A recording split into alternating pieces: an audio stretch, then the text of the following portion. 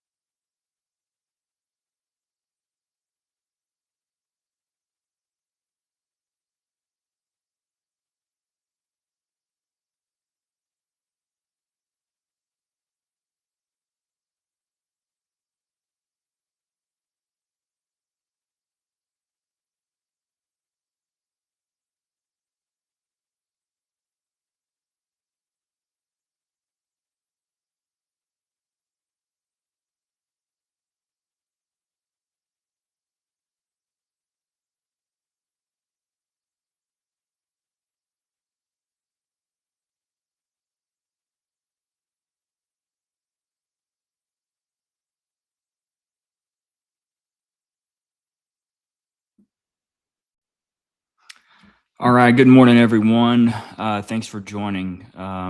Let's buckle in.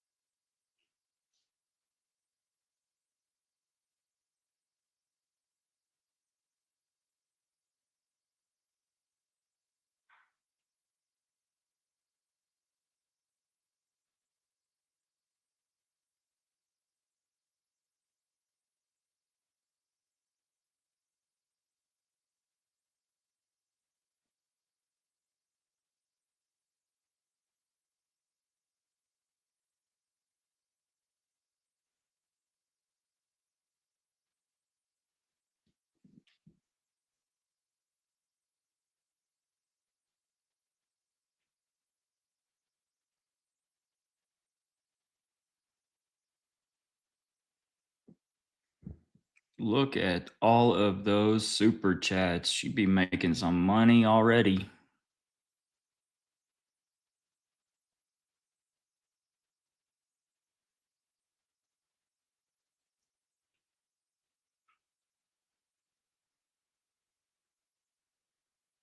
Oh, she just passed me on my all-time gross earnings with that $50 super chat right there. She just passed me. In what was this? About 6 minutes of.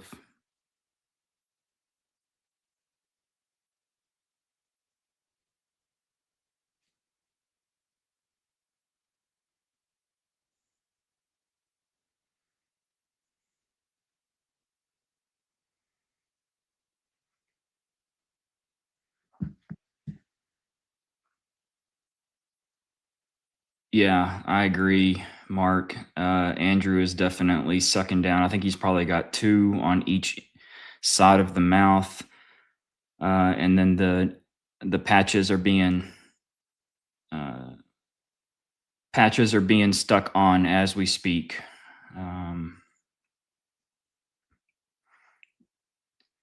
Got to keep the nicotine flowing.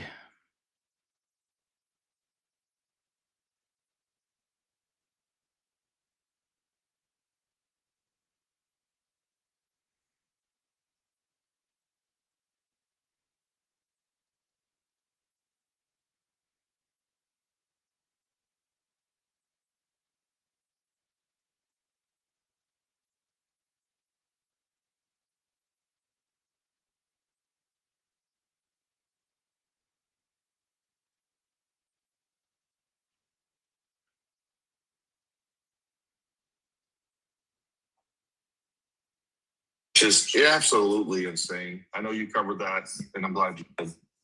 And that is a wild situation. Again, another situation with somebody who's supposed to be very, very educated, couldn't bother 5 minutes of their own time to do a little bit of fact checking. I mean, it's just, even if it was just, I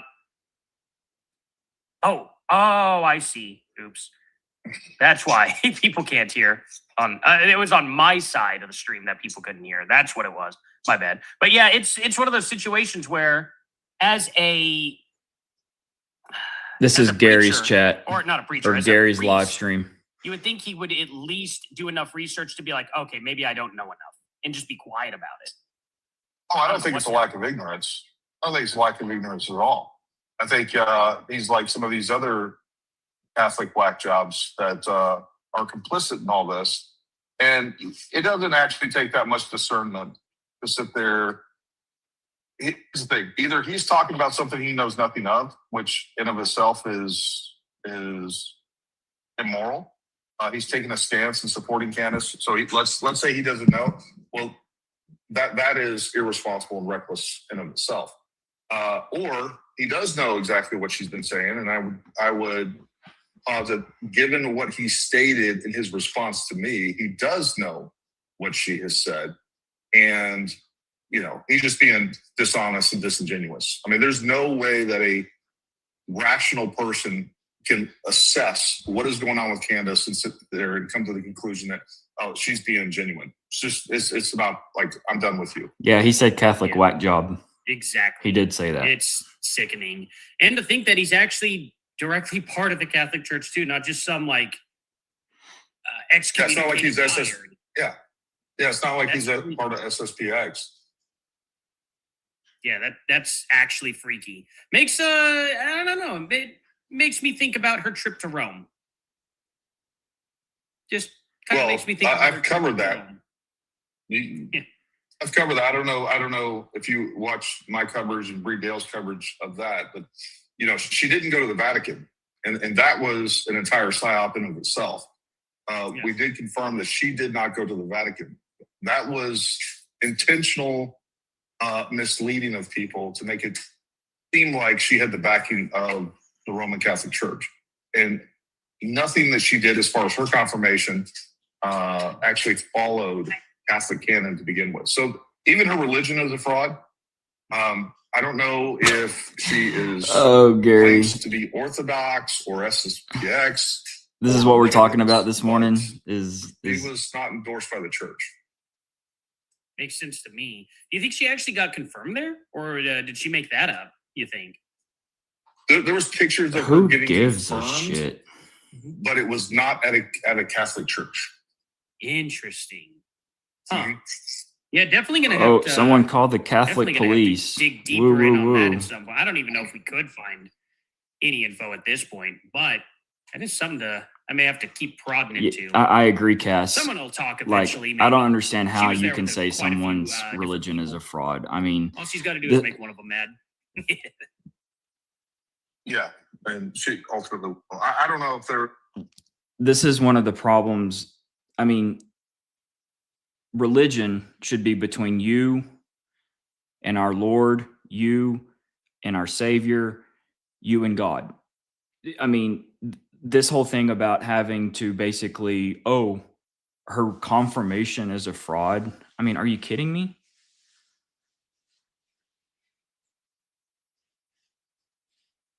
Insane. And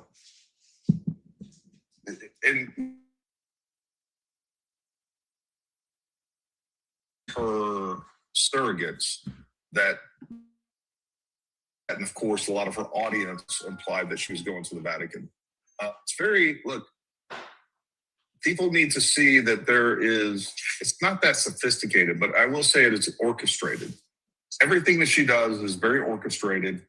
And again, once you see it, and when you see the level of deception in literally every area of what she's doing, it is intentional deception at a level that I don't think we've really ever experienced. I mean, it's fraud at the end of the day. That's what it is. Yeah. Oh, agreed. Absolutely. God, someone call the Yeah, religion it's, police, Gary. yeah. I mean, do something, man. I hope we Call get to the the bottom of all religion this. I hope cops. everything gets revealed, but man, we're just playing the waiting game, I guess, for this. Well, so give She's gonna paid make some- Wow. $300,000. Thank you, Captain Obvious. $300,000 This seems in to be whatever we're she's gonna make in waiting views, on that'll the probably match stream that, to start. and she still can't be on time. I mean, how unprofessional. Yeah, exactly. It's hilarious. And I hope Andrew comes out and just explains everything that happened behind the scenes. I think there's a story to be told. I just have a gut feeling. I hope I'm right. They're doing a big production inside someone's But have you been home. enjoying, I mean, Project Constitution's meltdown like- as of yesterday. Between him and Ian, God. Yeah. yeah, I think it's you know that you are the bottom of the grift. They're trash acting can like this is when you got straight up the other some grifter, presidential Ian debate Carroll, that calling should you be. dishonest. The same guy that pushed for months that this was a stock photo that was released by the New York Post, and it won't admit that he's wrong. Even he won't come out and retract that. But No, I don't think they're going to he's one of the cancel biggest grifters Kermit. ever to come out and This is locked in. call Project Constitution out. I mean, that just shows you how bad it is. But I mean, they're ultimately no different. He has. Absolutely. Now they're starting to split and make their own factions. It's going to be Project Constitution and Mitch Snow versus. I'm showing Tim McClain and 340 all the people. others. You just gotta love it. It's amazing. I'm here for it. 100%. It's great. I can't believe they still haven't started this somehow. Yeah, what could she? Well, be doing? let's hit some of these super chats and some other comments while we're waiting on them. Caitlin Williams, I'm nervous too. The truth is on our side, and Andrew is really good. But what happened to the fact that Candace rejected to have her claims cross-examined? Has this changed? I think that has changed. James, I was talking to Mr. E, which, as I understand, Mr. Enigma on X last night, which, as I understand, is his producer. Don't quote me on that, but he is affiliated with this camp and works for Andrew. And I do believe that she did indeed agree to the cross-examination.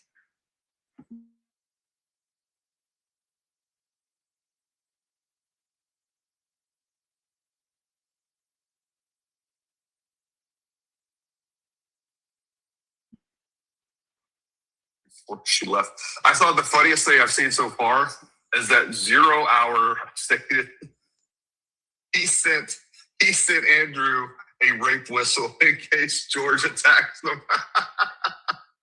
God. Oh, that's amazing. That's absolutely incredible. Oh, Candace is always late for everything. Because he should keep I it on the don't know. show. Probably not. Probably. I don't know if I've ever seen Gary chuckle that hard before. I really don't. We might have to that was a genuine belly laugh.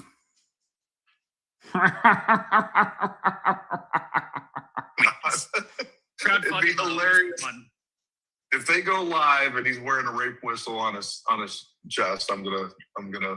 Oh my God, that's the funniest thing. That's amazing. That's so funny. Candace is always late for everything. She is.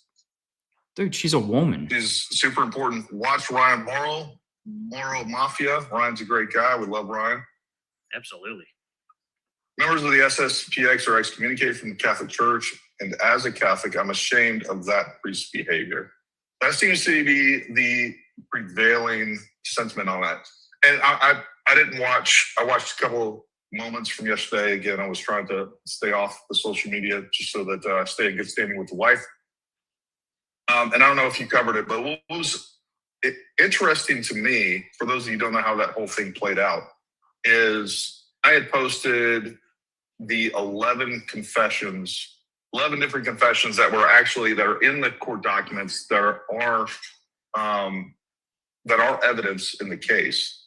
And Jesus. Somebody actually down in the comments stated, yeah, this is crazy that these people still deny it. Gary, have you seen this priest that is, basically pushing Candace?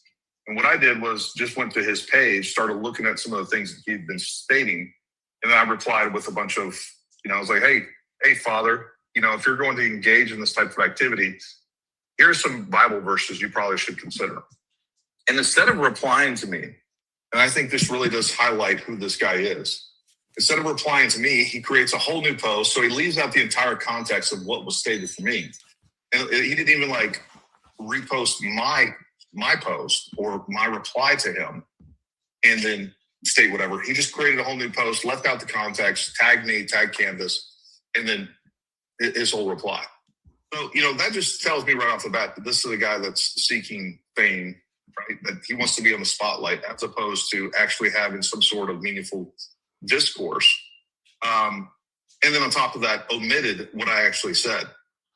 So, like everybody that's involved with Candace is just disingenuous. They're all liars. And unfortunately, like I stated in that post, brain rot does extend to even the clergy. And that's really unfortunate.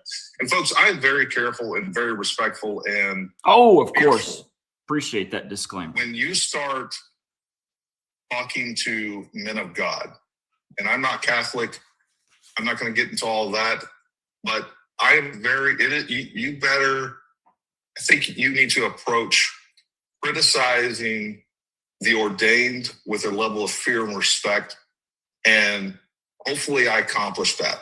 But with that being said, it is also our job as Christians, whether it's a person that claims to be a Christian and or a someone that is ordained, it is our job to respectfully call them out on whatever behavior it is, or have that discussion. And again, I think you should approach that with respect and reverence. But at the same time, you can't be fearful to do that. We've got Righteous Gary now. Gil's some claims about me, so I want to address those. Righteous Gary is something else. Like, these people are just detached from the truth. And while I will continue to have people from that side on my channel or in my spaces where I can control the environment a little bit. All right, here we go. See that too.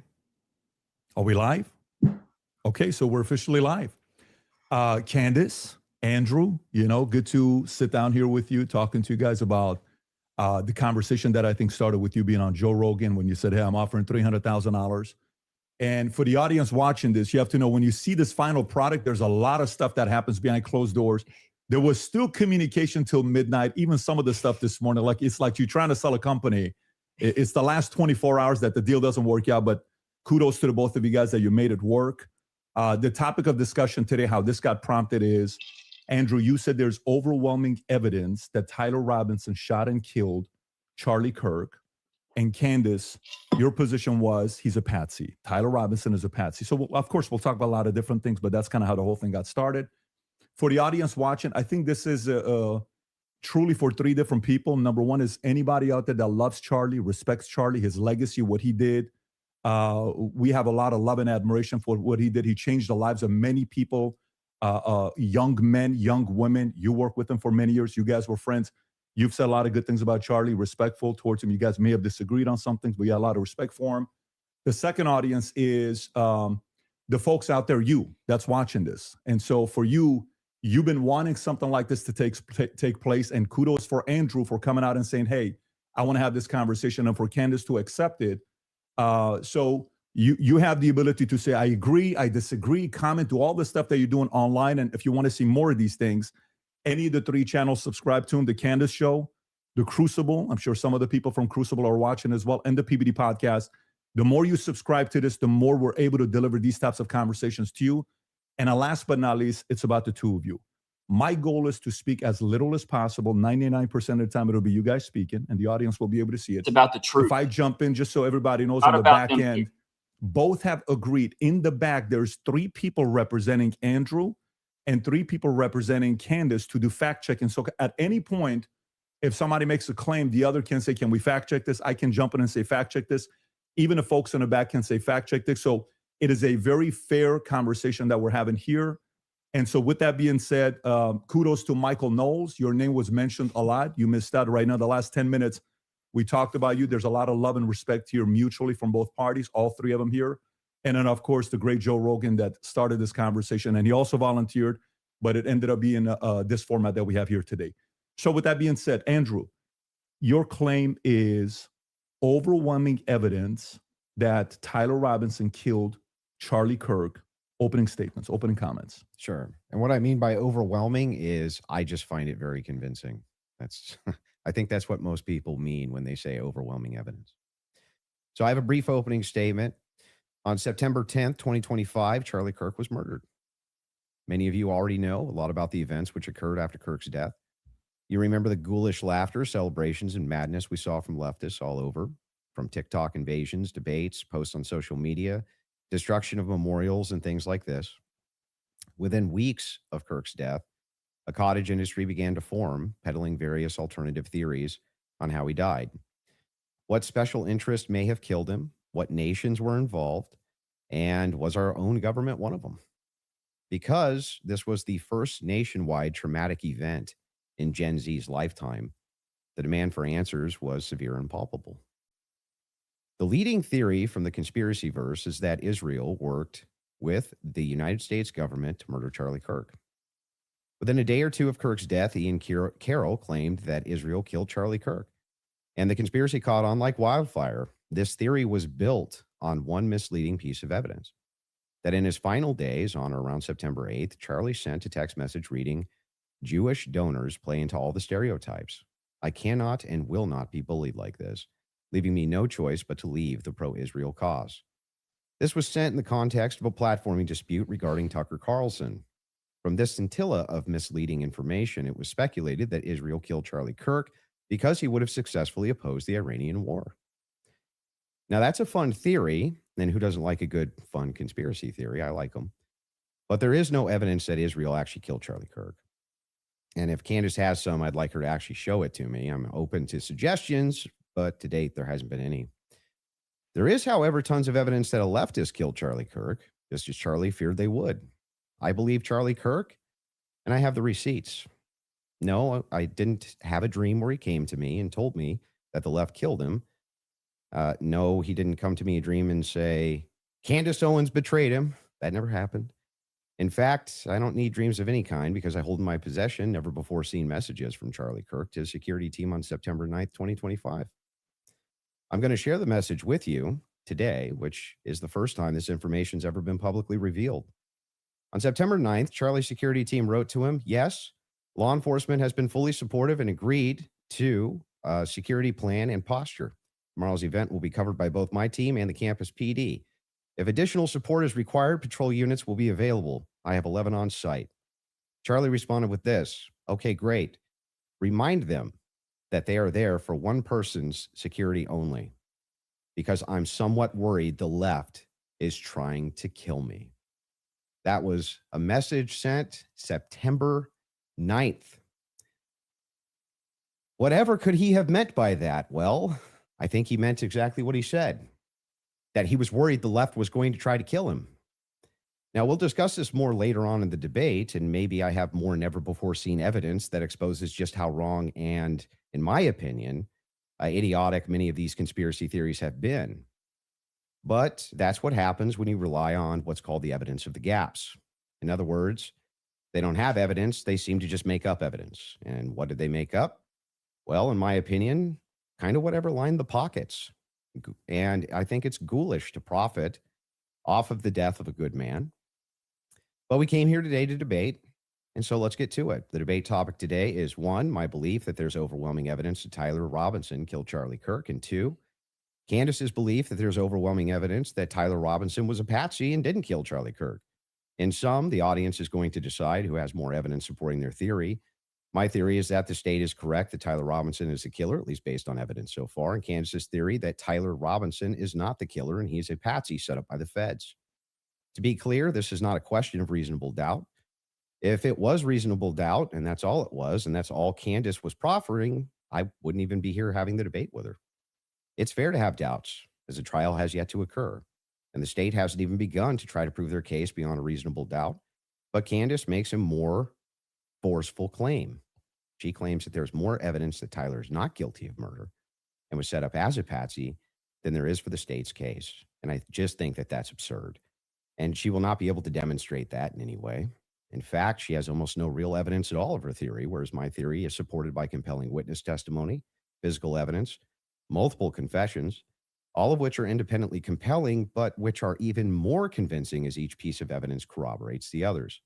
You'll notice the term overwhelming was included in both theories. This is because Candace demanded I defend my use of that term, which I think is fair, in describing the evidence against Tyler Robinson. She, on the other hand, only wanted to defend her theory as merely viable. That is, until I showed her clips in which she said she believed the evidence of her theory, that Tyler Robinson's a patsy, was supported by overwhelming evidence. Only then did she agree to defend that position. Regardless, we're both defending the claim that there's overwhelming evidence on our side, so it's worth defining that term. When I say the evidence against Robinson's overwhelming, all I'm saying is that I mean that as of right now, I find it very convincing. I see almost no evidence at all, only speculation on verified claims and suggestions of things that could merely be hypothetically possible. Dreams, vibes, feelings, things like this. Almost done, by the way. I have no problem defending the state's case and welcome Candace bringing up any challenges she would like. But if I'm honest, the reason I was willing to pay the $300,000 for this debate was to finally have a chance for someone to demand Candace be held accountable for the unbelievable theories and claims she's been making. Candace's investigation is indistinguishable from a leftist operation. She couldn't be doing more damage to the right if she were trying. She uses her considerable platform to relentlessly attack one of the most influential conservative outreach organizations for young people, and she's making a mockery of the online right-wing commentary class. She's harming Republicans in an election year by dividing them. She's attacking the very organization Charlie spent his life building, and she's attacking the people he loved, including his wife. And it cost me $300,000, but today I hope that she finally answers for some of that. Thank you, Andrew. Candace? Did you get it out of your system? I did. Okay, great. Well, I'm not going to waste time with the preamble because I think I just want to get to the substance of the debate, and we'll just speak to the audience. I've obviously had an audience since we've been covering this case. People know that there was a personal friendship between me and Charlie, and diminishing the pursuit of something that makes sense regarding what happened on September 10th. By throwing it to this is just people who are conspiracy theorists. These are people who are just trying to generate clicks. I don't think that people should be satisfied by that. I want people to remember that it's important to think. We've been lied to by the government a great many times over, just the last couple of years, if you just think of the things that we've learned about our government. And I do want to say this. What's been the most disturbing element, I think, for everyone is that not only does the narrative not make any sense, which I'm going to demonstrate, I don't need to waste time with the preamble going through the points or trying to insult you or pretending that I've been running a podcast saying it's just dreams and vibes like I'm Miss Cleo.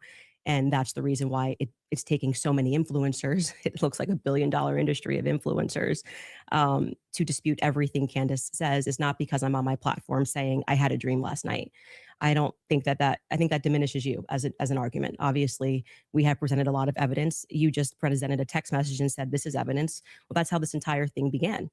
You're talking about how Israel got into the conversation. It was because immediately after Charlie died, one of the first things we saw was this push to make us all think and remember how much he loved Israel. It's because the prime minister of Israel, who's fighting like a 27 front war, felt that he needed to come do a little mini tour and to be strangely to state that I did not kill Charlie Kirk when nobody was having that thought that I can remember. Nobody was going, I wonder if Bibi Netanyahu killed Charlie Kirk.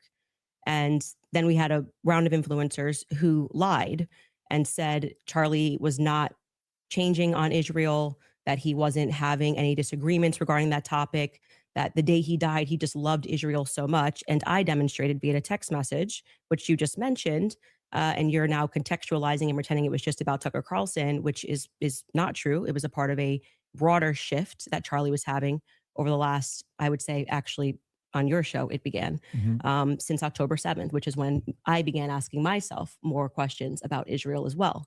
And so, yeah, when all of these things happen in immediate aftermath, and then I drop a text message after everyone is denying that, Tucker Carlson then comes out and confirms the conversations that he had with Charlie. Megyn Kelly then comes out and confirms the private conversations that she had with Charlie. People then begin to ask a reasonable question, which is, why are we lying about this? If they were forthcoming with that and they had said, hey, yeah, Charlie was starting to ask questions. I think after October 7th, it's reasonable that people are starting to re-examine our relationship with Israel. We wouldn't be here today. But it has been lie after lie after lie, debunk after debunk after debunk. yes, I did share that I had a dream that Charlie was betrayed. It's not a dream anymore. It's a reality. I look at what the organization has become, the people that they are partnering with, the lies that they are telling, the extraordinary people that they're sending out to say that I hadn't speak to Charlie since 2018, and it begins to look like a conspiracy. And just as a historical fact, that entire term was created by the CIA to gaslight people after the assassination of JFK.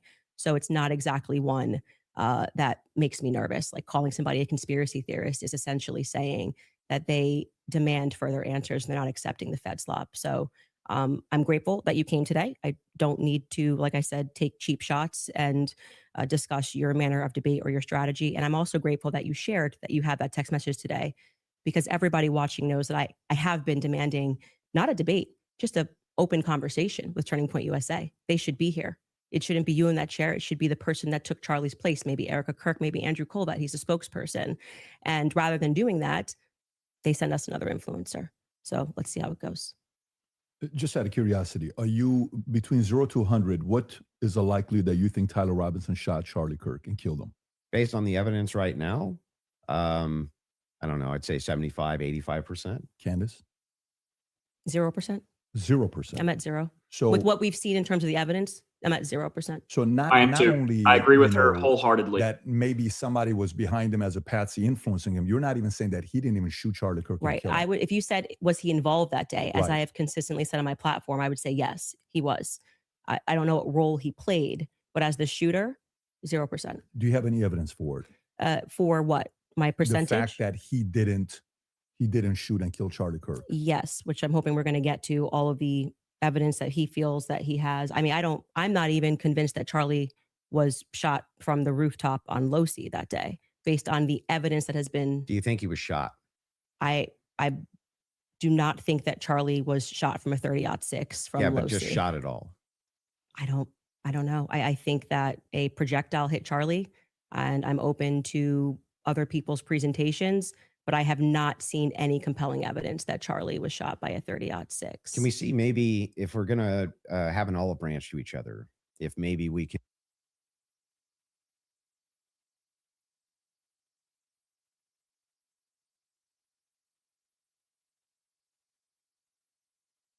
establish what we consider the facts of the case to be first? Yeah, sure. Okay. So you're not sure if he was actually shot. You're open to alternative. Sorry, I was muted. For the record, she has texted me that she believes there was an explosion underneath his shirt. And I have the text messages. Theories. He was definitely hit with a projectile of some description. If we're talking about was he shot from a gun, a 30-06, I would say definitively no. Okay. It defies common sense to think that he had a Superman neck. And even if he did have a Superman neck, which has been demonstrated, I think actually recently a YouTuber actually set up Valhalla steel cages and shot it and it went through. So under no circumstance will I. So at least not a 30-06. Definitively not. A Okay, 30-06 but you from are Losi, open- 150 feet. No. But you're not necessarily closing off the avenue that he could have been shot at all. With maybe a smaller. Smaller caliber. Okay. And then there's some things that I'm going to make concessions on that I do think we need more answers on, and I'm fine with that. And we can get to those things as well. The other thing is in the timeline, one of the things that we dispute, I think, on the timeline is that you think that Robinson drove hours away to a steakhouse in Yes. the timeline. Is that correct? Yes. Okay. And what's the compelling evidence that you think you have there? I spoke to the owner of the restaurant, Mhm. and I have seen the receipt. I know the conversation that I had, and I think it's enough that it will be presented. Obviously, if this goes to trial, but yes, I do believe that he was in Panguitch, which is near his grandparents' home. Did he give you an unedited copy of that receipt? I have seen an unedited copy of that receipt. It was not given to me from the owner. But I want to, before we get into like all the timeline stuff, I want to address what you think is evidence so we can keep this on par with what your claim is.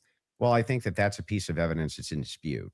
And that's why I'm. Yeah, but because if we're not trying to get establishing to the whether there's timeline- overwhelming evidence that Tyler Robinson did this. Yeah, So if you whether want to then use starting the first, with if you want to use the first part of that for the internal critique, yeah, for you, we should that's go fine. over the actual Okay, evidence that we so feel. The first reason that I think it's compelling evidence is that Tyler Robinson's rifle was found near the crime scene. So I would consider that to be very good evidence. And also the fact of the matter is that I dispute this claim that a 30-06 could not have made this wound. I think that that's absurd. 150 grain Remington core lock absolutely could shatter when it hits the neck of any human being. When you say that there's some steel neck and it's a smaller caliber, you have to make a counter explanation. Why wouldn't a smaller caliber also go through bone? It could. I didn't say it can't. Right, exactly. So if that's the case, then ammunition is going to be the critical key here. And if we have frangible ammunition, which we do in this case, a flex tip round, well, I'm sorry, not a flex tip, a soft point round from a 150 grain Remington core lock, that's just a small jacket that goes around the actual lead piece. This thing could have split apart in air for all we know, but definitely upon impact. And we have the medical examiner who confirms this in a summary. And my team can bring that up, the summarization, which means he would have to be a part of some kind of conspiracy as well. Okay. So just to start with your point about saying that the gun was found near him, near Losey Center, or I guess off in the woods. That gun, did you watch the testimony? Did you watch the preliminary hearing? hearing? Covered it live. Yeah. Okay. So forgetting what the summary of the medical report was, did you watch the testimony that was given by the Caitlin Oliver, the ATF woman, Samantha Carner, any of those people who went into the science of Yes, I recall. You're talking about the bullet when they- analysis? Yeah, when they went into the DNA. Okay. So that's kind of the most relevant part. Okay. I'm not denying, I've never denied on my platform or anywhere else that a gun owned by Tyler Robinson was found near the crime scene, right? That Okay. doesn't remove, if you think somebody set up as a patsy, you could take a gun out of this room right now and you could walk out and plant it in the woods near a crime scene. I That's agree. not convincing evidence to I me. concur with the fact that that's a possibility. So you logically possible. you, I think, have said on a platform that you were a gunsmith. Mhm. Okay. And for how many years? Many, many years. For many years. Mhm. You also said that you were an Army sniper. I wasn't a sniper in the Army. Okay. And I never said that. by the Sorry, way. your wife tweeted that you were an Mhm. Army sniper. Yeah, I don't know. Like 15 years ago, she said something. Does it She said change that it 15 was- years later? She said that it was colloquial. So I Army don't- sniper is a colloquial term. Yeah, I was never an Army My sniper. wife Okay. was drinking box What did you wine do in the that Army? night. Did you teach? She then I corrected it and said you taught rifles in the Army. No, I didn't teach rifle. No, I taught rifles as a private citizen. Okay. Mhm. Uh, And I was an NRA instructor for many, many, many Okay. years So, alongside my gun shop. as with your expertise, Mhm. when she gave testimony on the stand, Samantha Carner, that there was dust and there was debris Mhm. that was found in the gun barrel. Yep.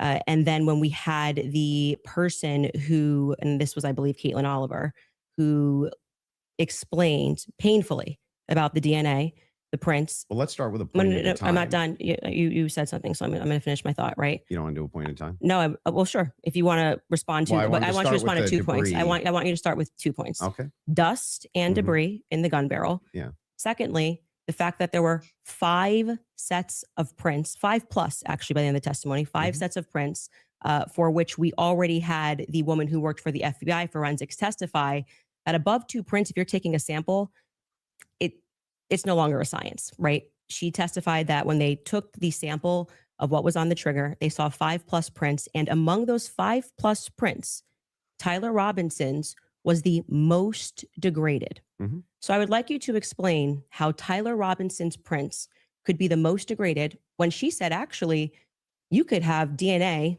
on something that you've touched. You could have DNA on something that you've never touched. And to get DNA degradation, they've looked at pieces, items 20, 40 years on that don't have degradation. Yet Tyler Robinson's prints, amongst 5 plus other prints, were the most degraded on that weapon. Yeah. So let's get into all 3 of the claims. First, with debris. When it comes to debris, firing rifle doesn't always blow the debris out of the barrel. Okay, So you think there could be debris and dust. Yeah. He just fired the weapon. Sure. Okay. not only that, he left it in a forest. Now, I don't know if you agree with me, but if you leave a rifle in a That is the dumbest fucking thing I've ever heard. He left it in a forest. No, he left it along a tree line in a neighborhood. It's not a forest. It was laid down on a tree line, not a forest. wooded area, it's also possible that debris could get in that way. But I'm not even sure that that's what the case is. I think it's far more likely that he fired the shot, it just didn't blow all the debris out, and it often doesn't. You'll find this if you take Grandpappy's, dirty rifle and it's all dusty inside the bore and you go fire it, you'll often look down the bore and there's still dust. Okay. Happens all the time. Okay. And the prints? Yeah. So the prints, we don't know all of the details on just yet. We do. It was excruciatingly long testimony on the prints. We don't, because they haven't gone to trial, so we don't know on the print front. But Tyler Robinson's DNA was on there. You made the claim that Lance Twig's DNA was on there, and it was not. Well, when she gave the testimony, no, hold on. First, let's go to your first point, because that's wrong. We can get a fact check on that. What do you mean we don't know until it goes to trial about the degraded prints? She testified, and this is the person who took the prints. Yes, but the problem is that inside of this particular testimony, you agree with me that there's going to be much more of the DNA analysis during the trial, right? But you also would agree that her fact is not going to change, that among the prints, his was the most degraded. Even so I'm asking you to address that. How could that be possible? Let's give it, let's just grant this for a second as a possibility that his fingerprints were degraded. It's not a possibility. It's a fact. The person who took hang it. on. I'm just granting it for the sake of argument. You should grant it because it's a fact that she presented. So now it's granted. So what? What do you mean? So what? Yeah. So what? What does that prove? It proves that if his prints were the most degraded amongst 5 of them, you're going to have to explain how that's possible if he's the one that recently fired the weapon. Yeah. So wait a second. You're saying that it's an impossibility that if his fingerprints are the most degraded, I'm telling you to explain it. You're the gunsmith. Well, so wait a second. How would a gunsmith give an analysis on fingerprints or DNA? Do you think that I work in a DNA laboratory? So with your fingerprints? answer is I don't know. You can just say you don't know. But you I don't did. have to. But I did. No, you said so what? So Yeah, say so- I don't know. I but what actually would don't that- have an what explanation would for that, prove, Candace. though, is my question. Well, I think that what it would prove is that it is a more viable theory that people who had stronger prints on the gun Mhm. may have used it more recently. Did they say who else had fingerprints on the gun? They named Matt Robinson explicitly. Okay. And this was a part of the testimony where she was speaking about how they got samples of elimination samples from the home of Amber Robinson, Mhm. Matt Robinson, and Lance Twiggs. Those were the 3 names they named. So are you saying that Twig's Would you like me to fingerprints- finish my statement? I just want to make sure I'm clarifying. I'm trying to finish the answer, but it can't be clarified until the answer comes out of my mouth. Okay. So go ahead. this was a portion of her testimony Mhm. where she was explaining how they got elimination samples from the home. And she named Matt Robinson, Amber Robinson, and Lance Twiggs as the elimination samples that she was using. And so she explicitly said, some of them, so we can assume 2 out of the 3, Mhm. were their prints were found on the gun. She explicitly named Matt Robinson as someone who had prints on the gun, and then said there were 5 people that they had taken that sample from. And again, what's also relevant here is the earlier testimony, which came from the FBI forensics analyst, I believe it was on day 2, where she said that when you're using those mixtures and those samples and you get up to 5+, it's really hard to make any sort of a determination. So both of those things are relevant. If you can't explain why his prints are the most degraded and you're saying he is the shooter, it's not really a so what. It's an open-ended question that people have a right to pursue. It's not a conspiracy. It's actually proof of my claim that there is evidence that he was set up as a patsy. That wouldn't prove anything about him being a patsy. It said it's evidence to support the claim that he could have been set up as a patsy. So this is why I said earlier, so what? Because even if it's the case, this doesn't have an explanation for it yet. That doesn't actually give you any evidence in your corner for Tyler Robinson being a patsy. Okay, hang on. I didn't cut you off, right? You would need to actually explain how this would demonstrate Tyler Robinson. This is tied into Robinson being a patsy. Mhm. Are you claiming that these fingerprints were Lance Twiggs or that he had any DNA there? I'm saying that it could be Matt Robinson, it could be Amber Robinson. That sort of information is going to come out during the trial. How would that tie into the idea that he's a patsy? Yes, though? because if his is the most degraded prints and the information that I shared on my platform is true, that this gun was given to Tyler Robinson Mhm. as an heirloom. I had conversation with members of the Robinson family, Twiggs family, both of them. You know, Okay. like I said, we're not just dreaming. And if we're having those conversations and they told me that that gun was only given to Tyler Robinson because it was a family heirloom. Okay, so it was his grandfather's gun or great-grandfather's gun. Okay. I don't remember the difference. I don't remember which one it was. And so he got it because he's the firstborn. So, but he's not much of a shooter, is what I was told. And so he has this because he inherited it, essentially. So if I get something from my grandpa and I put it up on the shelf and I own this, you could see that could be. How do we get to the Patsy part? You don't let me ever get to the end of the sentence. So how could we get to the Patsy part Okay, if I can't I'll get wait, to the end of I'll the wait sentence? patiently till we get to So the that Patsy could be a part. reasonable explanation as to why there was dust in the barrel, because he doesn't often shoot this weapon and he is indeed a fisher. And it could also be a reasonable explanation for why we have Matt Robinson's prints on this. Obviously, Lance Twiggs, even if he has prints on things, they live together. That doesn't really mean anything. But that could demonstrate that somebody took his weapon and put it somewhere. His prints are the most degraded. Somebody else's prints, there's more presence of somebody else's prints. And that could demonstrate that somebody is taking items from his house and putting it into But it various also places. could demonstrate nothing. So the problem that you have here is that this is pure conjecture. No, This is not evidence that Tyler Robinson is a patsy. It's only evidence that you have conjectured up that, well, if it's the case that these are the more degraded prints, then therefore that means must be patsy because dad's fingerprints on gun. I didn't say must be Describe patsy. how this actually links in to Robinson being a patsy. Okay, I just described that for you, so I can explain it to you, but I can't understand it for you, so I'm going to move on from that. But to just go back to your point about this is not evidence, you can't make that claim because the entire basis for why you think that there's evidence for Tyler Robinson being the person that took the shot is based off of a hearing under Utah 1102 rules, meaning that they are doing the exact same thing that I am doing.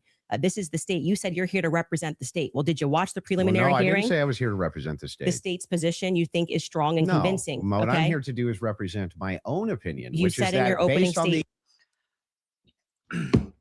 You guys, that is a synthetic stock on a rifle. How is that a family heirloom from a long time ago?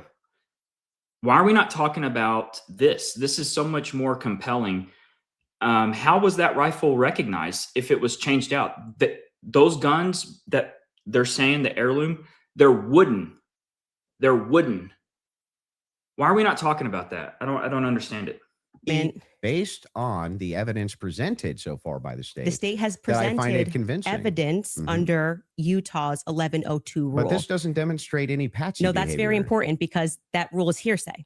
So you can't say at the same time, Great. Candace, you're not allowed to. And what that means under the Utah rule, which I'm sure you know, because I'm sure you watched the preliminary hearing and yourself understand what that means, is that the entire hearing was hearsay. It means none of that information that was presented is going to be allowed. The majority of it, the overwhelming majority of it is not going to be allowed at the trial. They're allowed to present when it's just a probative hearing. I don't think all the evidence that was put in was hearsay. Okay, you didn't watch this case. But not only that, no. This is a huge point. This I is, want to. this is crazy we that you can don't call know for this. a fact check if Yes, all the evidence we need was more than a put fact in. check. This was every single the day. team in the back is Utah actually rule saying they want to 1102. go there. So they said there's a medical examiner's explanation of the shooting that's in the back. Rob, if you want to pull it up, and then Candace, if anybody from your team wants to pull something up, no problem as well. That is the definition of hearsay. Everything that the medical examiner so we can show it. report was talked about in that trial or the So I'll read hearing. this. Just what are we looking at? Just We so we did know. not have any medical professional. This come up and says testify. the bullet, or at least part of That's it, hearsay. sequentially Andrew's a fucking idiot. perforated the interior left of Mr. Kirk's neck, strap muscles of the left side of the neck. This is a summary, by the way. Left common cartoid on the left internal external jugular veins. The bullet also obliterated the left side C27 vertebrae, transacted the cervical spinal cord. Medical examiner observed a significant portion of Kirk's cervical spinal cord was traumatically absent. Mr. Kirk suffered from other severe injuries, including bilateral, apical, and posterior intercausal hemorrhages, pulmonary, apical hemorrhages, multiple disruptions to the thyroid, et cetera, et cetera. So the summary of the examination is that he was shot. Okay. That was what they were pulling that. And out that is for. hearsay. And I'm not disputing that he could have been hit with a projectile. We're not disputing that. So I don't know why this was brought up as a fact check. Could you bring up 1102 Utah rule? Because this is an unbelievable point that you're making by saying that I am not allowed to infer off of evidence. You can infer. I'm trying to follow the inference. But your entire reason, like you asserted that you believe there's overwhelming evidence on the basis of what we saw in the Correct. preliminary hearing. The entire preliminary hearing was hearsay. Yeah, I'm fine with your No, no, inferences. but no, you just literally said I couldn't do that. Yes, I can. No, I didn't. I'm just saying from your inference, how do we get to Patsy? This is how you got to Shooter. The Tyler Robinson did it No, the same way that I you didn't got to get to Tyler just Robinson. Shooter from that. Yes, you did. You again. This is something important, so we should pull up a fact check about what the 1102 Utah and under their constitution Mhm. for the sake of a Andrew really lost points right there with that sloppy concession, or basically screwing up, saying that there's no hearsay. Like, literally, that what he just read off was the definition of hearsay. So big score for Candace here. a preliminary hearing. Yeah. They do not have to have hard evidence. They don't have to put people on the I trial, agree they swear don't them in. have to. But no, that's why the entire hearing was basically hearsay. Officer Bagley But was not saying all of it, like I said. the overwhelming And again, majority. no I mean, dispute. outside of the one But that you there's don't no- that you don't that's want to not give. what's Please don't in cut me off. dispute, though. Outside of no, that is what's in dispute. It It's means not. that your entire brand of saying Mhm. you don't have evidence, falls apart when the entire preliminary hearing is based off of hearsay. In fact, Lance's testimony before they had about an hour debate, actually, maybe it was more than an hour debate before he sat, and they said, this is not going to be allowed. You wouldn't even be allowed to do this. We'd be able to cross-examine him. The questions that they're asking Lance are all leading. And what did he say? Well, I'm the magistrate under Utah Constitution, 1102. It is my job to allow all of this so we can see if the state has enough here that we can then move to a trial, which will then, they would not allow this stuff. They would say we get to cross-examine Lance. Lance But just you're can't arguing willy-nilly things I'm not say, disputing. but the entire substance of your argument is that people can't infer off of evidence. That's No, what you're saying it's to not. me. When you say Candace, Here, you I'll can't give you talk the about the degraded argument prince, which is a now. fact. Yeah, I'm not and then saying infer that. off of that Didn't say that. Tyler could have been a patsy. You're I just am telling literally you, making stuff up. So I'm here's not what the making stuff position up. is. I'm I'm not making asking stuff this. up. By the way, I'm I have saying Rule 1102 that ready I if you think want to you, read let's it. pull that up. Let's Pull pull up that up. How do you I am get there doing from the exactly what the inference? state did. I Okay. am looking at a piece of evidence and I am saying, But you're not showing me how you get there. Can you from the describe to the inference. audience what Rule yes. 1102 So means? this, just so everybody who's watching this at home understands what I am saying, even if he doesn't. What Andrew is arguing is that I don't have the right to extrapolate from Never a made that fact argument. like Just making it up. Just purely making it up. I'm asking based on Andrew. based on Can I your show my evidence? You just inference. showed yours.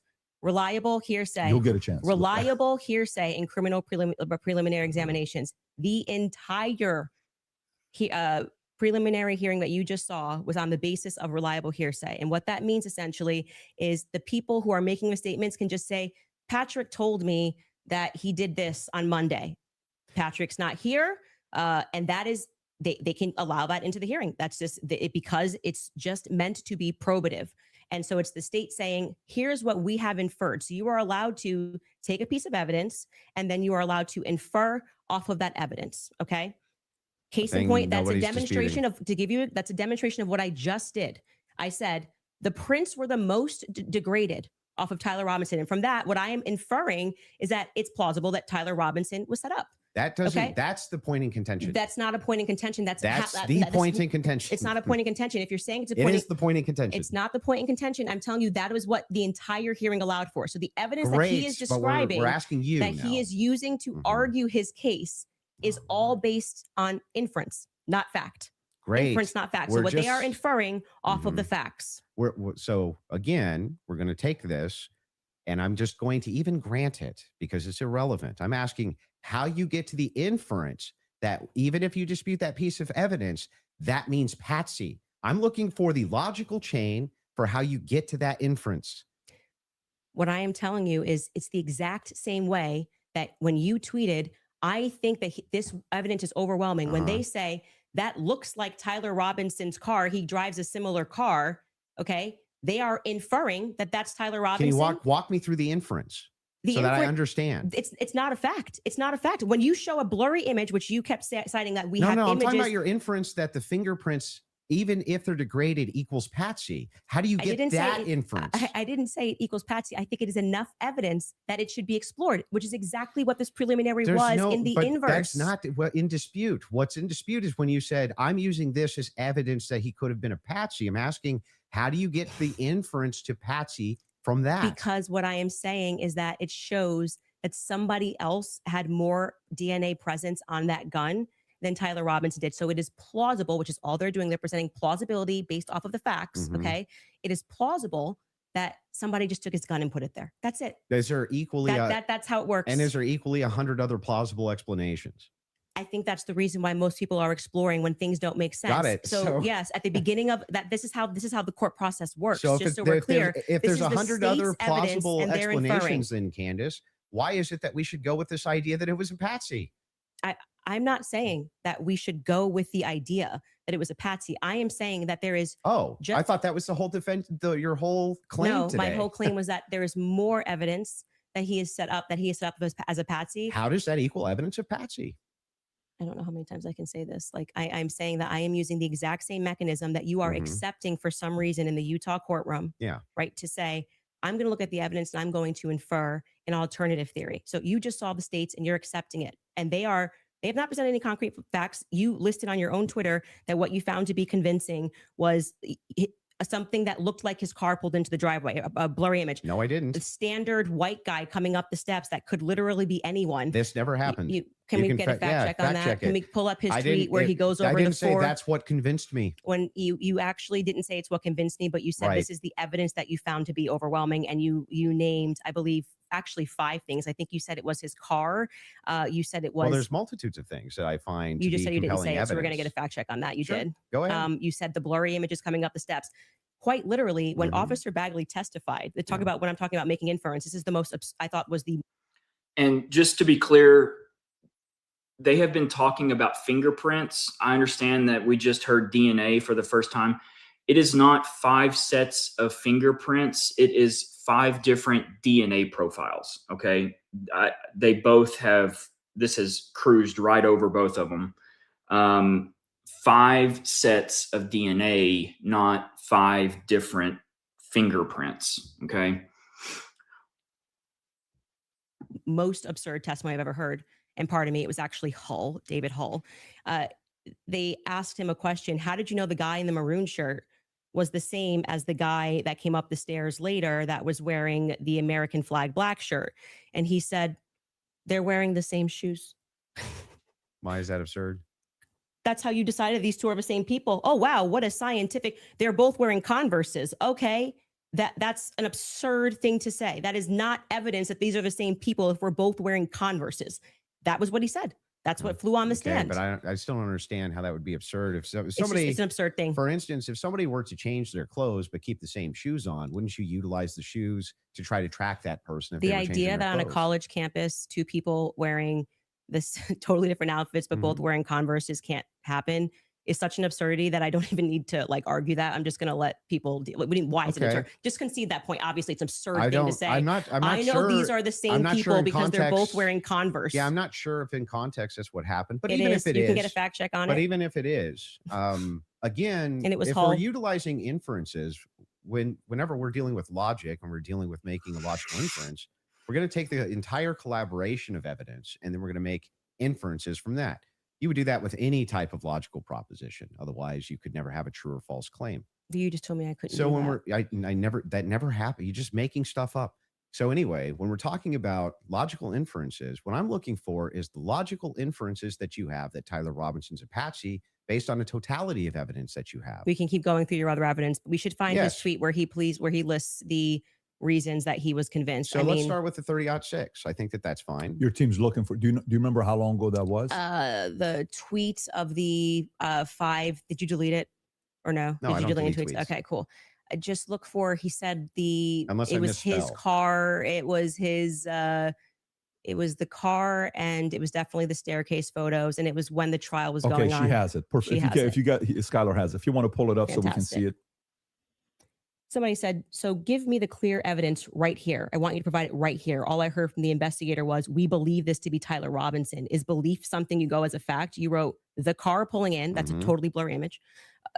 Robinson getting out of it. You have no idea if that's Tyler Robinson. Mhm. The fact that he is seen 4 other times on camera, the fact being just a standard white boy with brown hair was seen walking up staircase. The DNA on the roof, we should discuss that.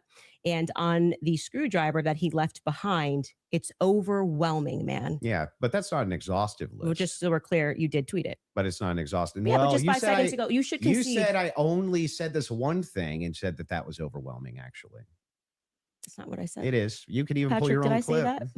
Can you fact check if that was said or not? I did not hear her say So the this. thing that's funny here is like we still aren't getting to any of these inferences. So Why these, are you pivoting? so but that- just say well, you I'm were not. wrong. I'm It's cool gonna- to just say I was wrong. I did say it. I'm not wrong. So back to the tweet aspect here. It was really funny. That's not an exhaustive list of why I find it. I didn't say it overwhelming. was exhaustive. I just said you said it. And on top of They could have debated each other's tweets over a fucking FaceTime call. Like this is ridiculous. Let's get into the nitty gritty, guys. Come on. no, you didn't. You said that I only said this one thing and then said based on that it's over. Well, I didn't. You didn't mention that I mentioned the screwdriver, DNA, all these other things. You never mentioned any of that. So no, you're actually incorrect there. But on top of that, moving over to the actual evidence itself. Are you Yes, I'm okay. Anyway, back to the evidence if you're itself. okay. Yes, Actually, I'm I'm fine. glad you're asserting that you're But okay. I wasn't worried about your health. I'm just but saying back that to I just this. said you tweeted this. You Mhm. said no, I didn't. We got a fact check, and now you're like just gonna gaslight me and pretend that I There's said no gaslighting. it wasn't exhaustive. I never said that. I just said you did say this. Zero gaslighting. I didn't say you couldn't have said more, Yeah. but I would like to address what you this said is in your that tweet. time. If this is how you want to spend it interrogating my position, you can do it that way.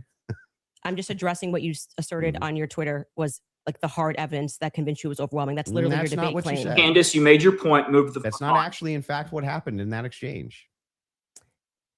You made your point. I was here Candace. for it. Move So on. what's your position here? Yeah. So my position is that based on all of the evidence, which has Mhm. been She scored. demonstrated, at least all the evidence to my knowledge, that I am actually not seeing anything that's compelling as an alternative theory. I'm not seeing anything which is convincing me of something otherwise than what the state is presenting as evidence. That's my position. If Okay. that's what you're asking me. So just going back to what you did actually tweet, is it fair for me to ask questions about that? That's Is that the only evidence. tweet you're going to ask me about? Well, we're addressing your claim that the evidence is overwhelming, and this is a tweet where you listed what you felt was overwhelming. I think that's fair, but not right? ex- I feel like sure, that's fair, but not exhaustive. Just so you know. and I never said it was Okay. exhaustive, Go even though ahead. you said I did. Sure, whatever you want. But yeah, so going back to that, all of that, as you say to me, well, Candace, why are you addressing and making inferences off of the testimony? No, I never asked you why. You're making inferences. I asked you how, with the inference you made, you got to the conclusion. Okay, so I would like to know how you got to the conclusion. And I'm just going to throw it right back at you because Yeah, for some that's reason fair. you permit yourself to do it. And that's what I'm demonstrating is that you permit yourself to do it. Mhm. And then you say, when I do it, it's a conspiracy, right? No. How are you able to infer off of blurry staircase images that that is Tyler Robinson? Yeah. So in that particular case, what you do is you take that evidence, you combine it with other evidence. So it's not just that Tyler Robinson is seen in the staircase. Why are you calling him Tyler Robinson in the staircase? That's what I want to get to. Yeah, because I mean, we'll just use this. If you don't agree that that's Tyler Robinson, then you would just have to humor me. I think it is, so I'm using the name. But why do you think it is? Because you I'm make trying- everybody, you that's call them literally what I'm conspiracy trying to theorists. explain to you. Okay. So if you're asking for my inference, why I think it's Tyler Robinson is because Tyler Robinson said in his text messages, you'll be able to see me on security footage at the campus. Said it in his own messages. On top of that, Twigs, yes, you can pull them up if you want to fact check that. He did say. On Yeah, I top would. of I'm that, sorry. I actually think I really did miss that. I'm not saying you're wrong. I Yeah. don't remember him saying you're going to see me in. I'm in paraphrasing. footage. Can but we it was pull that close to up? it. Yeah, If I you don't- may I feel- have I it, think if And you that's by the not way, pull it up. Twigs himself said that he You're had gonna see me on some the staircase. Maybe a tiny bit of doubt, but it sure looked like Tyler Robinson inside of this various surveillance footage that he saw. So Lance, sorry. Hang Go on, ahead. You're hang on. right. So there's multiple reasons why it is that I believe that that's Tyler Robinson, Mhm. not just because of blurry footage. Did you have a dream? Just kidding. No, it's because I combined multitudes sorry. of evidences. Okay. So let's address those multitude of evidences. The first one we're working on a fact check on because I do not ever remember him tweeting. That's me in the stair. I mean, or Well, he didn't tweet texting. it. Texting Yeah. that's me in the staircase. I think that I I didn't say that. I said I literally didn't. What I said is that he texted over, you'll be able to see me in footage at UVU. And I'm paraphrasing, but that's what he said. Yeah. Could we get a fact check on that? You The can find second it. thing you said was Lance's testimony, and actually what Lance says is I'm not 100%, I agree. but in terms of what he wears, again, pointing out the absurdity, Mhm. he wears Converses. He wears sneakers. If Mhm. his boyfriend is not 100%, I'd like to understand why Andrew Wilson is overwhelmed by it. That's what I'm trying to get to. And lastly, I would like to remind you about Lance's statement would not be permitted. This was a huge part of the preliminary hearing, that they were leading. All the questions that were asked of him were leading, so they would be struck down at the actual trial. And also, I would like to remind you that he got use immunity for that. Use immunity. I understand. Which means like that happens, by the way, all the time in these cases. And I'm wondering why it particularly happened for Lance.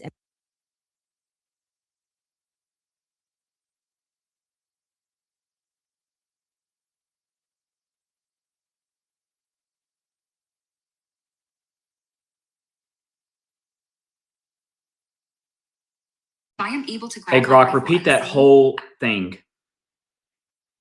No, there's no evidence Tyler Robinson said that in his text to Lance Twiggs. The messages, read in court and published in reports, show him worrying about being seen while retrieving the rifle. He wrote, "If I am able to grab my rifle unseen, I will have left no evidence," and mentioned hoping they hadn't found prints. He never mentioned security cameras or being visible on footage. In this testimony. And I would also like to point out that something that's remarkable about this, again, leaning to my perspective, that Lance has a lot more, which I have said many times, Lance has a lot more involvement than the feds are letting us know. I think more is going to come out that either. because they interviewed him on September 11th. And then for whatever reason, just ahead of what was supposed to be slated as the preliminary hearing, which was initially supposed to be in May, they bring him back to do this interview, which in my opinion should have never been allowed. And I actually agree with the defense that it's a violation of his constitutional rights not to allow them to have cross-examined him. But I understand Utah 1102, do what you do. It's all hearsay.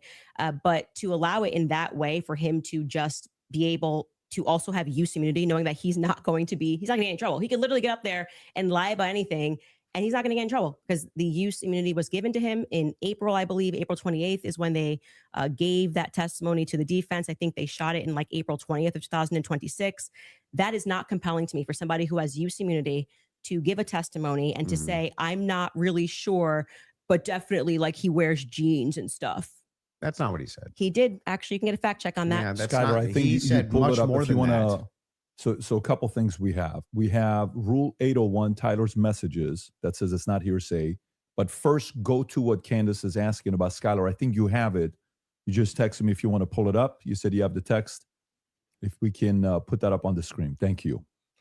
It was me. Look at the pictures from the surveillance footage. It was me. Okay. I literally said to you, it's not an oof. I said I didn't remember this. And I'm happy to have a fact check on that. Okay. I didn't call for the fact check saying you're wrong. I literally said I don't remember that. From the Well, time I'm just saying to you, like, I'm trying to be concise for you. And then also bring the 801 that you just said. What was the other one? Yep. The 801, Tyler messages saying it's not hearsay. If you have that as well.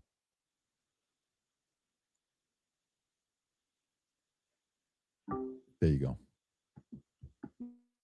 Wait, what are we saying is not hearsay? Statements that are not hearsay. A statement that meets the following conditions is not hearsay. It was hearsay. They said it in the trial. Hang on. Okay. Okay.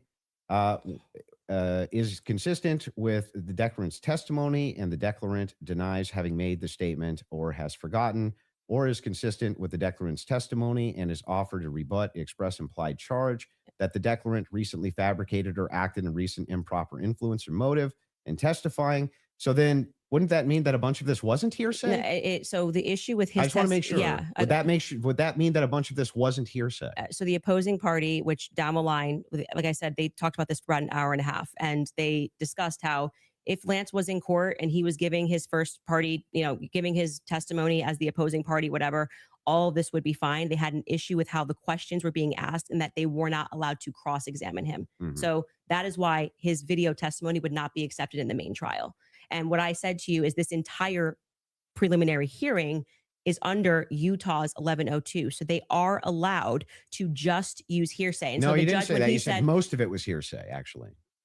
Yeah, the overwhelming majority. Well, I mean, I'm leaning now into my opinion that some scientific aspects, which they kept asserting, like the federal rule 403 or 402, some of those parts were quite sounds scientific. Like you're backtracking quite a bit.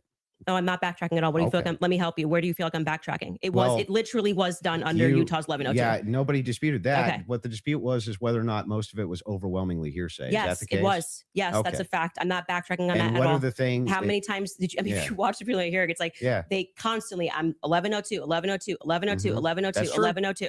And the reason for that is because it's allowed. I'm not saying it's illegal. It's allowed at this stage, but I'm just reminding you that when you're going to sit across from someone and your claim is going to be, where is your hard evidence? This is what I heard, and I agree with what I'm watching. You are watching the state put on a hearsay preliminary hearing. And all of those things are not going to be allowed, right? Even when they got into witness statements and things of that nature. There's a reason why they swear you in and they say, you swear to tell the truth, the whole truth. Did you, write this statement? So it's the overwhelming majority of what you saw was hearsay because other people were representing other people's statements. They were saying they had conversations. We don't know where it came from, all allowed at this stage. Okay. But it's hearsay. So but even a lot of that stuff may not fall under hearsay under what we just read, right? But the evidence that you're speaking about, like when you say that we're going off vibes, you don't know Tyler Robinson. Okay. His boyfriend is not 100% it was him. So I'm going back to your points that you made that this was overwhelming evidence for you. That doesn't make sense to me. Well, overwhelming just means you convincing. can't consider another option that there could have been another white guy wearing Converses on campus. Yeah. Do you agree with me that I said that what overwhelming means to me is that it's just very convincing to me? Yeah. And I find it to be completely unconvincing. And that's fair. I understand that I looked at those blurry photos that they presented and said, your statement on right now is that he's wearing Converses and he also that's just crazy. But these aren't the evidences that I find the most convincing. Well, you said that in your Twitter. That's not the only thing I've ever said on my Twitter about this case. Right. But the question that was asked of you was pretty direct. Yeah. Right. What did you find? This is not an exhaustive list of all the things that I find that's not what you said convincing. in the tweet. You can tweet longer too. It's not like we're limited now to 240 characters anymore. So anything that I tweet and all other tweets that I've ever made are now excluded because I used the word overwhelming in this one. Well, even though all of this information I've said so publicly over and over and over again is what informs my position for why I'm convinced on the case. That's bizarre to me. I feel like this is Andrew versus Andrew. Somebody asked you a question. What are the points that you find to be the most overwhelming? And you answered. You mean from that day, from that particular day of the hearing that I was responding to? This is something you find to be more overwhelming? Let me answer that question. Yes, okay. that's what I was saying. Okay, go ahead. Go on. What do you find to be more overwhelming? Yeah. Can we do this? Do we want to get into it, or do we want to do a quick ad break?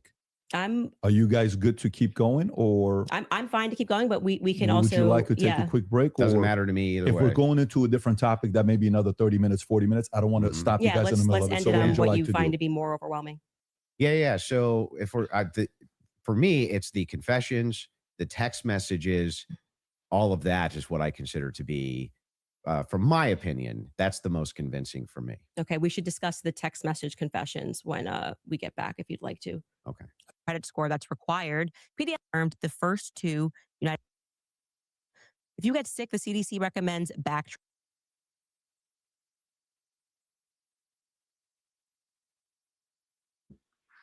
Yeah, so this reliable hearsay is a big time landed point for Candace. Andrew completely fumbled it. This is the problem. We have this injection, and Grok has clarified because Grok was referencing the original charging document that does not have that. Just you can't get any more cookie cutter of a too good to be true confession outside of look at the surveillance footage. It was me. Okay. Like, y'all, this is fake and gay. So that confession was the reliable hearsay part where Agent Brian Davis with the Utah State Bureau of Investigation just gets to slide it in there. Okay. Why wasn't this included in the text messages from the original charging document back in September? Why? They already had it. This was allegedly done from the Celebrite report that they had already run. I mean, y'all, what they're afraid they're going to, it's too good to be true. It was too much. This is incredible. And I want everyone just to think about how corrupt the state of Utah is. The state of Utah, because of their absolute corruption, This is where we are because of that. Because this is from the top down corrupt.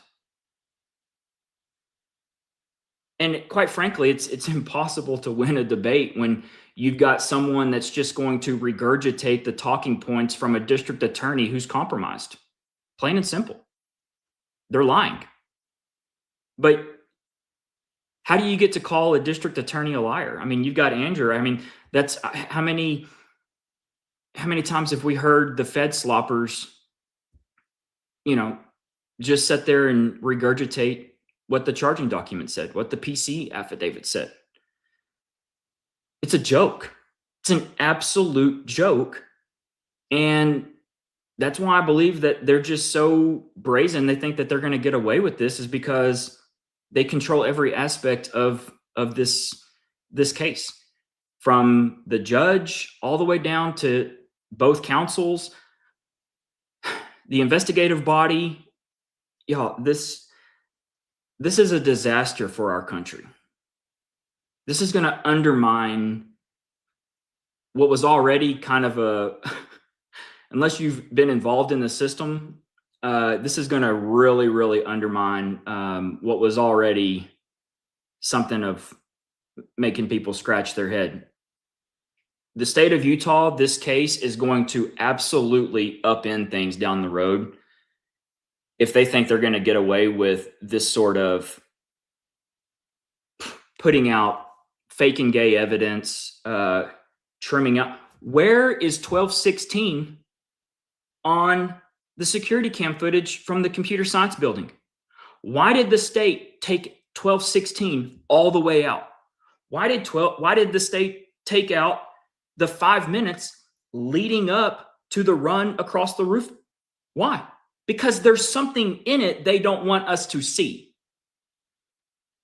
The FBI put out wonderful high-resolution video from that exact roof from 12/29/34 running across the roof.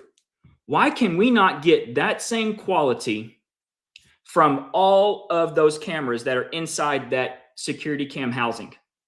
What is the state of Utah afraid we're going to see? Are they afraid we're going to see the patsy up there texting someone, communicating with someone, highlighting a greater conspiracy with other players involved? Is that what they're afraid of? Are they afraid that we're not going to see the screwdriver ever being used?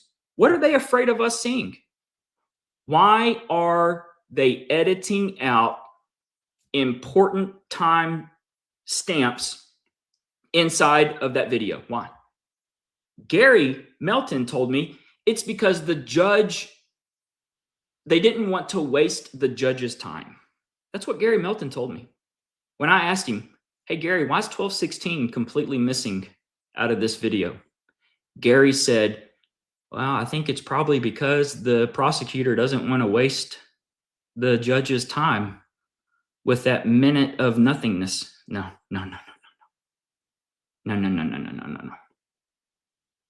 There's something in that 1216 that they don't want us to see.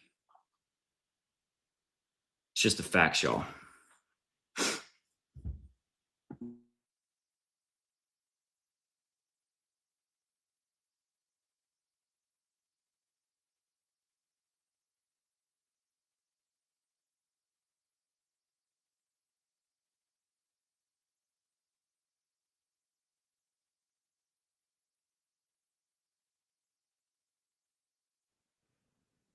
Okay, we're back. Fantastic. I think we're back. By the way, just an FYI, for those of you that are watching The Crucible, there's 30,000 concurrent there watching. Support Andrew Wilson. That's your fans of his. Click that subscribe button and help him grow his business. If you're watching Candace, I think there's 225 to 250,000 concurrent right now. We'd like to see that 300, 400,000 number on there. Click that button as well to subscribe and share it with your friends and family. And if you're watching it on PBD Podcast, do the same there as well. This allows us to have more conversations like this. The mainstream media hates the fact that we're having these conversations right now. Just so you know, they want to control it. This is free for all. This is what's best for the audience. That's why we like freedom of speech. Having said that, let's go back into the text conversation you were having, right? Okay. Let's stay there, and then we'll go into the cross-examination stuff in about 30 minutes. Okay, that sounds fair. Okay, so yeah, I used basically three pillars for the totality of the evidence. Okay, so if you want to know exactly what those three pillars are, this is going to be the testimony with the text messages and the confessions. This is going to be the physical evidence, and this is going to be the totality of the summary of the case. Okay, so right now we're focusing on one of these pillars in my defense, which is fine. I understand that I have to defend my claims as well. So when we're talking about the messages themselves, they seem totally valid. I have no idea why they wouldn't be valid. And I have not heard any good explanation for why it is that these messages should even be questioned. The defense hasn't questioned them, as far as I'm aware. Nobody has actually questioned that these messages came from Robinson to date, except perhaps you and other people who are kind of in that camp. But why should I question these exactly? I'm not sure. Okay, so What first a let's cuck. just go over legally what the point is of a probative hearing. The defense is not putting on, they're not there to say or to argue or to defend themselves at all. They have to address what is being presented by the state. Okay, so they're not here to then say, let me give you an explanation for these text messages. Agreed. The relevant portion of what the defense did do was actually before we got to the preliminary hearing. I had mentioned that it was initially supposed to be scheduled for some time in May. They asked for an extension. That reading through those filings of why they were requesting an extension and why I actually believe their extension should have been granted, because they did not receive discovery on their text messages. That was one of the reasons. There were many reasons why they wanted to have an extension, but this was crucial, right? So forget just the general sense that these messages feel off. And yes, you are allowed to have an intuition. You are allowed to have a sense and just go, this is very weird. We're being told this kid had like above a 4.0, Tyler Robinson. He wanted to get away. I mean, the text messages almost run head to head with themselves. Like he wanted to get away with it. So he thought the best thing to do would be to text a full confession of what he did, down to what I didn't even remember, saying, yeah, and that's also me in the surveillance footage. It felt a little too on the nose. People have common sense. You just don't text message. But then we're also supposed to believe that he put a note under because and burn this and get rid of the evidence. But don't worry about that because I'm about to text you a full confession. That it felt off. It felt weird off the bat. The manner in which they were texting, we're told he's like a gamer who's using a Dremel to carve expressions, catch fascist. But then suddenly he's writing like a 1700 also, as a Helldivers novelist player, he did actually get the 500K code correct.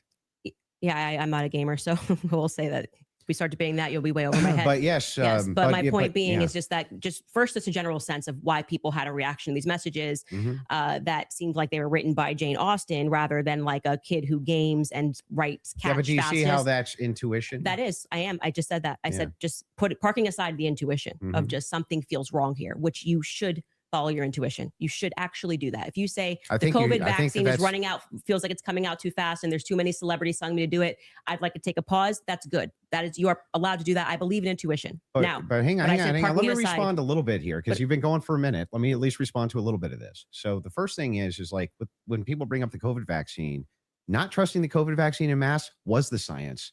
That wasn't just intuition. That was the science. There was tons of competing science. Now they try to suppress it. That's true. But there was tons of competing science for why you shouldn't take a risky mRNA vaccine and masks and things like this. Kept telling us was 100%. Now, when you're talking about intuition, though, when you say trust your intuition, I'm actually giving a different message. You actually should be very wary about trusting just your intuition. It is true that intuition can be useful, but it has to be tempered with logic, reason, explanatory power, and evidence, not just intuition. That's why we're parking it aside. Intuition is the first step. Something feels off, right? Okay. That was my first step with COVID. I don't like the way it's being pushed. It shouldn't require a celebrity campaign, by the way.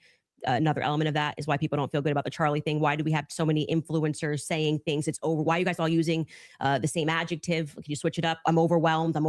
Like, chill. Like, you could say, I found some kind parts like compelling. I think this should go. Like I found some parts compelling. Maybe we should, see at the trial. That would be kind of. Don't you think Fed slop's a buzzword for the counter industry? But everyone on the same day of watching this trial, which was, I would say, not overwhelming at all, Nobody came in medium, right? No one came in like there were some interesting aspects. This was a little suspect. But I do think it's enough to go to trial. They all came in like they were passing away and we're going to die from being Well, they're overwhelmed. trusting their intuition. Okay. Well, actually, in that scenario, they're looking at the preliminary hearing and have a reaction to it. It wasn't their intuition. But like I said, How do you know parking that? aside, just getting to the substance, parking that aside, Okay. just a general intuition that sometimes might be text messages.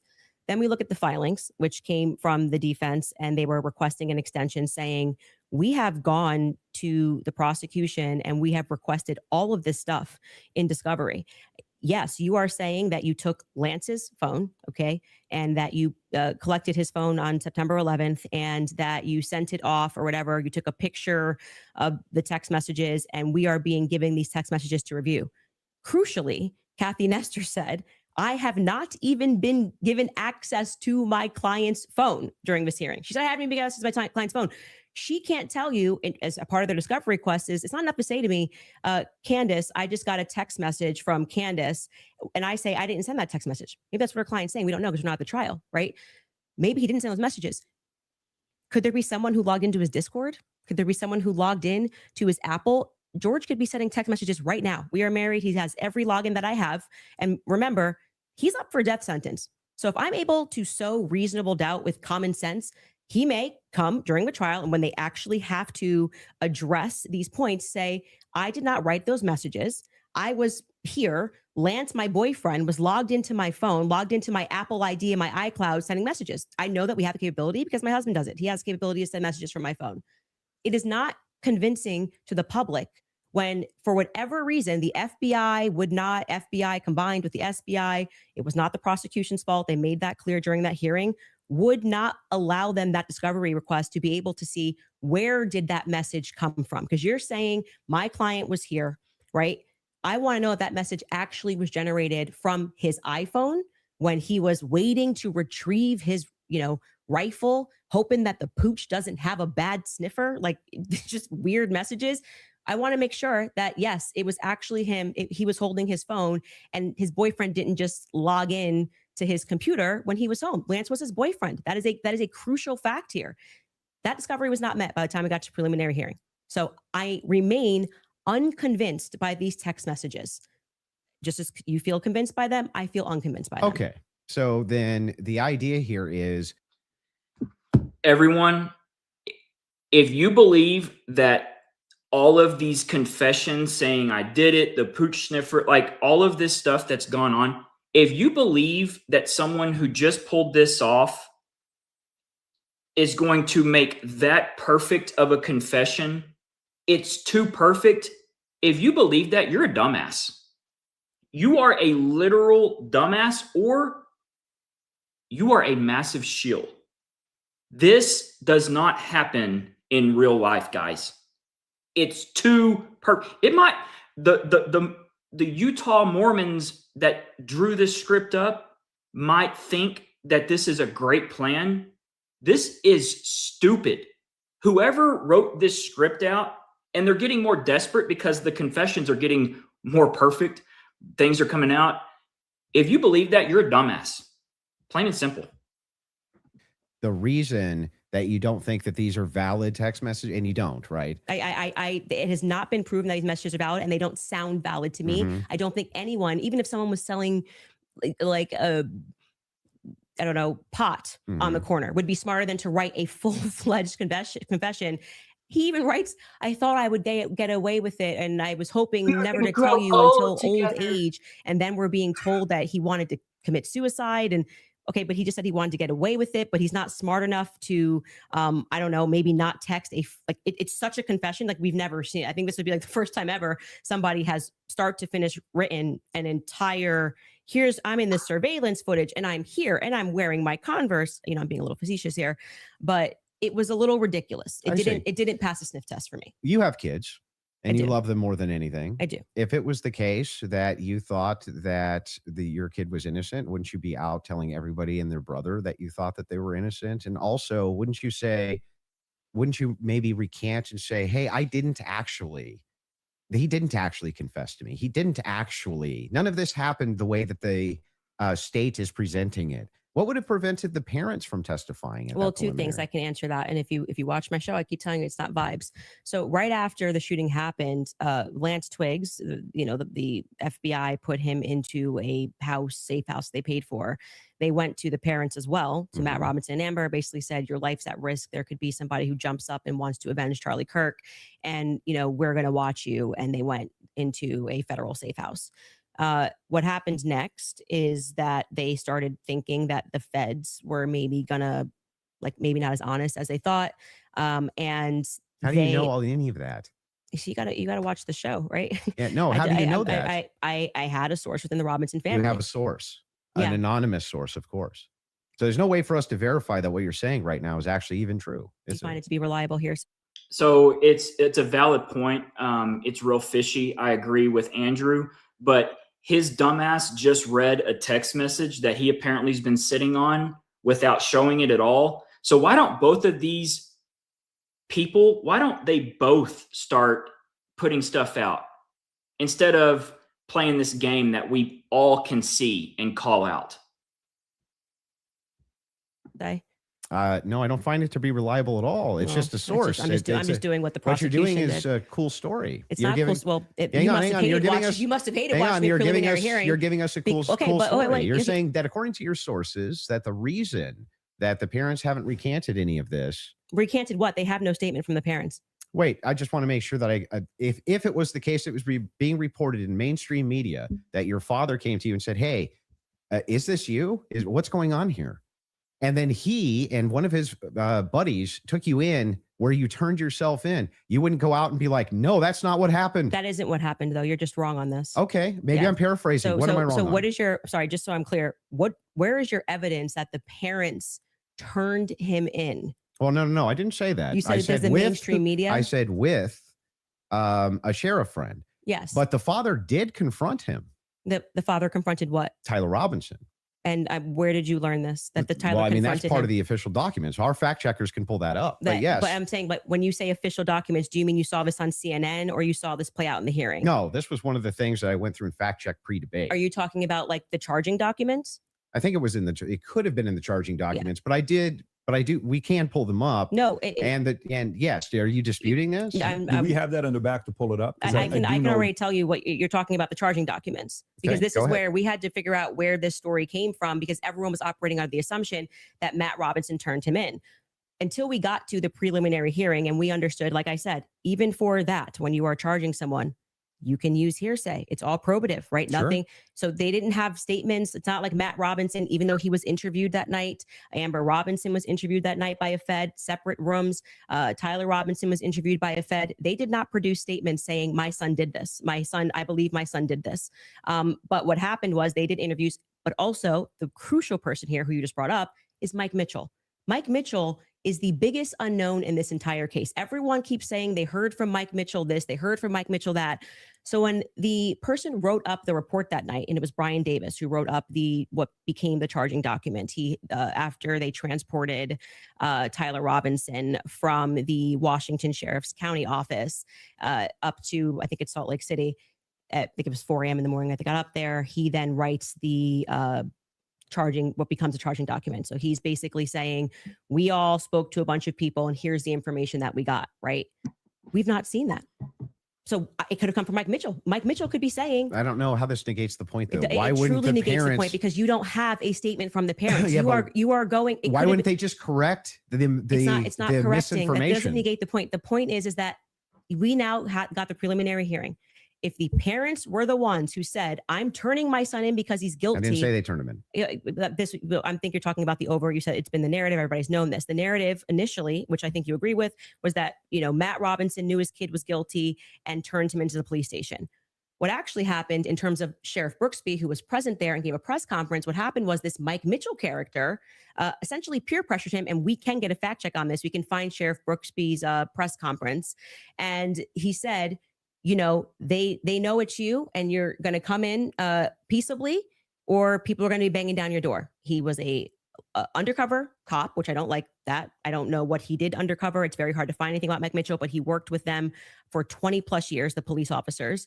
The reason why Tyler Robinson knew him was because he lived nearby and he was also his Boy Scout How leader. does this negate the parents could write this second? And by the way, if you had I'm the going to evidence, address that point. I'm just saying that your first point, which is that the parents did this. Yeah. We don't know that the parents. I didn't say that they did ever. Never Well, happened. you're quoting the parents as having said, you said that Matt Robinson said that his kid was, you say involved. I don't want to misquote you. Confronted him about Confronted him. Yes. And I'm telling you that we have not seen any evidence that that is true. We can fact check that. Okay. Because we do have evidence. And I'm saying it's the charging doc, which could have been derived from a statement Mike Mitchell said. Two things I have ready in the back. One Cool. is the charging doc, and the other Yes. one is a video of Kathy Nestor saying she hasn't seen Tyler's phone. Okay, we can Okay, run which Kathy to one go would you wanna back and see then first? just to You go wanna see Kathy backwards to, first? Kathy first in court saying she didn't get her client's phone.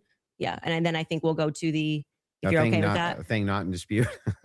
These are all things that are not even disputing. Okay, so we don't And have to show it. We never get to the thing that I am disputing. Well, I was just providing an answer. We were coming back in from a break because you were talking about the text messages, something that you felt was concrete. So it was just my rebuttal to you Mhm. that it's not concrete because they haven't had a chance to actually answer that. And she didn't even get to see your client's phone. So that's effectively, again, the state saying these messages are real. You don't get the discovery on these messages just yet. She will during trial. They will actually get Don't you discovery on the think that messages. that would make their case fall apart if it was the case that they weren't able to actually pull the data off the text messages? Do you think the prosecution would go to court with fabricated text messages? It's called winners and losers. They may not be fabricated, but by the way, as what they are saying, like I said, if there was somebody logged into his phone, they may not be fabricated. That's the point. So let's get to the They just let's could get be to somebody parents, else. the parents fact check. That Yeah, was so the I other was one, saying, right? I believe what you're talking about was derived from the charging doc, which was signed off by Brian Davis. Let's pull it up. Let's see if that's correct.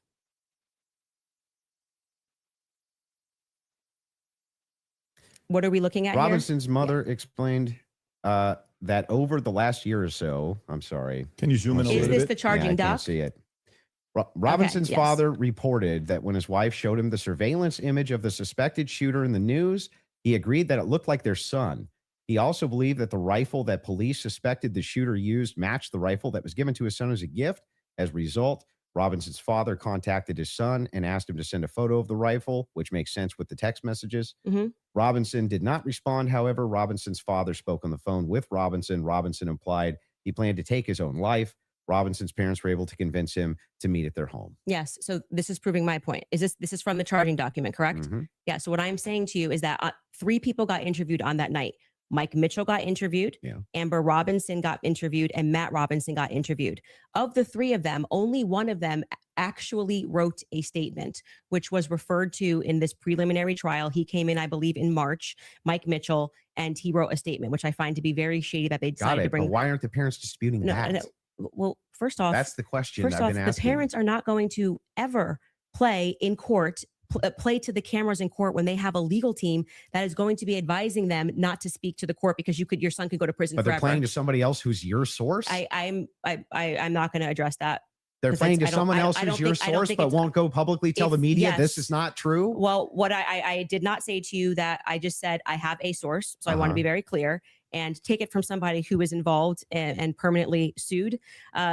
When I have to take my lawyer's advice, I mean, there's so many things that I want to respond to when people are speaking about. Yeah, but it's bizarre that they would utilize a source.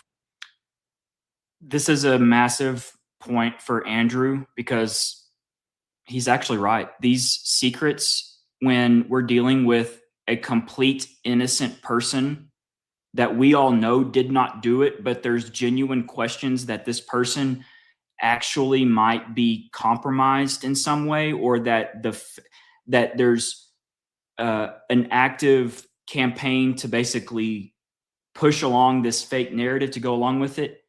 Tyler's parents could absolutely come out and declare that the state has lied, that their son is innocent, that their son is being framed, that their son is being railroaded. And that would absolutely make everybody feel. I mean, this is the one thing that kills the truthers, is because there is nothing wrong with you expressing support for your son's innocence. I would be screaming, y'all, if you're a parent and this was happening to your son, you would be doing live streams day to day to day to day, declaring the innocence of your son, that he's being framed, railroaded. They're trying to kill him. Why are the Robinson parents not out in the public sphere expressing support for their son, saying he's innocent, saying that the state has this wrong? Why? Why? There is nothing that the parents are going to do that's going to somehow upend the apple cart and mess things up for his defense. They're actually hurting him by staying silent. All of this stuff about attorneys will suggest that you don't talk, that is a bullshit tactic that's spoke by bullshit attorneys that genuinely do not have their client's best interest at play. I'm not saying this is blanket across the board, because yes, there are certainly times that you need to be quiet.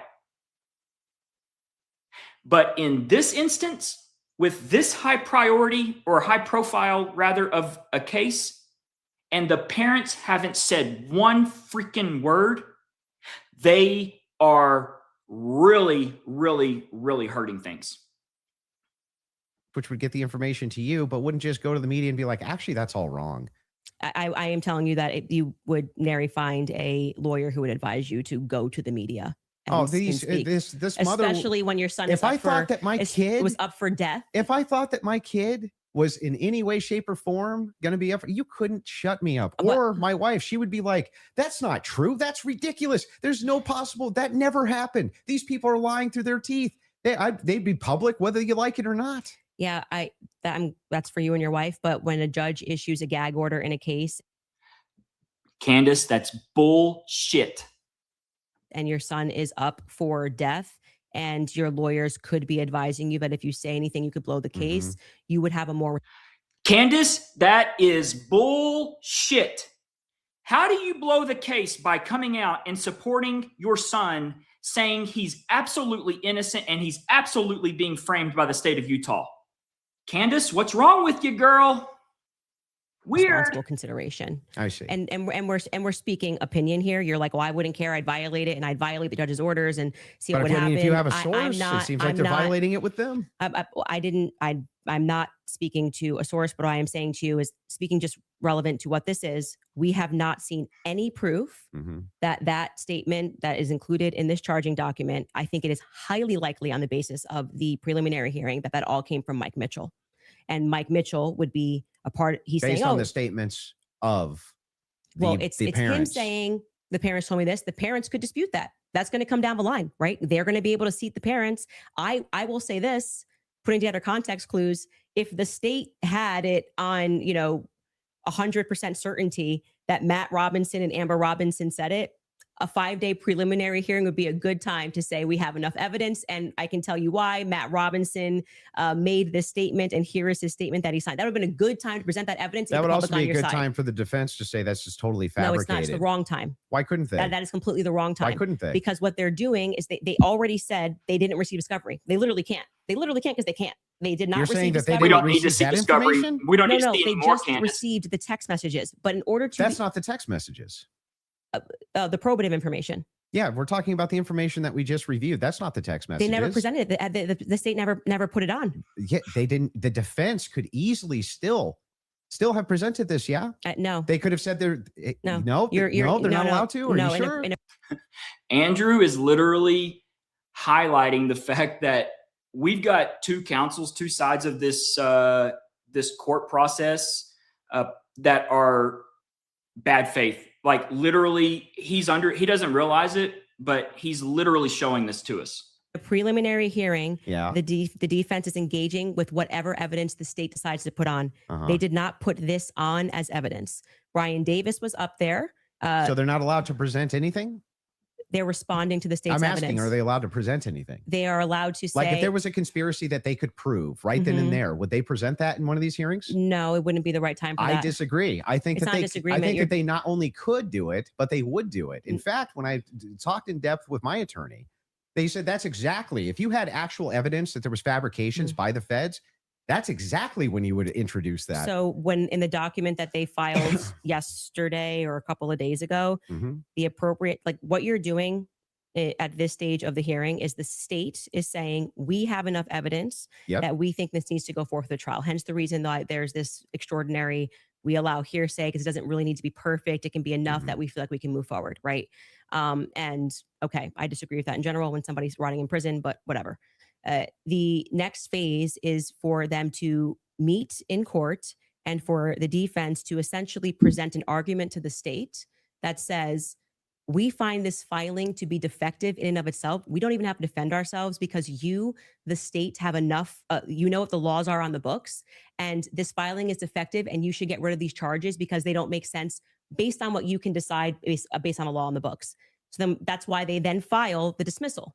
Right. So in the dismissal, what they're doing is they are engaging, and this is what was widely misinterpreted. Well, yeah, they're engaging as though as it's a hypothetical. If this is hypothetically true, then so X. they're saying all of Yeah, these but that's charges. not, I'm not disputing any of that. So that's what I am. you're asking What I why am, you're saying could they just what put I'm out? asking specifically is like, who could shut parents up who are like, no way, there's no possible, this never happened, this is ridiculous. They would be shouting it on CNN. They would be shouting it from the rooftops. They would be losing their minds. And you're like, nope, the gag order would be enough to keep them quiet. Not enough for them to talk to your source, but enough to keep them quiet. I think that that's quite ridiculous. But Candace just was made to look, she literally looks so stupid right now because Andrew's absolutely correct. even concede this whole point to you. Let's just say maybe this was misconstrued, right? If there's a little bit of reason to doubt it because we're still waiting for the evidence for trial. If that's the case, then why not take the same standard for the evidence that you present? You're just waiting for trial. Well, you didn't do that. Wait no a reason second. we're here. Wait a second. I just want to make sure that I got this right. That's your argument to me, right? My argument to you is what? Your Sorry. argument to me Uh-huh. is that, hey, wait a second, Andrew. There's not enough here that convinces me, right? Well, that's actually my rebuttal to you, is that you are saying, why are people engaging in what you term to be conspiracy theories? No. I term it to be thinking. They're Mhm. just thinking because they're recognizing there are a lot of holes in these stories and that this is not strong evidence, right? This is the reason they're doing it. I'm explaining to you, this is the reason that they're doing it. I'm addressing what you view to be Yeah. overwhelming evidence. Mhm. And by the way, I want to be clear, That which what convinces you're- me. yeah, well, but thus far, And this is every just like, point that you doesn't brought convince up, you.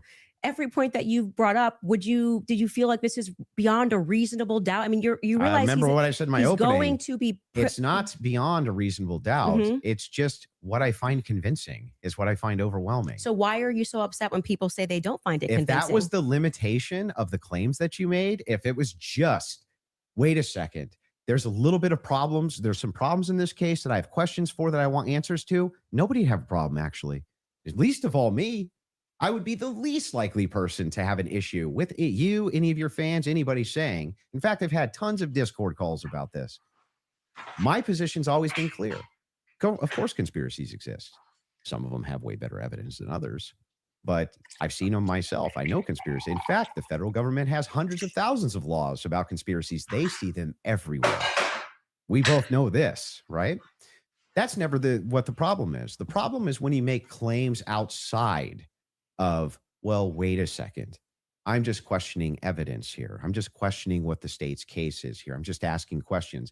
It's when you make claims outside of that, where you claim that there's good evidence or good standards you should believe because, and then it turns out that it's all nonsense or it's wackadoo stuff or it makes no sense. And when we have a chance to cross-examine your evidence that you've presented, I'm going to show a lot of that. A lot of this conjecture that's based on literally nothing that Shit's about to get real for Candace. I'm making a prediction right now. He's about to go into all of her bullshit that, what's that saying about the chickens coming back home to roost? Y'all know my point. leads from no inferences whatsoever. Like you couldn't even infer it logically. That's the problem. The problem has never been whether or not you just said, you know, there's not enough in this case so far until we get to the trial. I remain unconvinced. I'm sure there's tons of people who remain unconvinced yet until we get to the trial. I think that's fine. I think it's fine. There's people who are convinced too. That's never been my problem. My problem is the claims which are external to that. Okay. I'm not sure I really care if you have a problem with what I think in my own spare time. I don't understand this like lecture that you just gave. But beyond that, what I'm saying is that What the state lecture? is allowed to use. I didn't This is lecture what you. this is what my problem is. You guys are not like, yeah, you guys think while it's still legal. You can. You are allowed to do that. So, but anyway, Nobody said you can't. going back to you saying I wouldn't have a problem. I think I just demonstrated pretty thoroughly that what you claim that you have a problem with is exactly what the state is engaged in at this stage. So it just doesn't make sense. That's not the case. In fact, So the if people thing look is, and they say, the thing I'm is looking at the funny. gun and I see and I'm inferring this, and someone else says, I'm looking at the gun evidence and I'm inferring that, they're both doing the exact same thing. They're not. You're just saying, I want to do it for the state. That's propositionally false. That is not I'll propositionally explain false. exactly how. It is the case that every proposition is going to have a true or false conclusion, period. That's just logic, right? It's the law of excluded middle. All propositions are going to be true or they're going to be false. When we get into when we're making inferences based on propositions. We can actually come to true conclusions with false premises inside of a proposition. In fact, what we're talking about here is not whether or not you feel that you're convinced by this evidence. But you felt like you were convinced. Right? Sure. But here's the thing. When you ask me my reason, Andrew, why are you convinced by this? I can give you my reasons why I'm convinced by it, why it seems reasonable and rational to me to be convinced. You could even say, but Andrew, I'm just not convinced by it. If that was the limitation of your claims, we wouldn't even be having this conversation. That's why I wanted to have the conversation, in fact, was so that we could move into your actual claims that you've made, which transcend the idea of I'm just asking questions. Before we get into that, your team has one thing they want to show before you go into that. Okay. So if you want to pull that up, this is the prosecution filing showing defense had full discovery by April 1st. Oof. They did not. That's not true. Wait a second. Yeah. To date, the state's prosecutors have disclosed all evidence that is presently and reasonably available to them as required under Rule 16, Utah R Criminal, to be more precise, as of April 1st. Yeah, that was not 100%. That's why they're caging that by saying what's reasonable. There was an entire, and we can pull this up. Like, we should now play the Kathy Nestor clip because that's from there. So, and they were basically saying you don't need it at this stage, meaning it's not reasonable that you're asking for this when we're going into a hearing that's just going to be based on hearsay and stuff, things of that nature. But of course, by the time a trial comes, you're going to get all the Where discovery it's just show documents. cause. Yes. Yeah. So that's what they're saying. Yeah, there. I understand. Okay. So that's I'm even fine with yeah, it. that we all know. And then, by the way, just now that the hearing is over, and you can also fact check this, they now at the end of the preliminary hearing dropped like an insane amount of the discovery stuff they gave to them like the week after. You guys can give me the exact amount. I don't want to say because I don't know my I don't remember how much it was. It was an absurd amount of stuff that they gave to them right after the preliminary hearing that they had been asking for. Because that was one of the things that I kept saying on my show is as we were watching that preliminary of the preliminary, why not just give them the stuff now so they can engage in these arguments? Because I feel like you, it's like, I want to hear what they have to say about the text messages. Why can't you just give them what they're asking for so that they can actually engage you? And it didn't happen. So, but the judge ruled that it wasn't necessary at this stage. And that was the whole point of that because it's preliminary a show to the cause. preliminary. Yeah. Would you like to play the Kathy video? Well, he's saying he's not disagreeing, so I don't think we need There's to. no point here. There's no Okay. disagreement All right, great. that she said that. Yeah. So so I guess the disagreements now also- would move into the I, evidences that you have stated on the record, which transcend elements of reason. Why are we in regards having to this a case.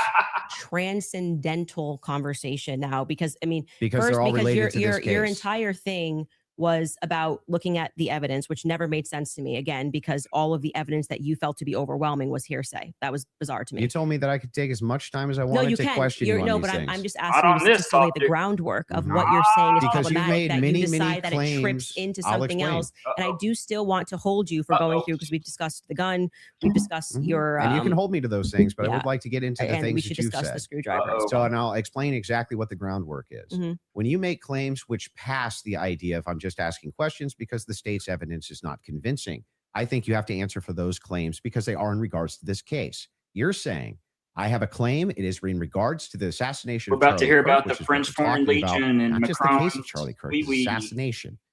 You should have to answer for the claims that you've made in regards to Delaware, the assassination itself. Toyota. You should, yeah, agreed.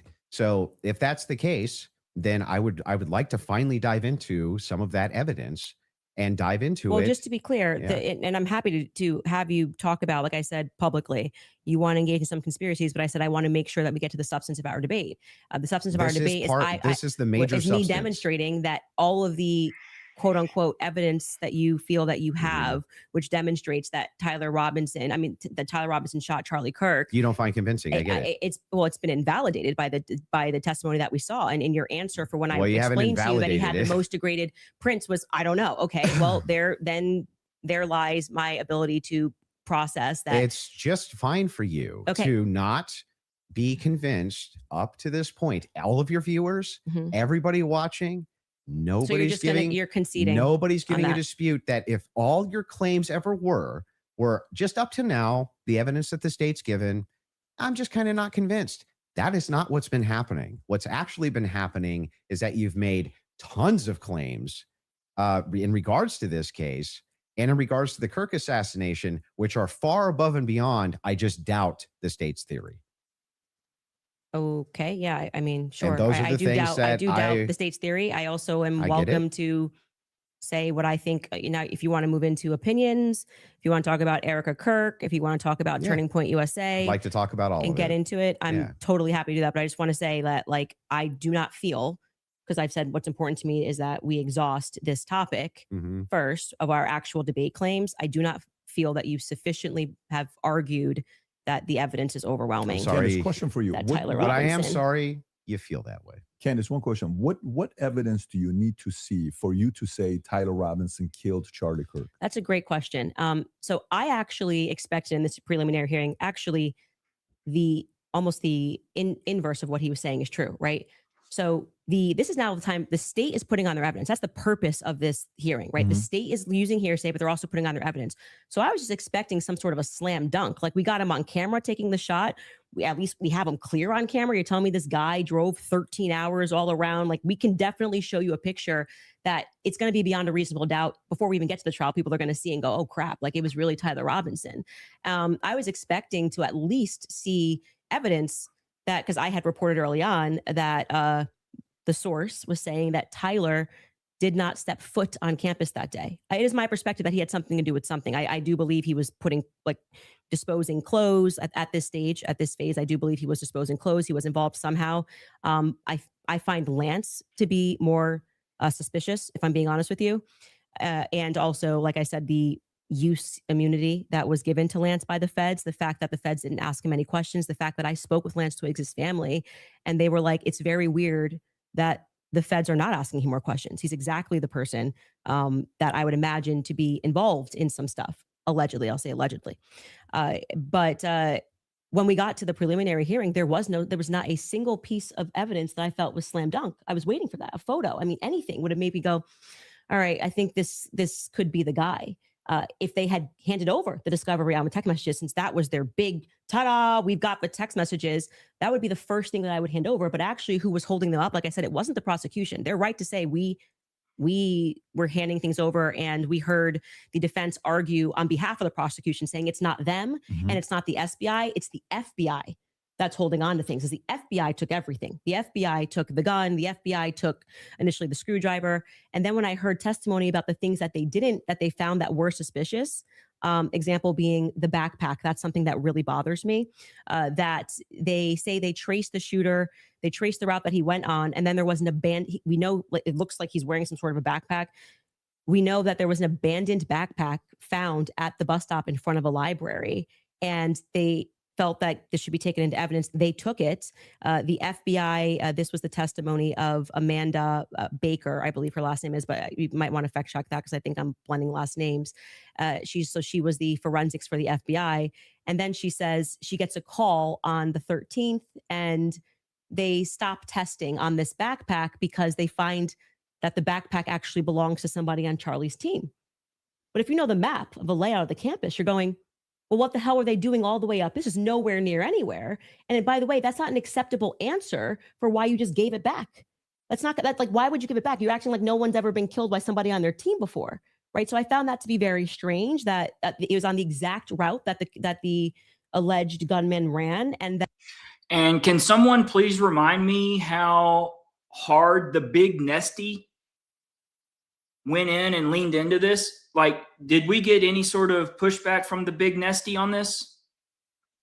That their excuse was, we just gave it back because we heard that this belonged to somebody on Charlie's team. So that to me is, this is why the investigation itself feels underwhelming. When you learn, and this is completely crazy to me, that some of the artifacts that Charlie was wearing were immediately returned to Erica. That's absurd. That is absurd. Everything should be in evidence. When you learn that the car that they carried Charlie in to go to the hospital, they had immediately towed, cleaned, and back up for resale, that's absurd. That should be sitting in evidence. And any police officer that you speak to will say, or person that's been involved in a crime will say, I didn't get my stuff back for years. It had nothing to do with anything. It was just around. And they kept it into evidence until the trial was over, and it has to be approved. I think somebody said by the attorney general has to sign off on giving you those objects back. And we were told this is all fine. And we see, this is just one example, Erica holding the crucifix. That should be in evidence, irrespective of if you feel bad for her and think she should have have it and it's sweet. That should be in evidence. Immediately paving over the crime scene. Is this like the craziest thing ever? This like defies common sense. You immediately, and when you heard the guy who did it actually go up on a podcast and explain, I got the call. They said it was a paver emergency. I've never in my entire career heard of a paver emergency. They had already had someone come up and dig up the dirt. So by the time he got there on Sunday, the dirt had already been dug up for him to lay down pavers. That is what people are looking at and going, this is weird. There needs to be answers for why this was done. And he tells us the call came from the feds and the governor's office. UVU's washed their hands of it. All she's doing is litigating points that we already freaking know. Why can we not have a debate? I don't want to hear Candace go on a monologue about everything that we know. This is so ridiculous. And what he's saying sounds true, because we heard during the testimony, one person described the regions of who was in control of everything. Mm-hmm. The feds were in control of the courtyard. So in order for anybody to have paved anything, that was federal territory, so to speak. I'm maybe not using that in the best cop term, but the feds were in control of the courtyard.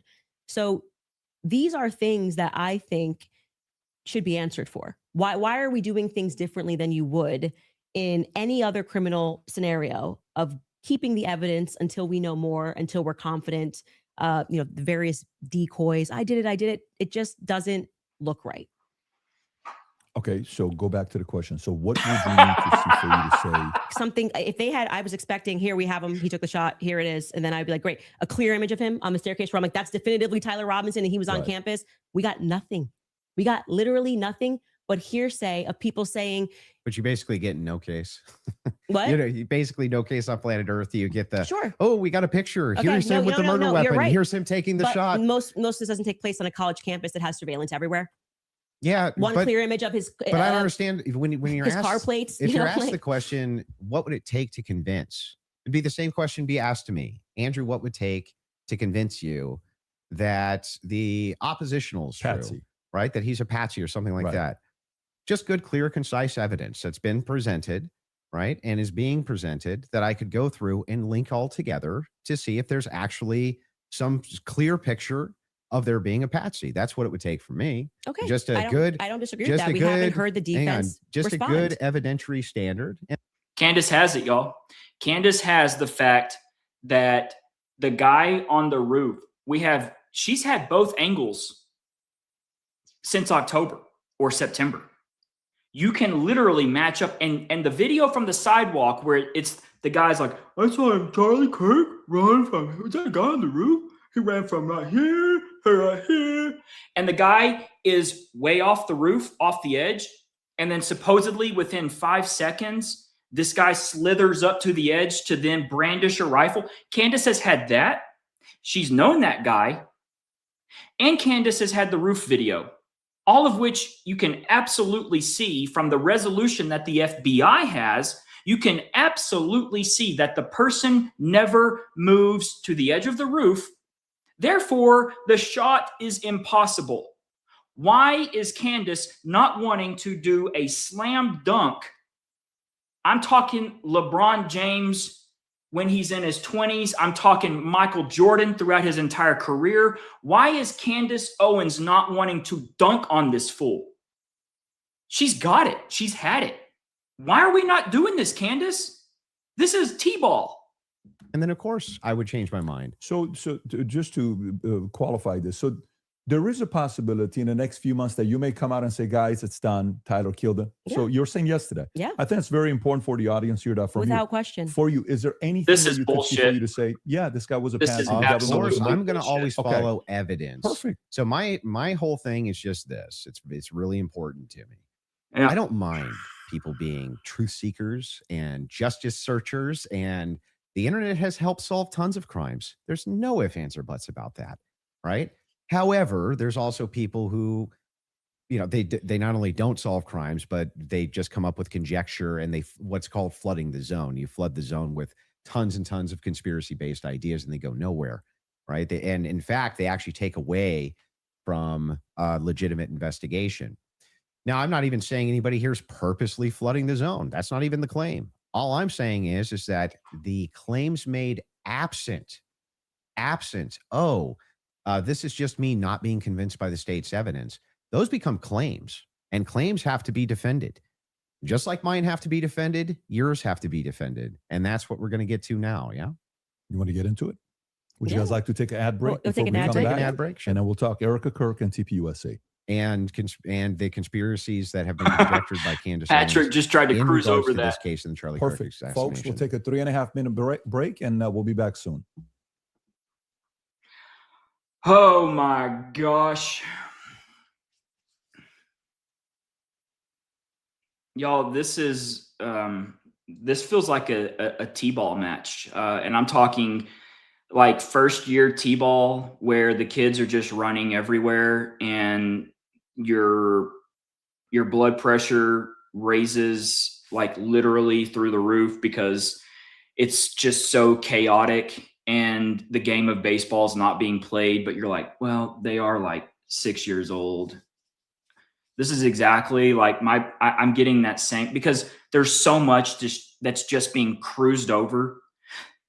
They are literally so far, all we have talked about in this debate is the slop from the state of Utah.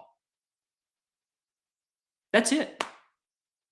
It is impossible to debate slop from the state of Utah. Why is it? Because it's slop. It's slop. You can't debate slop, especially when it's coming from people that are compromised, people that are bad faith, people that are malicious. You cannot debate slop. You have to go into the things that are not being talked about from the state, that are absolutely on video. But here's the problem. Candace hasn't even talked about most of it. Why? Why has Candace not talked about the most damning things on video? On video. This is not like, ooh, we're interpreting something and you just got to trust me, bro. This is literally on video. And you can just watch the video. Why are we not getting into that? Because you can't debate slop.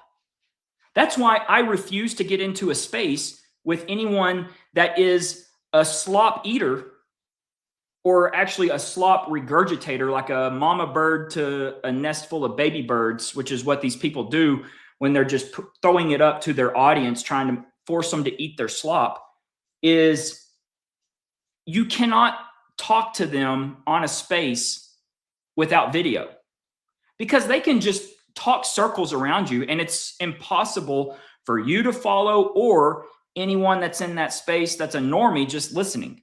You have to have video that accompanies this, which is what I will be doing from here on out with Gary.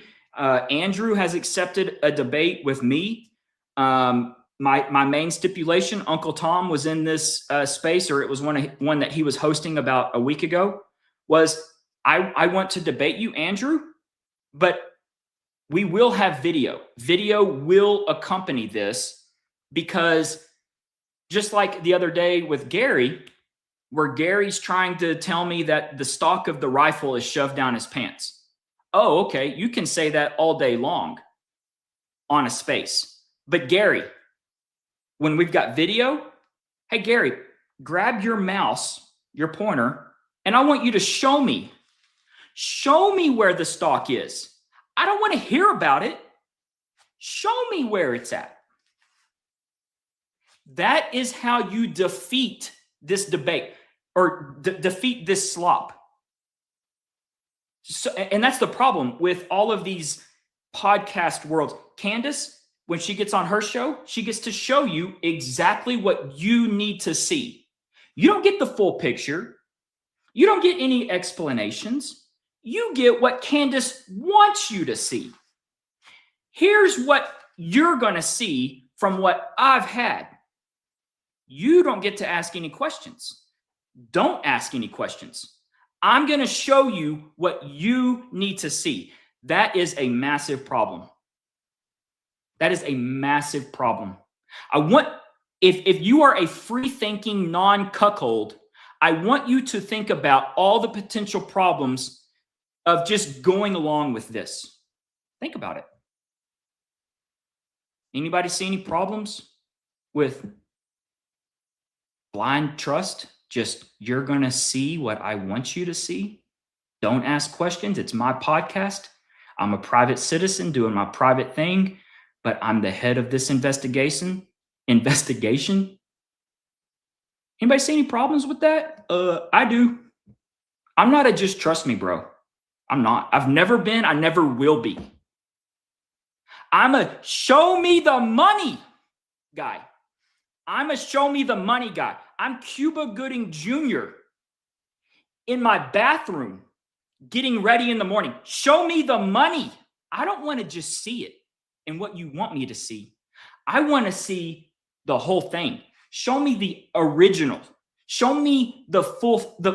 I don't want to see you editing out the frame of a vehicle. I don't want to see you blurring something. Show me the money.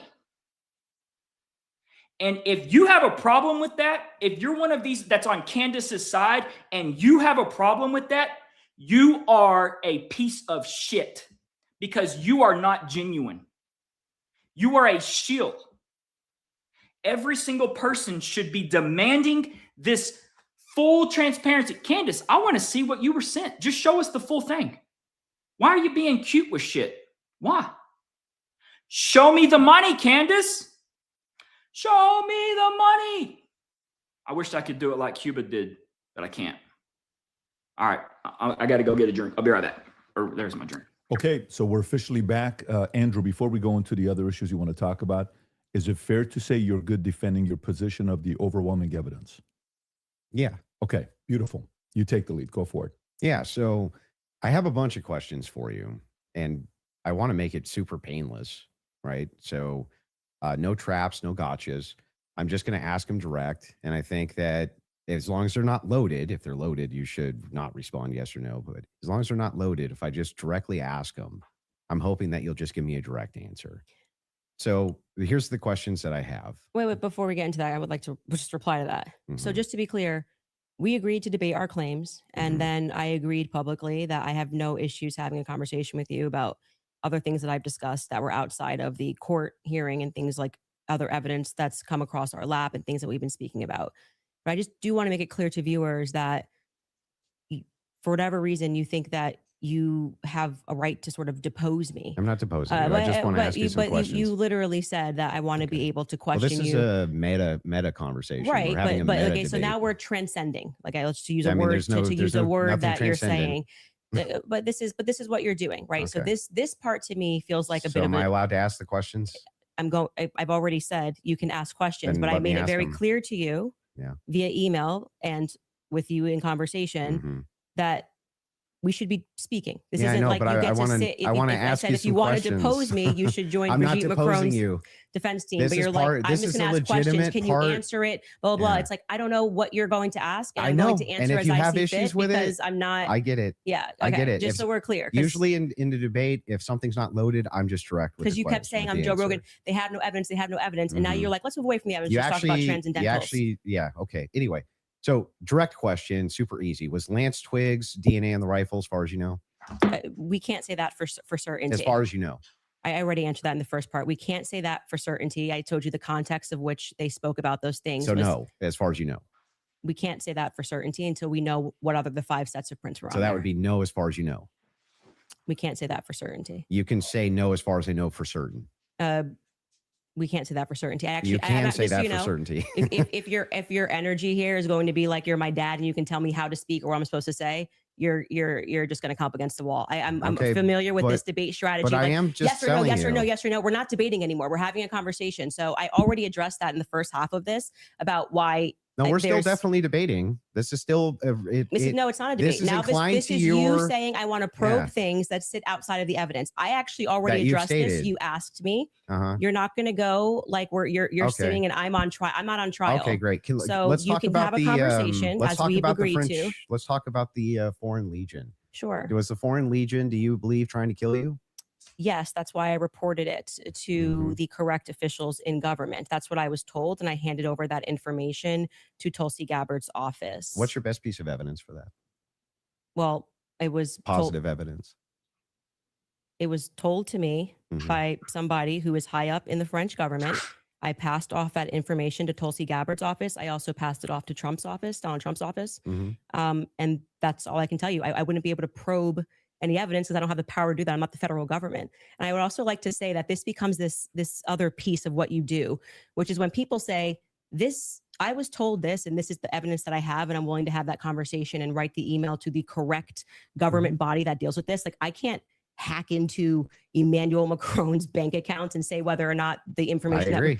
But then you go, well, where's your evidence? It's like, well, my evidence is that I reported it. I did the right thing that you're going to do. So if somebody calls and says, hey, Andrew, there's a viable death threat against you, and that person definitively has the rank to be able to tell you this, and you say, well, what I'm going to do now is I'm going to report that to the feds. Then I go, what's your evidence? It's like, well, I got the information and I gave the information that I got from who I got it to the right body of people.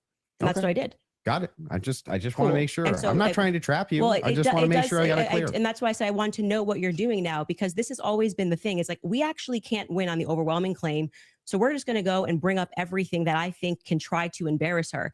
I reported I'm exactly not as I trying to received embarrass it. you. I just want to make sure that I get your Yes, positions I clear. have not said, yeah, go ahead. And now you have stated multiple times that you believe that Israel's involved in the death of Charlie Kirk. Can you give Yes, me? we can pull up the clip. Can I'm sorry. I'm just saying. I finish the sentence? Go ahead. Can you give me the context for what are you talking about? Like when I say, generally speaking, why people think that Israel's involved? hmm Okay. Where's your question? Yeah. Do you have any positive evidence whatsoever that Israel killed Charlie Kirk?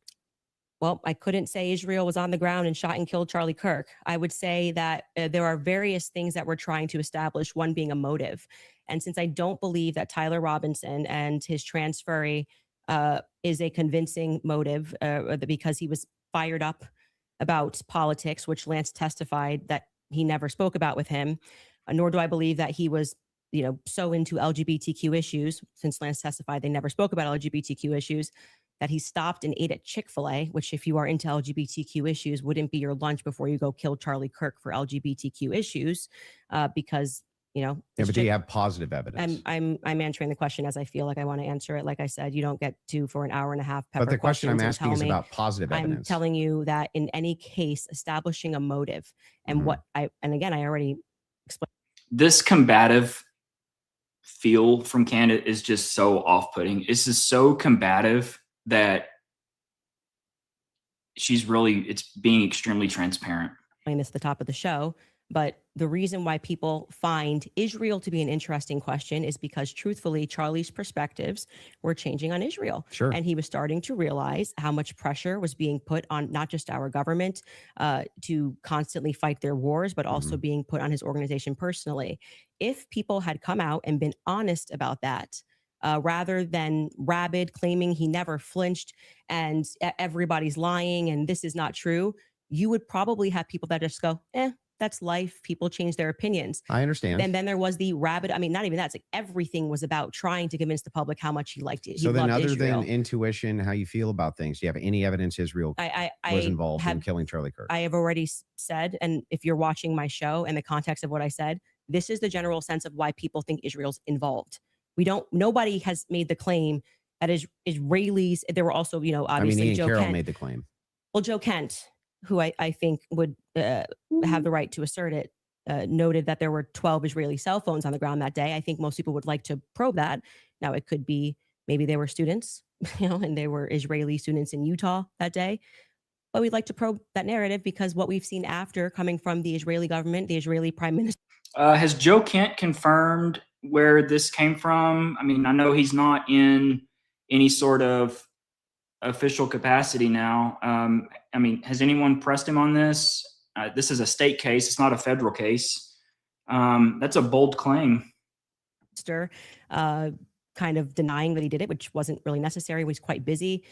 The phone call that happened, which no one wants to discuss, in the Hamptons the week prior, or not the week prior, I think it was around August 5th or 6th that took place. Mm-hmm. And again, the almost desperate lies about Charlie shifting opinion on Israel lead us to believe that there could be an Israeli angle in this. But we cannot say for certainty that Israel called the shots and this is how it happened. But it is definitively, I think, a thread that a lot of us would like to see. There's no pulled. positive evidence. Whatever you want to say, however positive, negative, however you want to say it. Well, I don't positive need to, evidence I can just would have be a conversation. Material evidence and other evidences, which would what point we've said you to is on our show is what we've said, which is this feels like a conspiracy building. There's no reason to lie about these things, and yet people are lying. BB ain't acting right. The Hamptons thing was weird, and the way they tried to shove the Israel narrative down our throat immediately. I mean, the day he died, posting a picture of him with an American and Israeli AI'd photo on the president's feed doesn't feel right. So, do you have any evidence that Erica Kirk or TPUSA participated in the murder of Charlie Kirk? I've never said they participated in the murder of Charlie Kirk. So how could I say that I have evidence they participated in the murder of Charlie Kirk? Okay. So then you don't believe that they did? I never have said that statement. So I'm not going to get you to ask me personal questions about things that I've never said on record. Okay, fair. Your team is sending messages in the back saying they have a video they want to play. Okay, go ahead. I don't know what the video is.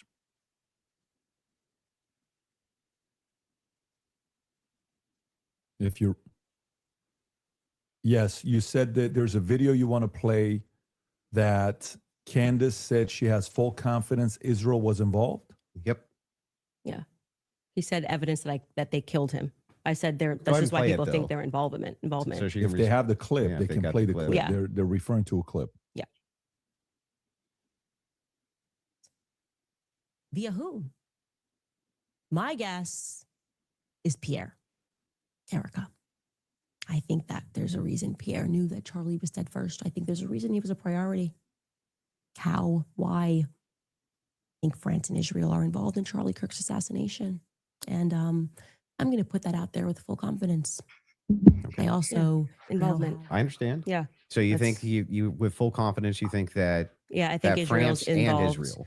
Yeah, I mean, the person that gave me that thing that I reported said that French Foreign Legion were on the ground that day. Mhm. Again, this would be at a professional limitation for me to then go and probe that information that I handed over.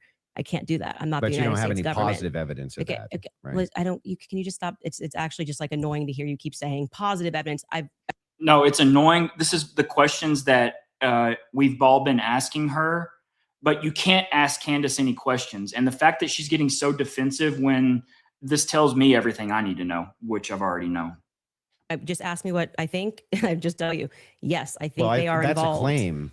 No, I said here's what I think. I have every I right think- to ask you about your claim. Yeah, but and if there's I said, positive evidence in for this your statement, claim. I literally just said I think, and I am allowed to think. And Yeah, you you're keep allowed saying, to do you think, have but you're positive making a evidence? claim. I have tons of positive evidence that I'm allowed to think. Yes. I agree. You're allowed to think. Okay. So Nobody's disputing whether or yeah, not but Candace like Owens is you're- allowed to you're- think. What you're- I'm asking is but you have what's your issue then? positive What is your issue with the statement? evidence. I think Uh-huh. that Israel is involved. That's I not do. what. That's not just what you said. You said I did that say I it's with think. it's with full confidence. Yes. You would I think mis- that if you had full Can you have confidence confidence, to think when you think? if I said, for instance, I think I'm going to be late to work, right, with full confidence, I would say my evidence for that is that I'm 20 minutes away and I need to be there in 5. Andrew, That's how you would know whether or not you had full I'm just going confidence. to tell you something. Hang on, let me finish. Let me finish. If it was the case that I said I have full confidence I'm going to be late to work, I would say my evidence that I'm going to be is that work is 20 minutes away right? And I have to be there in 5. So I have full confidence. He's That's right. why I would think that. He's right. So I'm asking, if you think that Israel and France were involved in the assassination of Charlie Kirk, and you say with full confidence, I'm just asking for the evidence, or at least walk me through the mindset of why it is that you could think that with I actually evidence. don't have to walk you through why I think. I can give you something that I think with full confidence. I think with full confidence that you lost the substance of this debate, and now you're moving toward things that I have said that I think, which I can do. I'm They're allowed to think pertinent to that. this debate. It's not exactly pertinent to this debate. This is not good for Candace. This is a disaster, because he's absolutely making a legitimate, solid point, and she's going 100% pertinent. It's not pertinent, because our debate These are claims made about Charlie Kirk's assassination. That's the complete substance of the debate. No, actually, would you like to remind him of what our debate claims actually were? And would you like to remind you said I could ask you about any of these things to my heart's content? Feel free, but you do not get to structure how I'm allowed to reply or ask me why are you allowed to I'm not structuring how you're think. allowed to reply. I'm just asking you direct questions. I have full confidence that you do not feel that you represented your claim well. And so now what you came prepared to do is to present yourself like a professor of fallacies. I just want to know. And to say, you're not allowed to say that. You can't. You can say whatever you want. Nobody's disputing that. I'm asking. It seems like you are disputing I'm asking it. specifically why you think that. Why can't she just answer the fucking question? I explained at the beginning of this why I think Israel is ultimately going to be proven to have involvement in this. I just explained to you in the middle, and now you're wanting me to structure the sentence or provide evidence. You don't have to. You're just allowed to think. And I've explained to you my thought process. I don't need to structure it in a sentence. If you feel like a professor today, you picked the wrong day. Don't you think that like tens of thousands or hundreds of thousands of people would want to know what Candace Owens' positive evidence for why it is that Israel? Absolutely, yes. Why can she not just answer the simple freaking question? She's literally showing the world right now that she's been doing nothing but running a psyop. In France were involved in the most traumatic public assassination of Gen Z's lifetime is? That's why they watch my podcast. So you're just going to drip to them? Like, here's why I think that? Every time we come across any of these. This is a disaster. This is an absolute disaster for Candace Owens right now. She's not answering the most simple question. So basically, she's admitting that she just puts out whatever bullshit comes into her mind, and it could have a factual basis or not. Discussions, they're watching this in context and they know why I'm saying it. So, for example, when you're bringing up, well, Candace, where's your evidence for France doing this? I just told you someone who was high ranking in the French government, right? Who's nameless? Of course. Of course.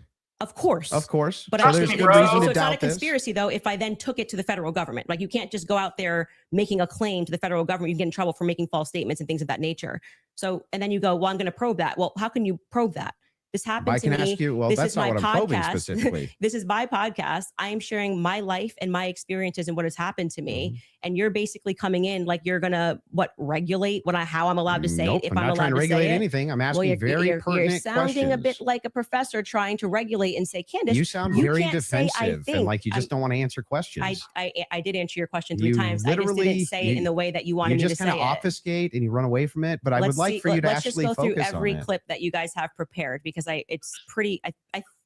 I think with full confidence, people will recognize the strategy that you're trying to employ. So let's get to the next clip you have prepared. This is so off-putting. They can pull up whatever clips whatever it is that you guys have prepared. So but I would still, on this point, I just want to make sure that you have full confidence that France and Israel were involved in the assassination of Charlie Kirk. I think you have no evidence for it at all that you'll give us. Well, I already did tell you where it came from. Like I said, I can explain it to you. I can't understand it for you. Did that same higher up tell you that he was going to kill, or that France killed Charlie Kirk, or just that you were in danger? They said that the French Foreign Legion was involved and on the ground that day. I've already said that. You just don't like hearing it. No, Candace, just out of curiosity, yes. When you pass down that message to Tulsi or Trump, Tulsi's office, yes. Tulsi's office, are you giving them who told you that, or you're just saying, here's what I heard from somebody? And I have this information. Sure. And of course, if they wanted to open a file on it, which I thought was quite mysterious, that Trump's office never got back to us. It was kind of weird about maybe they're not the correct office too. I did receive a response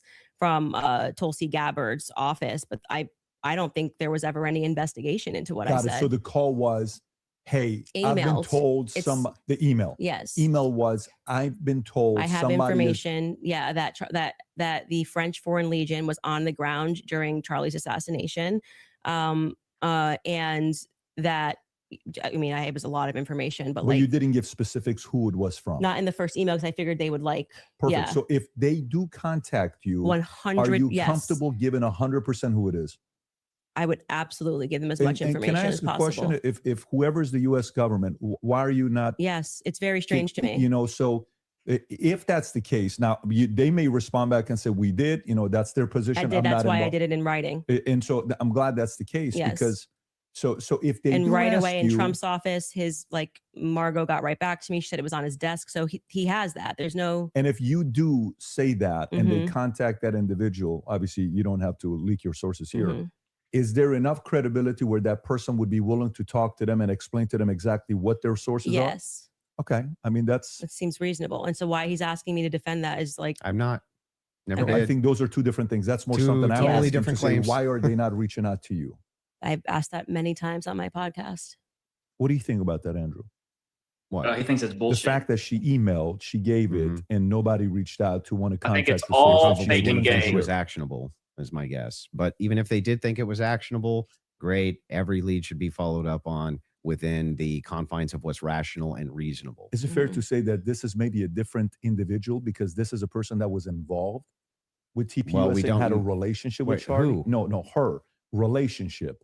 Like Yeah. this isn't just anybody. So if an average person sends it, yes. Yeah, but I mean, we don't know who the source is. We don't know any Well, of then this. if you were in that department, wouldn't you want to, even you assign it to one of your There's guys no to guarantee say, they didn't look into it. How do we know? We don't How know. could they No, if how they didn't could they come if get she didn't give it the to them? information, more of the information? Because it And was a by the way, long file. Yeah.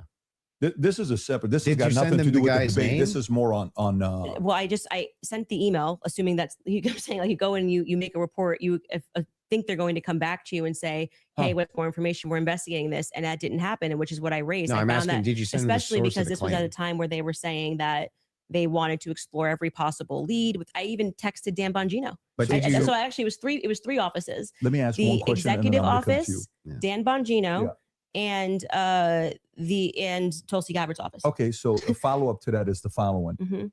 If they contact you to say, is that specifically to the French government or Israel's involvement in the killing of Charlie Kirk? That wasn't about Those Israel. are two separate things. That wasn't about Israel. It was Okay, they were got it. saying the French foreign that person as a part of it was saying that it was the French Foreign Legion that was on the ground that So day. I'm And surprised I they haven't think called you. then I find that to be very strange Very- too. I do as well. Because But who it's would want to bullshit. make a report? Like, I mean, I've It's never made a fucking report bullshit. with the federal But Let when me you government. ask one did- question. but Let when me you just did ask one send question. it- Mhm. Let me just ask one Okay. question, and then I'm going to bring Okay. it to you. Sure. The question is in I think we're regards stupid. to, I've not seen that clip, so I'm seeing it now. Mhm. I'm full confidence. I believe that Mhm. Israel and French was involved. Is that also based on a source that somebody told you that Israel was involved in the assassination of Charlie Kirk, or is that a gut feeling?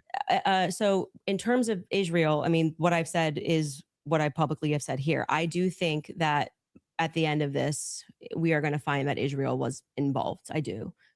Now, in terms of any of the hard evidence that's been presented, I think this has been a huge problem that a lot of us have had is that Mhm. they won't even explore anything else that was going on in Charlie's life personally. So if we're not satisfied that Tyler Robinson did this in any way, then every alternative theory should be explored. Other evidence should be brought forward. We've done that in our capacity. Like when people keep saying she has no evidence, it's kind of crazy. I think we've broken like more stories than any news source in the world. I mean, down to pictures, details, police officers, what the dog's name was, because we're not the only people that believe there's a conspiracy here. The police officers that were involved, the many police, sheriff's offices, that were departments that were involved that day, all believe there was a conspiracy. Down to the U.S. Marshals believe there was a conspiracy. They were, my sources at the U.S. Marshals were saying they were basically sent on a wild goose chase that day. But do you see how you say my We're sources? still on a wild goose chase. Am I You're not not- allowed to have goose sources? Well, the thing So is funny so is- is CNN allowed to have Well, sources? hang on. I but have we can't- sources. If I said I have sources that claim none of that's true. In fact, my sources claim that her sources are lying. My sources claim that none of them believe that there's a conspiracy. My sources claim all of them really think that Tyler Robinson was a lone gunman. If I just said that as hypothetical, wouldn't you say, what? Yeah, I think what probably adds weight is like then when I drop photos of the car that no one was supposed to see, people go, okay, her sources are legit. So, and then when what I say is then proven in court and nobody knew those things, people are recognizing that my sources are Oh, legit. When I say Charlie was scared in the last days, and then I dropped the text message, which you've just learned about a couple of weeks ago, of him saying he was leaving for Israel cause when he was lying about that, then they say, I think Candace's sources are legit. So I think what's happened is I've actually built a rapport with my audience that it's not vibes and dreams. And that's why they keep watching my content, because like, for example, when I just the other day released the content of the shooter on the roof doing the lateral crawl, then they're going, I don't think these are just vibes. It seems like Candace's sources are legit. So I've proven myself in the market. Yeah, I'm not sure that would legitimize your sources as being legitimate when it comes to the idea that, oh, they all believe that there's a conspiracy going on, which is actually what your claim is now. How would that actually, hang on, I'm almost done. How would that talking to PVD? How would that legitimize? Well, it's not his debate. How would it legitimize these sources that even if it's the case that you get some court footage or some things like this, why would it legitimize that your sources are telling you all the marshals believe it's a conspiracy, the police believe it's a conspiracy, everybody believes it? How would that legitimize any of what that? I'm saying to you, you are not forced to believe it. So let me just explain what I was answering here, and I think that you understood what I was saying. Is I have, because people trust me, compiled a lot of information and presented it to the public, and this information has been proven true. We've presented photos, we have presented videos, never before seen stuff. The public has never seen it. And so what that does is your audience goes, okay, when she says that she has these sources, clearly she's telling the truth. Now, whether you would then go, well, I'm going to believe her when she says they think that there's a conspiracy, that's up to you. You cannot watch my content. I'm not here to tell you that you have to watch my content or believe everything I'm saying. Well, don't you think questioners should get questioned as well? I'm not committing a crime, am I? just like No, I mean, aren't most of the people who ask questions of not actually committing crimes? But what do you mean they should answer questions where? Like at a police station? Like no, what are you just saying? like if you want people. Does Andrew not know about the Baron Coleman Constitution Rule 702? Can someone please, producers, Mark, can you please pull up the Baron Coleman Constitution Rule 702? Okay, thank you. People to come in and answer questions for you. I have questions about this and That the was a investigation. long pause. I have questions about this. I have questions about that. You want them to answer your questions. Pause. Doesn't it seem totally fair that you answer back the questions people have for you? No, they're not answering our questions. So it's also fair that they don't answer them.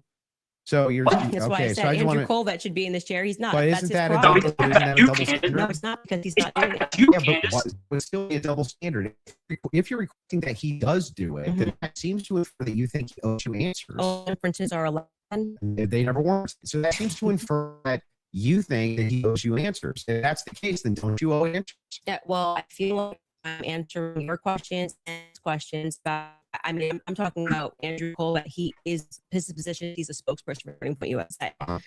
So when the crowd turns against Turning Point USA on the basis of a lack of information, or because there's been, I don't know, seeds of distrust. My picture my profile picture just floated right through her head at that moment. I would imagine, forget answering my questions, because it doesn't need to be me. Aren't you sowing a lot of those seeds of distrust? Well, I think they're doing a pretty good job themselves, if I'm being honest. You can blame it on Candace all you want. Well, people love to do that. The thing is funny is people act like I'm ground zero. I'll be fair with you. Ground zero of people not trusting Turning Point USA. I think that there was some PR there. I think there was some PR there. Sure, they could have done better. Absolutely. I'm not disputing any of that.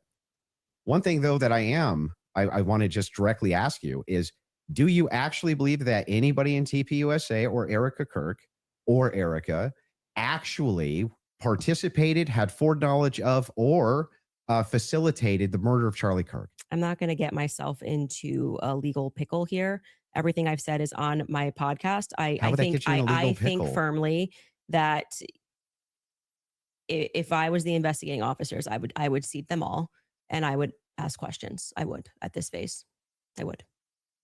Okay, so what does that hypothetical, mean? Does that mean that you do think so? I think it was not a sufficient investigation into what we know to be true of 80% of homicides. It's usually conducted by someone you know, right? And the fact that was never even considered, that like I said earlier, the backpack was returned. How do you know that was never considered? Because they gave back the backpack as just one example. They gave back the backpack. They gave back the. That doesn't show a conspiracy. Well, I mean, it shows that the police trusted everybody and didn't just hold things up for a Yeah, second. they and ruled them out as suspects. that quickly. I'm not comfortable with that investigation. It's a pretty big organization. There's $100 million incentive. People, this is What $100 million incentive? what I'm saying is his organization, like it had grown to, I think it was 100 million. Plus per year. Yeah, per year. If that's something you want to factor Yeah, in, but that's what was fine. the- Your what- team wants to play video, if you don't mind. Yeah, There's a video they want to play of Candace said it's impossible to not believe Erica's complicit. If you guys want to play that video. That's also just asking. And but so right sure. now, their guys are going out and they're going to look for evidence. And then by May, which is fortunately around the corner, then she'll see what they found. So what the F is that performance? How could you sit up there and say, yes, I 100% believe Tyler Robinson did it. That right there is why it is impossible for me to think that Erica Kirk is not complicit somehow. Because what? Those two thoughts actually don't even follow. How would it be the case that even if Erica Kirk did believe that Tyler Robinson was 100% responsible for the death of Charlie Kirk, let's just say she believed it with every fiber of her being, believed all the evidence, because she did. She just actually did. Would it then follow that somehow she's complicit in his death? I didn't say implicit in death. You added those two words. Okay, so what's she complicit in? Yes. So sowing this narrative that Tyler Robinson is guilty. So you're chopping up clips. Like I said, you didn't have the confidence to come Okay, in well, and tell debate. me, So what now does you're that mean? chopping What it does up. complicit mean? We are showing a clip of her on Barry Weiss, which I can't remember the date that she did that interview. And Erica, when she is asked, "Are you one? Do you feel with 100% certainty that Tyler Robinson did this?" And she says, "I do." Then again, context matters. I sit down with Erica for 4 hours under the assumption that she had some evidence, right? Like I'm like, this is why I did not engage in any like Erica, everyone's questioning what she's wearing and all this stuff. I was like, I'm going to wait here because I don't know, just it feels weird to think that, did I think that some of her mannerisms were weird and stuff like that? Yeah, but that's not, you can't convict somebody on weird mannerisms.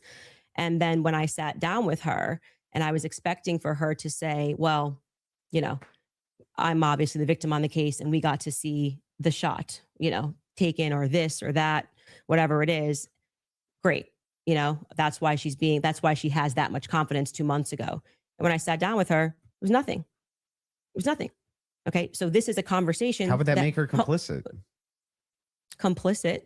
And again, you said complicit in the death of Charlie Kirk. Complicit in what? Yeah. Well, if you let me finish my sentence, I could tell you that. But my point being is that then you take a look at this and you go, okay, well, this is weird.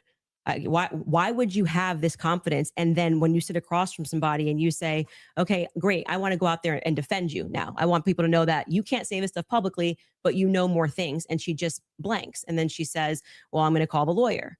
And she called the lawyer. Again, all of this is on my show. So out of context clips is not going to work because I know what I say on my show. Okay. So we call her lawyer and her lawyer says to us, she calls him on the phone, pardon me. And it's me, her, and Justin Strife. And I'm like, okay, great.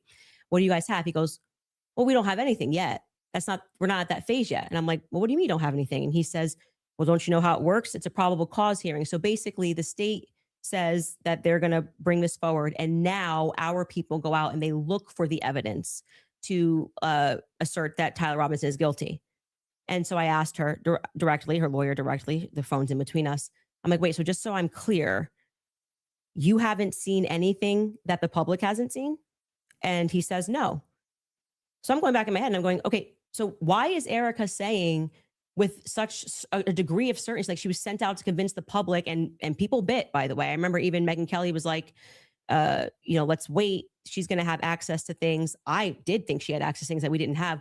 Why express that confidence to the public as opposed to just being like, we don't know yet. I feel confident he's involved. They made an arrest. I don't understand. How would any of this make her complicit? And in what? Well, I've already told you. She's complicit in trying to fool the public into thinking this is some open and shut case. How is she trying to fool the public into this? If she believes like, don't look if she anywhere believes else. that Tyler Robinson killed Kirk, if she believes that, how would that be complicit in anything? I do. Are believe, you saying that you think she doesn't believe it? I don't believe that at that stage she sat down with Barry Weiss that's what she believes. No, but that's my opinion. Right. But so when you just say complicit, you just mean she believes that Tyler Robinson killed Kirk? That's it? That's what we were talking about. That's why I said if your strategy was to dice up clips and take it out of context and make it No seem like I strategy. said You she can was explain complicit. everything. Yeah, but then why not just play the full thing?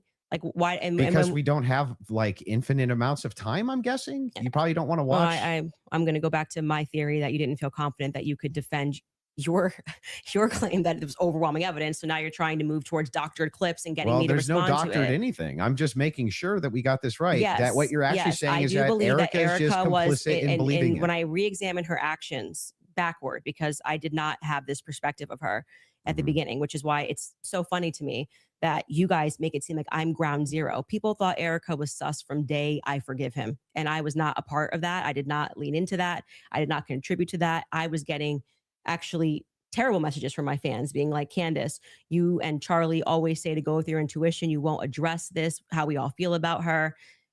Things changed for me when I saw that Zoom call. I will tell you that for sure. And the fact that she lied to me. So I sat across from her and, I wanted to have that conversation publicly, but they're probably grateful they didn't do it publicly.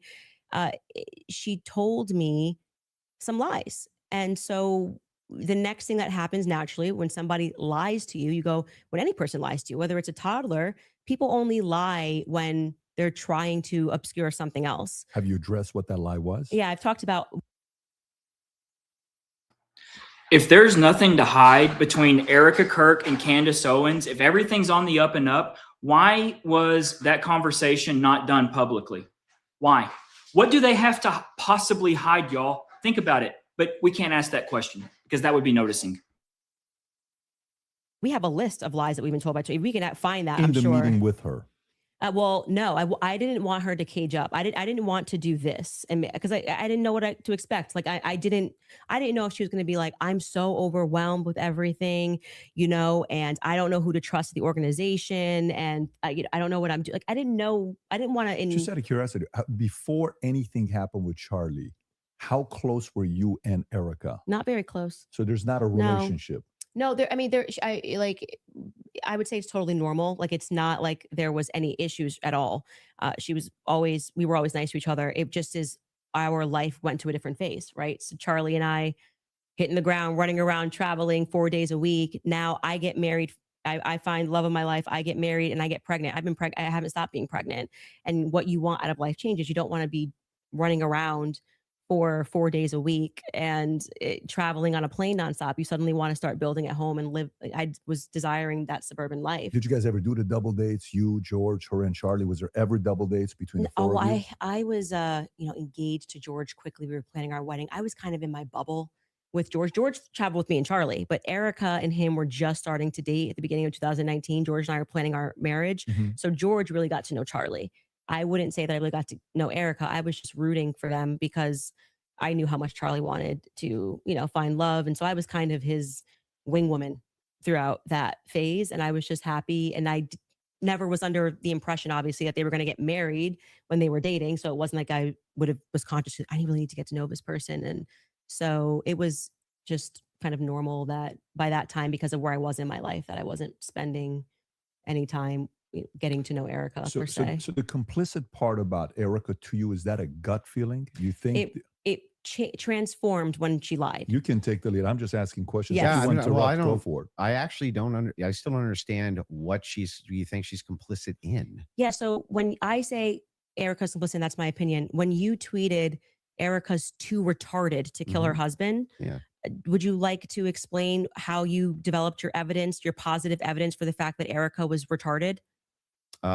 Yeah, sure. So Yeah. I just think all women are retarded. Oh, so you're allowed to just say stuff. Who knew? So, and You what, just and by asked the way, me. and Like, what dramatically transformed your opinion of Erica after going to the headquarters? Because you were pretty hostile about. I wasn't hostile towards them. You don't think calling somebody too retarded? No, is come on. That's like normal tongue-in-cheek stuff for me online. Oh, you're being tongue in cheek. Usually when I call someone retarded, I'm being tongue-in-cheek. Yeah. Like for instance, you got supporters. I mean, if you want to use the same exact argument, you would take a supporter like Owen Benjamin. He called you bad names and called your husband bad names. You're just like, well, it's no biggie. I've never answered him on anything that he said. I'm saying that you now are her biggest defender. So do you still think I'm not her biggest defender? Do you still think she's too retarded? No. I didn't know Erica Kirk. I'd never met her before. Okay, but you had an issue with Turning Point being led by a bunch of fembots talking about Still the do. feminist angle. Still do. And then suddenly you go to the Still think headquarters. it's a terrible idea. You go into the headquarters. Mhm. Now all of a sudden you've got text messages that you're sharing with them. You say that you and your wife are getting involved with management. No. I'm not involved in any management at Turning Point Well, USA. I'm pretty sure there is a clip of you where you say that your wife went to their recent conference and sat down. And then when you were on Joe Rogan. No. Hang on. I'll explain what happened just so that you understand. Yeah. So I was invited there to do some debate training. That's literally what I was invited there to do on recommendation. So I went down and did some debate. That's the first time I ever met anybody at TPUSA. Okay. We and then don't you said give you a sat shit. down Why are with we not talking about the Erica? case? Well, I didn't sit down to her. I talked to her in a hallway. So you didn't sit down and speak with Erica? No, I didn't have like some sit down long conversation. We talked in a hallway. Okay. I Is that don't when know, you gave her the maybe- hug? Yeah, gave her the hug right there. My wife did too. We were both very sorry for what happened. Okay. to So her. at what point did you start receiving text messages from that you cited in your opening statement? Oh, that I you- just reached out to TPUSA and said, I'm prepping for a debate. Is there anything that's pertinent that I can use here? Do you find it interesting that people have been asking for, basic answers to questions, and you're saying that you walked into their headquarters and reached out and they It's instantly amazing, isn't it? If you reach out in good faith and you're not demonizing them and saying that they're complete.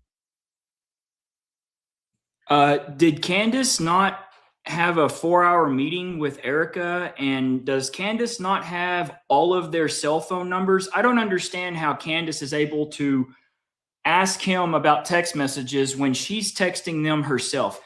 Please, someone help me square this math. In the murder of people's deaths, that perhaps they're actually willing to release things to you that are pertinent, other than thinking that perhaps you're diabolical. Well, I don't know. I, just don't have the I best feel like if I was intentions. going to release that information, I didn't demand that it be released to me. I actually never demanded that it be released. I just simply said that this is what was going on in the last 48 hours. Maybe to the media, they could release it. They could release it to PBD. They decided to release it to a guy that called Erica too retarded in June. So what? Yeah, I just think it kind of shows that Turning Point is sending you as their horse. Well, I don't They know just where don't have the courage to have the conversation. Like, I don't. If they see were this- just releasing something in Let good me ask you faith a to answer question. questions, Do you have any I've never evidence of that demanded claim? it's not evidence that No. you're sharing your opinion No. that she's too retarded. I can't share my opinion that I think it's going Well, to I never register met the as chick. really obvious to the public that rather than presenting that throughout the course of everybody wanting to know what Charlie was going through his last days, they decided to give it to you to come to my house as some sort of a surprise. Well, do you think the public's not smart enough to see through that? Do you think that if It's you talking know about terrible PR, if you know that there's a huge debate that's coming up that's going to be probably one of the most viewed that year, and one of the debaters calls you and says, I'm taking this position, this is the position that I feel like there's the most evidence for, and Candace also agreed to answer many of my questions in regards to this. So if you got pertinent evidence here that I can use, I definitely like take a But look. what is the- It was actually amazing to me. It really was actually amazing to me how if you approach people in good faith and just say, hey, I'd actually like to know what the facts and details are around this, they actually do talk to you. It's amazing. Yeah, I just do not believe that they are doing this in good faith. I don't believe that anything you have done has demonstrated that's in good faith. It Controlled demonstrates that you walked into opposition. Turning Point USA headquarters and came out a different man because you were That's what critical of this the is. organization. This is You Still were am. critical of opposition. Erica, and now you're sitting They here going, think we're Well, Candace, first I of want to all, interrogate you for Have an you hour ever and a half been? about everything you've ever Have said you ever about been Erica. critical of somebody that you hadn't met, and then you meet them and you're less critical of them? And the inverse has happened too. I was You're right, less critical exactly. about Erica, and now I'm more But I'm critical about asking her. you. But I'm asking you. Isn't it the case that there's people you've been critical of, and then you've met them, and you're less critical after you meet them? Too retarded. I feel like if you think that she's dumb and let's just talk about your record. I mean, you're a person that has spent time in what most people would term to be the manosphere, talking about well, yeah, I debate against against feminists and red pillars. Okay. And a lot of the actual. So I'm a Christian ethicist. I and then always you take go the on to ethics Joe position. Rogan and you're like soft explaining away why Erica had to take over Charlie's company when they don't have a parent at home. So now you're a feminist icon. Like you just go into the headquarters and you just shift all of your perspectives. That's a bizarre criticism. Like nobody's in the bigger girl boss position than you. Yeah, I'm actually no. You're in the biggest of the girl boss positions. Like you don't have to do this. Look, You just do this. You could definitely not do it at all and be fine, right? But you still do. I would say that you are making a comparison that cannot be compared because because Erica's husband was just assassinated in front of the world. Which the makes sense why parents- she would take the organization No, over. that it makes sense why you would go home to your kids, just so you know. Wait a second. That's bizarre. Yeah, You wanna because they don't have a protect- parent. They don't have a you wanna parent, and they've protect- just suffered a trauma. You don't Yeah. go into the office. You 6 want to days later. protect your husband's legacy, Yeah, right? no. And you're trying to find some The new legacy normal. is his children, not the organization. It's both. No, Yes, it is both. It's totally rational and reasonable to Nope. believe that it would be both Turning Point USA, that is part of Charlie Kirk's legacy. He worked his whole I life think for this it. is why people think she's sus. and his children. Now, for you though to say that anybody's a girl boss, right? That's like the pot calling the came out kettle of- black. That came out of your mouth. No, that was you. You brought up girl boss. Girl boss came out of your mouth. Yeah, I'm telling you that you brought up this idea that I'm defending some feminist nonsense. I'm not. I'm pointing out that they're by the way, She's not qualified always to take over objective- his company. there's always objective outliers to each situation. In fact, it's the exception that proves the rule. And the interesting thing here is like, I'm still just as critical of feminism inside of TPUSA as I've always been. And I'm just as critical of any pro-Zionist position as I've ever been. None of that's ever changed. By the way, I would think it's the most rational, reasonable thing on planet Earth to do if you wanted to actually see an organization change, to try to work with leadership or reach out to leadership to try to do so. Doesn't that make the most amount of sense? I would like to state for the record that I think Erica is underqualified from to run Perhaps. that to run the organization. Sure. And on the more emotional aspects, I agree with what seems to be a majority opinion, because I'm not gonna say it's scientific, that any woman that would leave her kids and go right into the office after their husband was publicly assassinated does not have their priorities straight. Okay, well, I understand that you can have those criticisms, Yeah. but I'm not understanding still how that would make her complicit. I don't have to keep answering the same question. Okay, so but let's you- let's you- get but you team got is an answer asking to how your- it's complicit. Your team is asking to play a clip. So if we Okay. want to play this clip to just finish this segment on the Erica Kirk topic, we can spend some time on that as well. So Okay. if you guys are ready in the back, we're ready. and causing that 30-06 diameter, as would happen with a patent explosives, as we've demonstrated to you in the past, it accidentally, because of how Charlie was crouched, went up and hit his neck. And that ruined everything.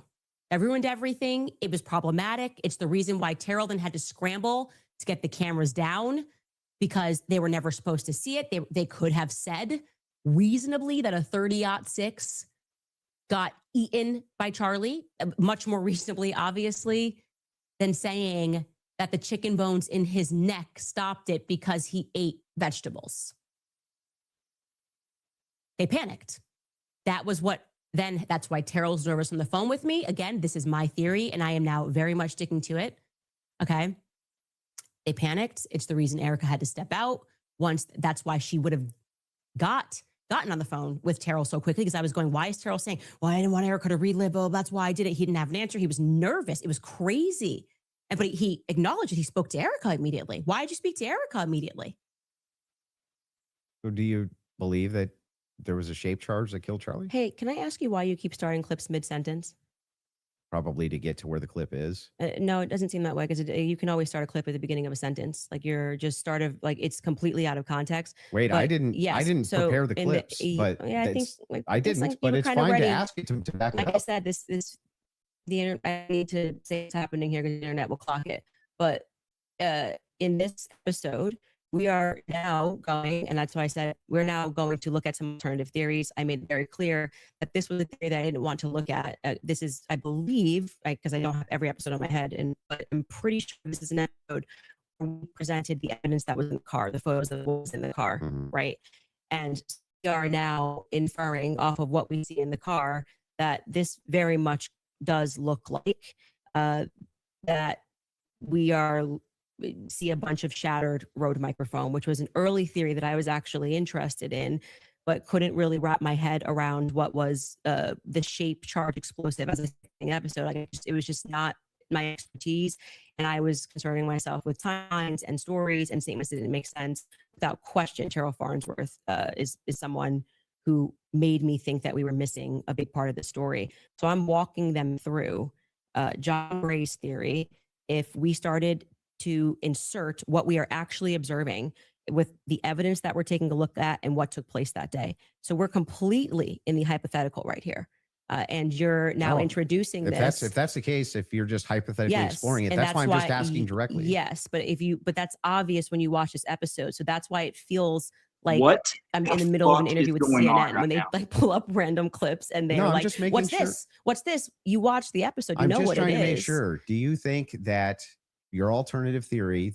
Do I you think John believe, Bray's theory should be explored. Yes. Okay. Do you think that Charlie Kirk was killed with an explosive? I think that is a possibility. Yes, yes, yes, And it yes, should yes, be explored. yes, He's done yes, a lot he of work was. on it. John Bray has done good work, and I think that that's why that theory is now starting to gain steam since we released the second set of the photos of what was in the car. I think it's viable. So this was the big thing I wanted to get into with you on the explosives too. Mhm. What is it about that theory that's actually compelling to you? So I looked into the explosive mic theory multiple times. And the biggest thing that stood out to me is there's no explosion. there's literally no explosion. In fact, there's videos when the shot rings out that kills Charlie. At least it sounds like a shot to me. People are actually like looking up towards where the gun is being fired. They're looking away for where the sound is. Like, where's the actual explosion? Well, for every person that you say looks away, there's going to be a person that was looking forward. We have former Marines that have gotten on and said, I only see Philip Goldsberry looking to the roof. And Philip Goldsberry is looking to the roof because Philip Goldsberry is making sure that the guy is running. He wants to see the guy running because he knows that there's a patsy up there that's going to be taking off running. And then he remembers in his head that he's got to be running, or he has to be scrambling because, oh yeah, this has to be a pretend live fire when the explosive was under Charlie's shirt. It looks to me like there's an explosion under his shirt, right? You obviously saw Rob O'Neill go on to, I'm forgetting which platform it was, where he said, it's the first thing I thought was it looked Rob like O'Neill is the man that killed Osama bin Laden. Yeah, and I think he's qualified to say what he believes he saw. We should actually, since they're pulling clips, we should run that clip of Rob O'Neill and what he said and what he observed and his experience. Yeah. So I'm going to take that. And also there were people who immediately spoke to the media that day who said the same thing, that they thought that something happened under his shirt. That was actually, if you go back to like my first episode, when I was just observing what I saw with my eyes, I was asking the serious question. I was seriously saying, why is it like somebody shot him from underneath? Why is his shirt moving first? It doesn't make sense to me. And That's because of air dispersal from the bullet. Get the fuck off the So grass. Whenever a Full bullet is of shot, projectile fucking shot, shit. you can actually run this experiment yourself. If Oh, have a can you? rifle. Why don't you go do it, Andrew? Take like an empty box of ammunition and put it on the table, and then fire it near the muzzle, and that box will actually blow off the table. Okay, so question for you. Does that box go sideways off the table? It can. It can. Yeah, you can. It depends on the dispersal. You 3,000 pounds of energy or 2,000 pounds of energy coming at you. That's how much it carries. Well, it's not 2,000 pounds of energy. Well, we can fact check that. That's- How many pounds of energy is it? A 30-6 being shot 150 yards away. That's a great question for Grok. I'm going to say when we looked at it, it was between 1,500 and 2,000. I'm pretty sure pounds of energy coming at you, and you just go upward and to the side. I don't really buy that. I'm going to just say I just think that that's not but possible. It doesn't go through on top of that. So there's another miracle. You didn't get blown backwards. It didn't go through. But I also want to say that you're saying this can happen, and Rob O'Neill is infinitely more qualified, I think, to speak on that.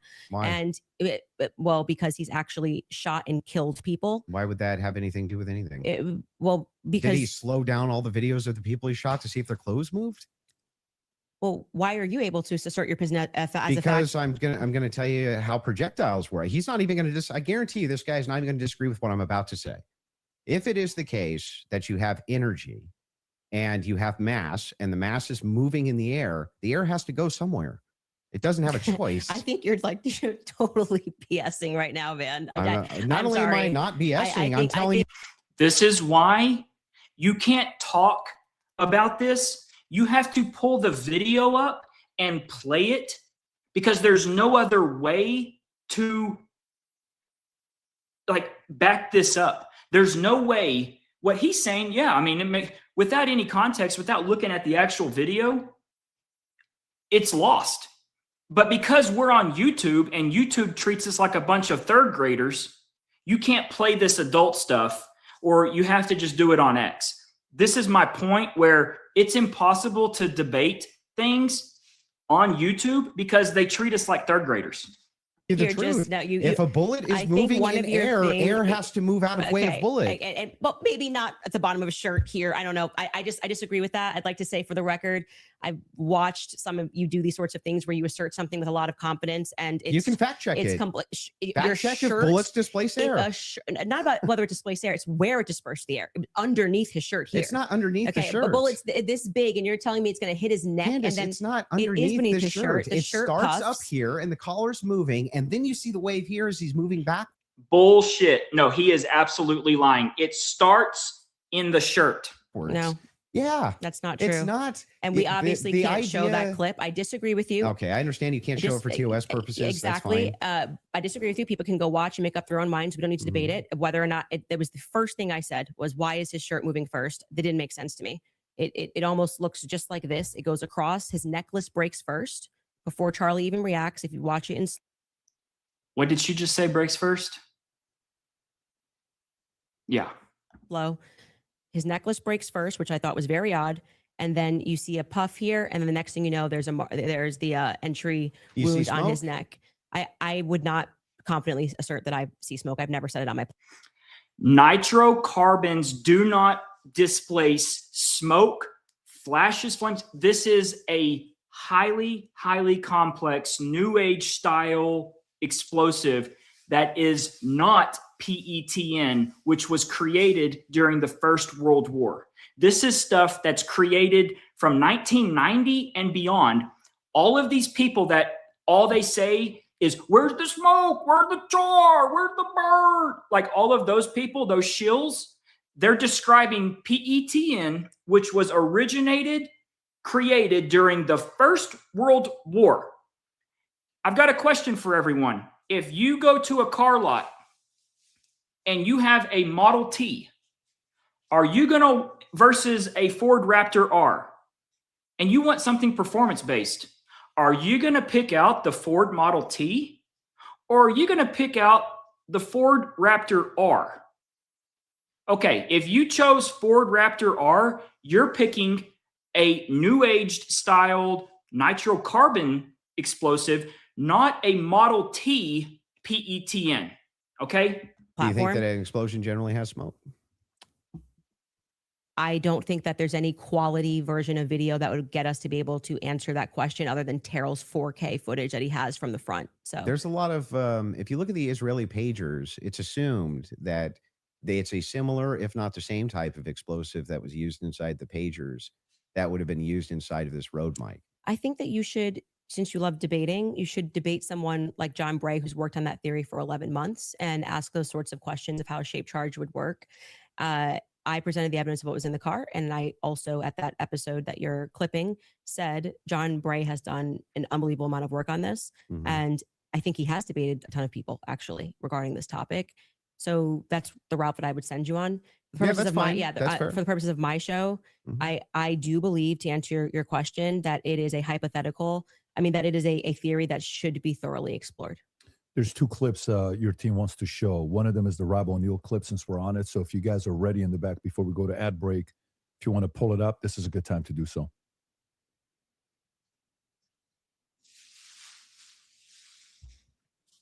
And good to see you, General Holt. You too. A lot of things bothers me about this. Nothing in particular. And it's not like I'm out there saying big lie or conspiracy or someone did it. I'm just saying I've been in a lot of shootings. I've killed more than a handful of people, and this thing looked shady off the bat. I mean, I've killed people closer than I saw the camera, and I've never seen a shirt move like that. That looks like an explosion to me.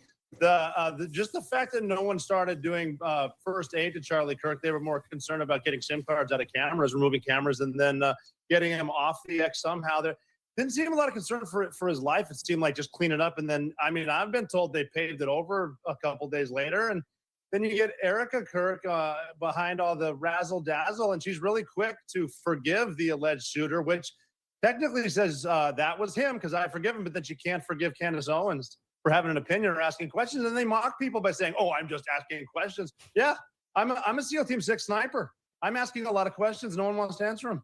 And you're able to ask. He's actually said very little about the explosive there.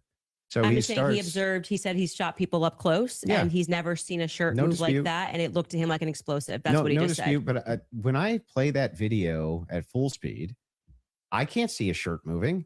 I can only see a shirt moving when we slow it way down. So if I'm in real time, I'm just assuming this, right? If I was in real time and I was in like a close quarters combat, you kill somebody situation, and I shot them, would you even see the shirt move? Well, I just feel like 5 minutes ago, you were arguing that it was because the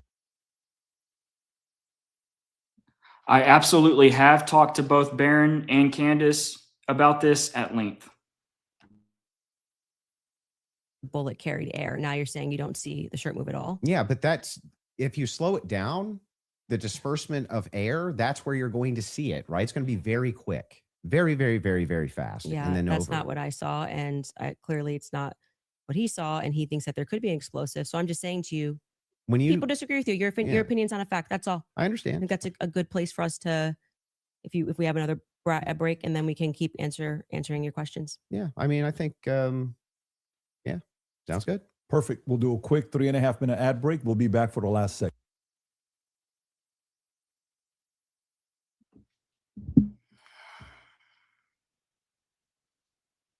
Get it. And I don't know why I'm putting it all on St. Michael. Out of there. Who helped him broadcast from this studio, this chair. Every day he loved it. He loved what he did. I want to thank the millions of people who have shown their love, boys who lost a friend and a mentor. I want to thank the staffers of his amazing Charlie Kirk show, who helped him broadcast from this studio, this chair. Every day he loved it. He loved what he did. I want to thank the millions of people who have shown their love for Charlie here in Phoenix, across America. I had to go in and get into the vehicle until the FBI cleared it. And it happened that Charlie, in the back seat below him, between these two bucket seats, was my computer bag. So everything, I couldn't go anywhere. You know, my wallet was in there. I wasn't going anywhere anyway, but I had to go in and get that out. And so when they finally cleared it, I got into the car and I pulled out my bag, and draped over my bag was Charlie's necklace that had a cross and medallions on it. And I had heard they were looking for that. And so cop was like, "Oh, we've been looking for that." I said, "I got it." So I just took it. I don't understand this. I saw the necklace. Mhm. Erica's wearing it. Mhm. And it had a cross on it, and it had a St. Michael's medal. Mhm. St. Michael. Mhm. I mean, St. Michael. He's the one who's supposed to protect us in battle, defend us against the wickedness and snares of the devil. Mhm. It's like I don't get it, and I don't know why I'm putting it all on St. Michael as opposed to Jesus. And he was wearing a cross. He was wearing a St. Michael medal. I just feel like if I went out in front of a crowd wearing a cross and a St. Michael's medal, I would feel next to invincible. When I went into the back seat of that car, I pulled my bag out, and that necklace was attached somehow, just kind of draped over the bag. So I gave it to Mikey, and I said, "Mikey, I want you to give this to Erica." It was a comfort to her. There's a powerful photo of Charlie's wife, Erica, holding looks like a cross necklace out of the window to his supporters. Can you tell us about that necklace? Yeah, that was actually a necklace that Erica gave Charlie when they were dating. And she said, "You're a Christian, why don't you wear a cross?" And he said, "I don't know, I'm not a jewelry guy."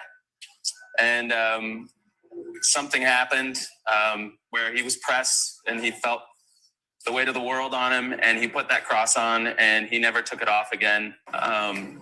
He was until he was assassinated. And the people caring for him ripped it off as they tried to save his life. And Erica has it on her all times now. Last night was amazing. Yeah. Yes. I don't think I could ever put into words. I mean, obviously, that was my first campus. I mean, in fact, on a campus event, it was sitting, next to Shirley.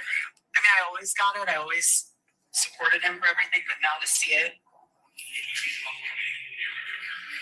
Well, there was a point where I couldn't even catch my breath. Like before we went on stage, and they played that video. I know. That intro video. I had to to hear my husband say, "She is my hero and the love of my life." Erica Kirk. She's the love of my life. Yeah. So when we first started dating, That is not what Charlie had. He did not have St. Michael and all of those other little things around his neck that day. He had one cross pendant.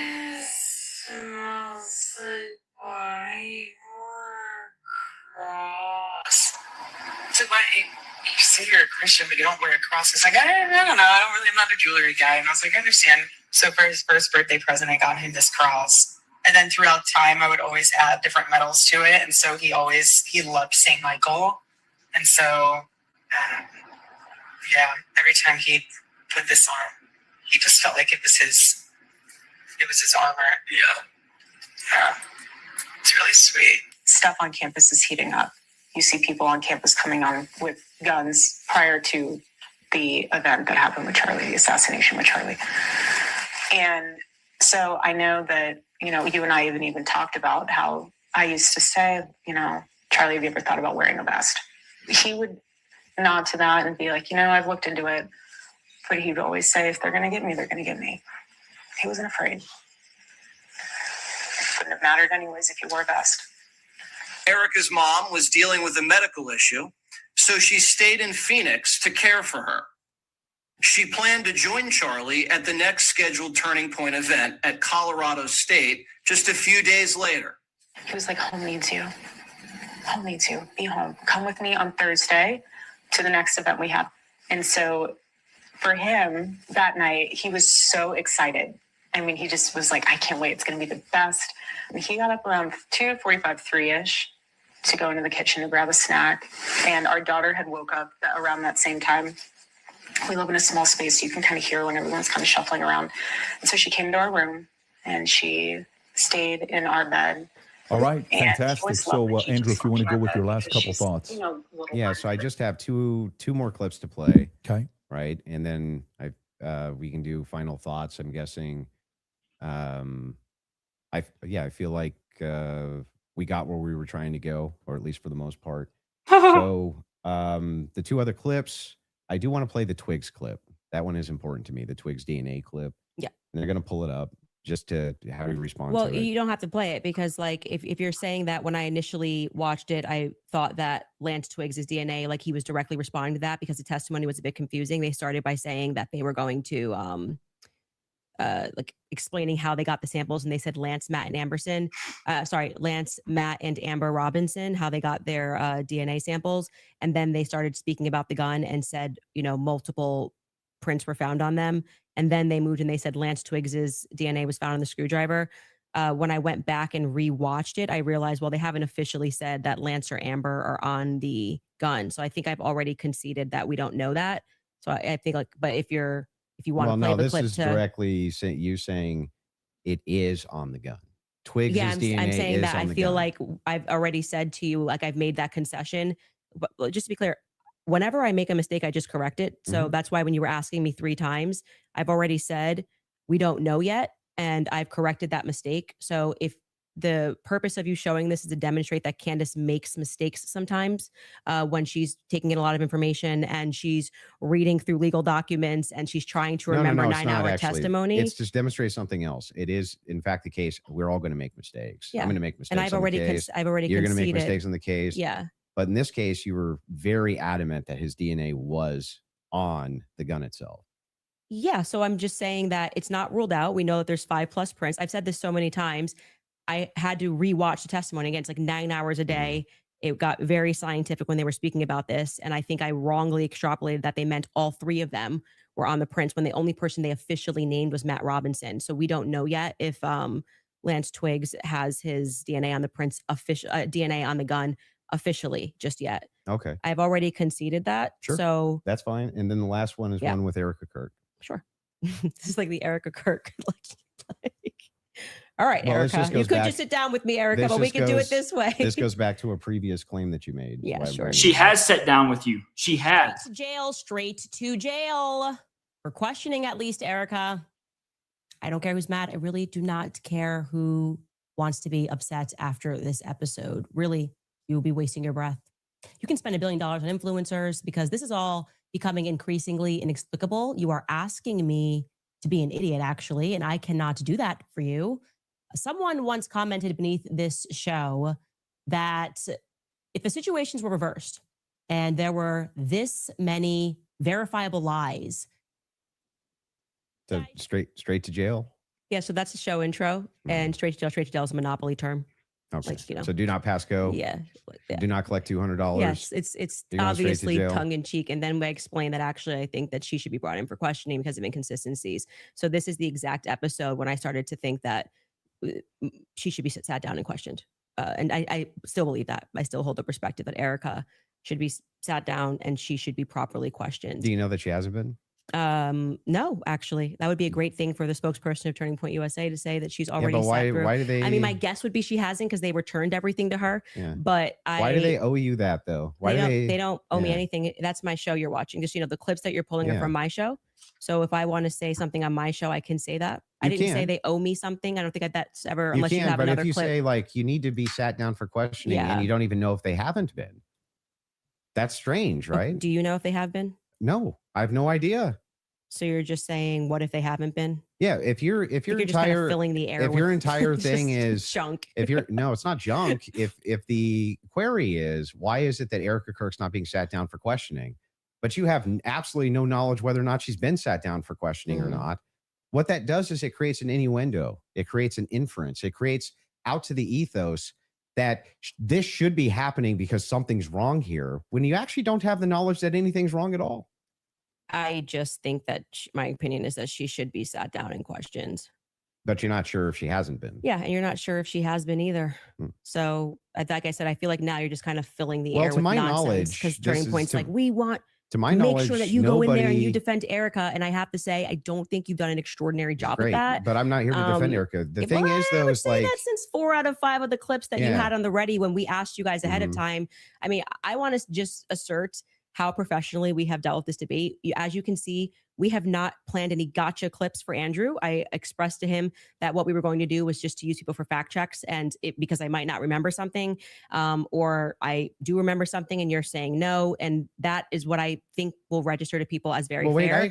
We did not take out of context clips of Andrew to try to repair. Expressly said that I was going to bring claims. We did not. Right? No, when you said you were going to bring claims that you would want me to speak to, you didn't say I intend on sitting you down with out of contexted clips to which we said to you before in an email. Any clips that you want to share with us, send it over. Let's assert a debate claim so that we can both be ready to respond to it.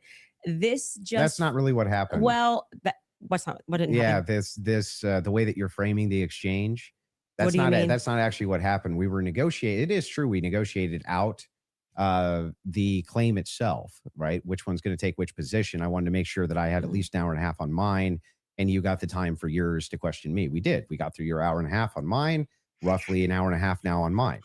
That's basically how this went. But in the beginning, I did not take an hour and a half to just pull out of context clips with Andrew. I actually debated the substance of what's going on in this trial and this hearing. And I do think that you fell short of that. There's nothing hang on. And there's nothing here except holding you to account for your claims. Yes or no. Well, we were supposed to be debating the case and whether or not there was overwhelming evidence. These are your claims about the case. No, you then admitted that now you're getting into another sphere and you want to talk about the transcendentals and things that I've said. We got through, and like 4 out of 5 of your clips are about Erica Kirk. So the general perception I don't think 4 out of 5 even is were. your Turning Point's horse. Oh, I think quite a few of them were. Were there 3 Ericas or 4? So you're just making stuff up? Can we get a count of how many were about Erica? I feel like it was 3. 3. Okay. Yeah, 3. 3. I said 4. But those are extraordinary sorry. claims. That's which is why you're asked about Okay, them, well, right? okay, but the point being is now you're veering into trying to get me to defend my opinions, and then you completely shirk responsibility when I point claims. out yours. No, they're not claims. When No, you they're tweet Erica claims. is too retarded, you go, that's just whatever, and then you move on. That's a claim that and I'm responsible for the claim. Well, earlier when I brought it up, you said that it was tongue in cheek. Yes, sure. That's me responding to your criticism of the claim. Painful. That's all I'm doing here. I was interested, and I'm happy to get into also the Patsy stuff now, if you would like to. well, Your that team was has one more supposed to clip be they want the to play whole from one 7 more. days Okay, ago. sorry. They got one They more had clip. to. and We then were can getting go to into the Patsy stuff, and you stopped it, and I was That was like explaining 3 to hours you. ago. Oh, they have one more clip. Okay, let's go. That was 3 hours They ago. want to hit the minimum of 4 clips you were saying with Erica. So 100%. This is absurd. So funny. Everyone's laughing Okay. with you. And this is the one you're saying from 7 days ago. This is a disaster. Just for everyone to know, this is an absolute disaster for Candace. Okay. While they're looking for that, do you want to continue? Yeah, I mean, Yeah, can I yeah. ask a question? I know it's been, or like, can I ask a question? Or are we Not just in really. I'm just gonna. Okay. We're going to hold to the actual contract itself. the contract does not say that you are allowed to just question me without me being able to respond to you I've never said you or can't have respond. a conversation. You've been able to respond to every question I've asked you. And by the way, the other thing is like Let's have it your way. I want it to look like Still happy we've to have done the everything debate. Andrew wanted to, so that people can fairly assess the situation. So you have it your way. I Totally will not fine. ask a question. Totally fair with me. So are you good with her asking a question or He no? said no. Waiting for the clip. Okay. So you want to wait for the clip first. Okay. This is You like guys have it in the back? a couple going through a divorce and mediation. Okay, They haven't beautiful. slept with each other in 5 years. This is what it feels like. There's no intimacy. They haven't had any intimacy, but they're going through a mediation and a divorce is literally what this feels like. Like I want to open the window up and jump out of the We need the box. Jeopardy Your team thing. told me they had it. So That's what I heard. Okay, there we come go. on, guys. Did this crime. Okay? Because Lance I can't Twiggs hear this. My has thing his went off. Just tell me DNA what on it the says on towel. here. It's fine. Lance Twiggs has his DNA on the rifle. Lance Twiggs And to has be his clear, DNA on the Lance rifle. Twiggs' Said this- proceeded this 4 times, was but I don't not know why they as feel like they need degraded to- as Tyler Robinson's DNA was on Tyler's rifle. It's Tyler's rifle. Oh, you but also Lance's said, yeah, it's DNA not as degraded on the rifle. Yeah, because I thought he was one of the things, but I've Right. already that's We what I talked mean when I about say this that. Like it back just when seems it was like breakfast you're time. not actually here trying to engage, because even before you got to this, and I knew that you had some secret clip planned, I said to you when I rewatched the testimony, I realized that they didn't explicitly say Lance Twiggs. They said 5 other profiles were on it, and that his was the most degraded. So I hope your team feels fulfilled in playing that. Is there any more? I'm happy to play every clip that he has on the ready. Anybody? You said you had some new evidence at the beginning of the Oh yeah, debate we should you had show that something text new. message that you Did read, you just wanna because share I that? think that's important for the public. You shared it out of context. I'll do it on my show. I'll share the text So you're going to message. read it on my show, but not show it. Correct. This is so fake. So I'll show it on my show, but that's what I'll do. I'll show it on my Can show. I ask why? Well, because I want to drip out the Because you do evidence. the same fucking thing, Candace. Got to drip out that evidence, keep people coming back for the show, right? God. I don't know if How do Stark you even serves you ask so that well. question? Do you not I'm have just any saying, self-awareness? yeah, I'll release it there. Candace has zero fucking self-awareness, people. Zero. How can she sit there and ask that when she does the same fucking thing? Yeah, that's my intention. But yeah, I'm fine with closings if you want to do closings. Well, I also would Please, just, for the if- love of God. if I may ask a question, is that permitted? Go ahead. Yeah, it just so is. I also have clarity, since your basis has been evidentiary, you keep saying that you have evidence or like you are following evidence. Which one of the charges against, or all of them, do you think Tyler Robinson is guilty of? The specific charge?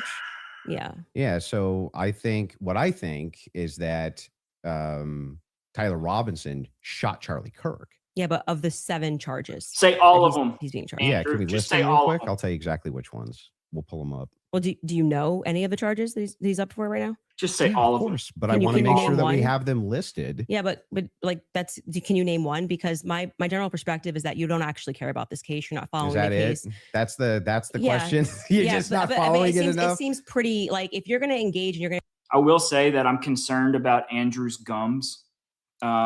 I can see that they're definitely swollen. I think he needs to get in. Maybe some gingivitis is set in. He needs to see a dentist ASAP. I'm gonna make sure that I comment that out because I'm concerned about his gums. I say the evidence is overwhelming that Tyler Robinson is guilty.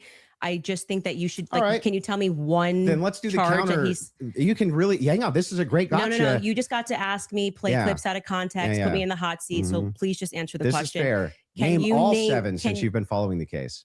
Okay, sure. You Go name ahead. you name one. Yeah, you named all 7. I'm happy to do that, but can you name one? I think he's been charged with murder.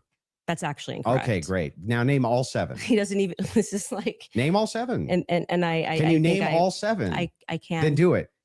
Sure, you don't have to Do put it. No, do it. I'll count them. Go ahead. You don't have Name to 'em. put your fingers up. Who I can do that. name 'em? Give Yeah, the sure. fuck? The first charge is aggravated murder because that's what carries Okay. a death sentence So in the murder. state of you. No, Next. that's not. That is literally not murder. Okay. And Next. so just for people, no, I don't have to do it in a time limit. There's nothing going on.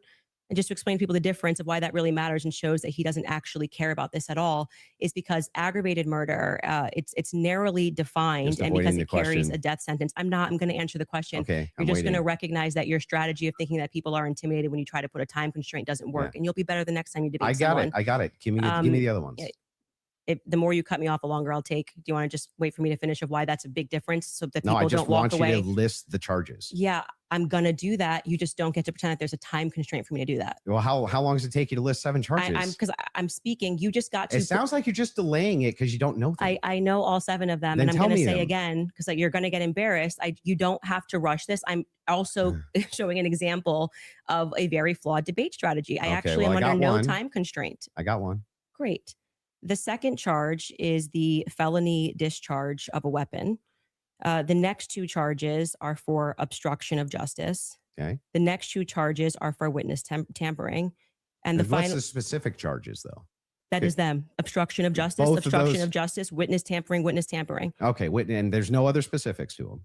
Well, I can tell you why he's being No, charged no, with no. it. Just the charges and then 7. Yeah. See, the bad thing is when you try to be an a-hole and it doesn't work. What's the 7th? The last charge is Why can't these dumbasses just pull the fucking charging document up on screen that's already been up on screen instead of playing this stupid fucking ring around the rosy game? Can someone explain this to me? Like literally all 3 of these people look dumb as shit. Why are we playing this game of who's got the charging document memorized? Who gives a fuck? violence in front of a minor. Okay. Got it. So then he's being charged with murder. You just say aggravated murder. That's the distinction. You just want to. It's a massive. It's Got like it. you cannot Massive. say murder versus aggravated Massive murder. distinction. This gets to the entire crux of why him being up for the death sentence.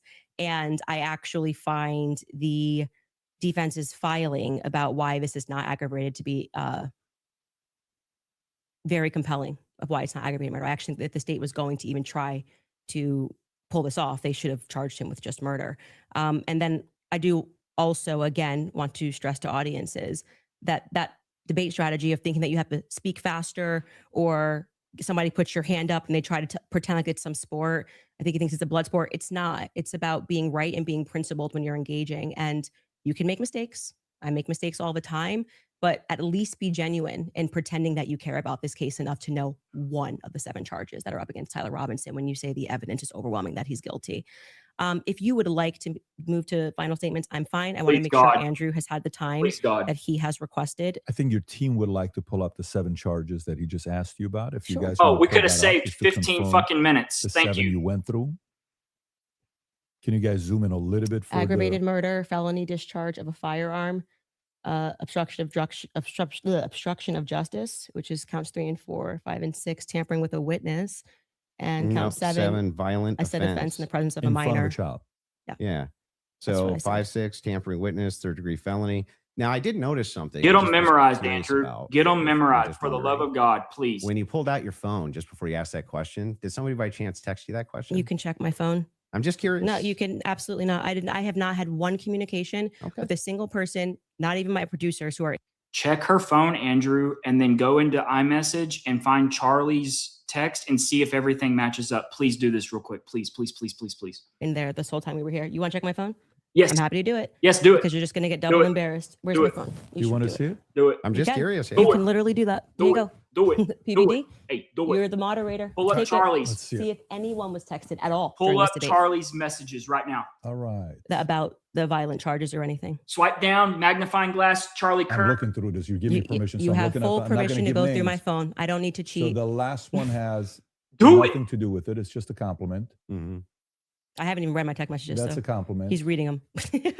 You're okay. He's You'll like, give me there's permission. I'm just gonna read George's. 3 of them, Yes. see 11, Oh, there's 32, a 'cause bad after that, picture I don't from need to George. read Oh, it. you bad Maybe girl. another text. Oh, you bad boy. Could have been Telegram. Could have been something. All like I that. have is Signal. You can check that too.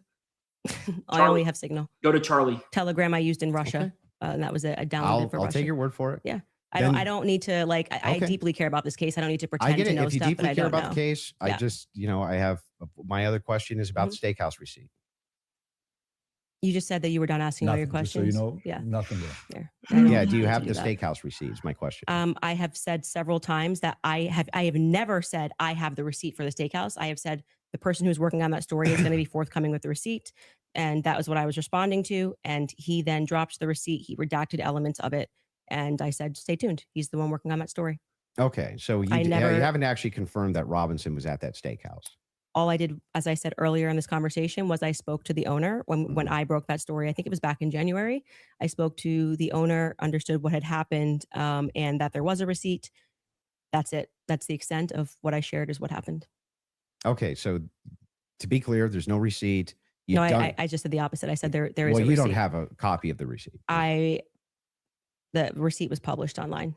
Yeah. Right. With blurred The out. person working on this story Yeah. that blurred that out Mhm. is what I was referring to when I said stay tuned and keep following his stuff, because he went to go do what I hadn't done, which was he interviewed the actual server. So there's no evidence that Tyler was at that steakhouse. I would say the receipt with his debit card number, it would be some hard evidence if that I agree with that, Yeah, but- so that's it. But you're questioning me. But is there, as of right now, He paid. If you're asking me, did he pay with a credit or debit card? The answer is yes. No. Is there proof that that was actually his debit card that he paid with?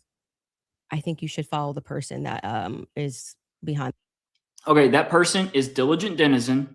And because Diligent has the grandmother's phone number, he texts her and the grandmother talks to the father. This could all be put to bed by all of us quitting work today. This could be put to bed if someone would log in to Tyler's online banking, just like every single person watching right now has access to online banking through their own bank from something called an app on the App Store. They could screenshot the Cowboy Steakhouse transaction, and guess what? All of this is put to bed. Why won't someone do this? Why can't Diligent demand this because of the stakes in which the claim is held on? Like, literally, think about that, y'all. Why not? Why can we not get a little? Do you know how much work we're doing like on behalf of the family trying to save their son's life for the fact that he did not do this? Why can the family not meet us this much? Anyone ask that question? Why can the family not meet us this much? What's up with that, y'all? Sure is fucking weird. Well, the reason I'm asking you is because you always include it in your timeline that he traveled to the steakhouse. Yeah, we've been building a timeline with things that we feel are But is there any actual Utah 1102 evidence? approved. I think speaking to the owner, knowing that there's a receipt, seeing the receipt is good enough to put on our timeline. But the receipt itself, the question I always had about it is, couldn't you just call the merchant? Like, if I've ever had a merchant account, I just call the merchant Well- account processor and say, what's the name on this? Online I would stay tuned. I feel that stay tuned. Having spoken to the owner, that the evidence is compelling enough to put onto my personal timeline of what took place on that day. Oh, we can't do the online banking from the parents because that's going to be too much showing, literally corroborating this story of Panguitch, Utah. We can't do that. That's going to actually show our son's innocent. Help me understand the logic. That's where it's going to stay. And if it gets debunked, I'm happy to take it off. If that's what you mean, that's how an investigation works.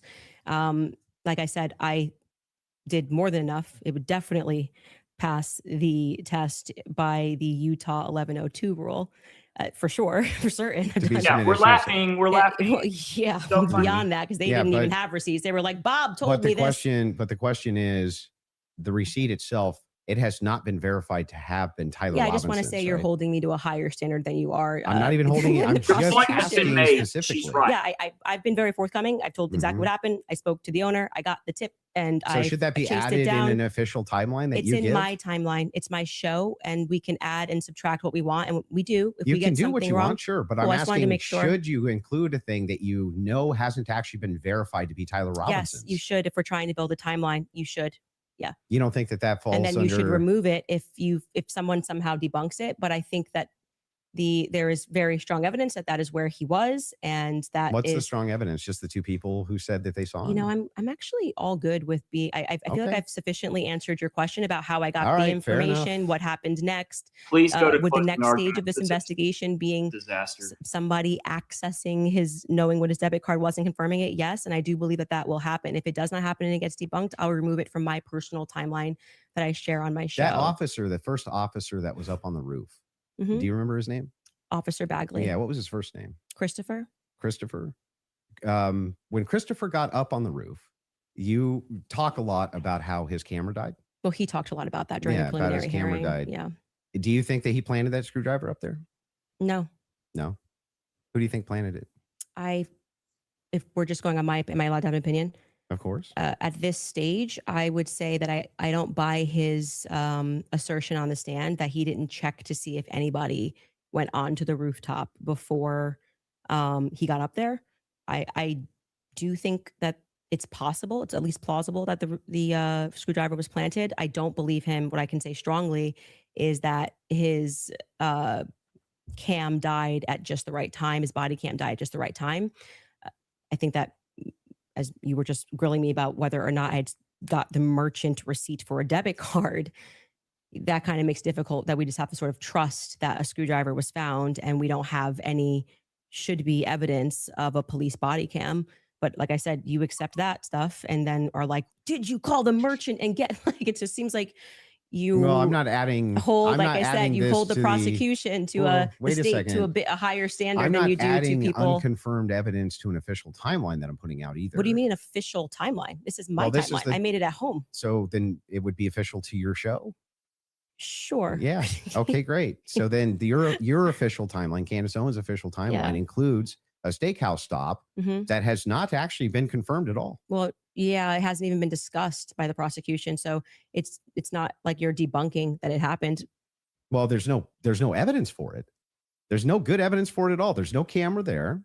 And the steakhouse receipt itself has never been confirmed to be Tyler Robinson's. I'm assuming this is just like a talking point they gave you and you got to like keep pushing this or like. I've been 'cause following it very closely on X. The receipt, you weren't even following the charges of Tyler Robinson, but you really You wanted think to know. that I've been because- following it do you very think that closely on because- X. Wait, you think I'm calling owners of do you know steakhouses that- and having a wait, conversation. You're following combo Yeah, on I X. literally followed the entire trial or the preliminary live. I was live with an attorney. We covered all of it. You think because I have a momentary or lapse where I'm like, oh, it's murder? No, it's aggravated murder. Come on. You didn't know any of the That's charges. splitting you hairs. No, that's not splitting. It means you didn't follow the preliminary hearing at all. No, it doesn't Like mean you that don't at know all. any of That's the charges that are ridiculous. against him when this is like getting literally to the crux, Oh, aggravated man, murder versus murder. It's a death ridiculous. sentence. And not only that, let's point this out. One of the major things here is that this is your official timeline. It's mine. Yes. Who else could it be? Who else? It would be Candace What's your Owens' issue? timeline. I just don't know what his issue is that? with my timeline. What's your issue with that? Well, so the issue is that the entirety of the evidence revolves around two people who claim that he was there Mhm. and supposedly a receipt. There's supposedly a receipt where Tyler Robinson paid for his steak and his soft drink. No alcohol, right? No alcohol, right? You know nothing about the case. But anyway, this particular receipt, they could have called the merchant account, confirmed it, this type of thing. To date, this receipt has only the blurred information on it that would actually give you the information to confirm whose receipt it is. We have to date, nobody has confirmed that this was actually Tyler Robinson's receipt. And yet inside of Candace Owens' timeline, which she states over and over again, when she says, this is the longest 13 hours, this is 13 and a half hours, the requirement for about roughly 5.5 or 6 hours of that is that he went to the steakhouse. Mm. And that's not been confirmed at all. Not even a little bit. I feel like saying that I spoke to the owner of the steakhouse is me, like, not just being on X looking at opinions, but actually doing the legwork. And that's why like I said, if you think this builds up a rapport with your audience and makes you seem like a serious person, we don't have to keep belaboring the point here. I feel like I've demonstrated that I did as much as I could to confirm this when it came in. I spoke to the owner of the restaurant. Obviously took down everything he said, noted that there was, in fact, a receipt that he pulled. That receipt that was published is real. A debit card and a credit card was used. If for some reason somebody misidentified something down the line, or we find out it's a different Tyler Robinson, I'm happy to remove it from my timeline. But for right now, I think that there's enough under the Utah 1102 rule for me to keep it there. I don't really think we need to keep going into circles about this receipt. It's my timeline. I don't know why the 1102 rule would apply here for your because timeline. you were constantly citing This things is in the that court courtroom of that have Candace less Owens. evidentiary support I'm than the me contacting judge. and speaking with This is my courtroom. the owner of the restaurant. It's not like I dreamed it, as to use your expression. These are my So it's in my people. timeline, and I'm going to keep it there if that's cool. Sure, you can keep whatever you Great. want there. I'm Okay. just saying that there's no evidence he was ever there. Okay, thank you. I think No we hard delivered the evidence point. anyway. Yeah, I'm fine with closing. Okay, so the last thing we're going to do before we go into ad break, right after this, will be final thoughts. I'll be asking both of you if anything on your opinion, thoughts changed on the case, and then we'll finish it up from there. So with that being said, a 3.5 minute break, and then we'll come back for final thoughts. All right. All right, you guys, if someone followed you everywhere that you went, recorded what used tallow cream and their Buzzin' Tallow Balm, the Sunshine Tallow Cream has become one of Mimi's most... This is an absolute disaster. This is an absolute disaster. We literally have watched, this is a couple that has, they're going through a divorce. They're at mediation. They've not had any intimacy in 10 years. They don't even remember what they look like. The other partner looks like naked. Yet they're bickering over or between a board table, a conference table with their attorney and a moderator is literally what this feels like. And this is a disaster for Candace Owens, an absolute disaster.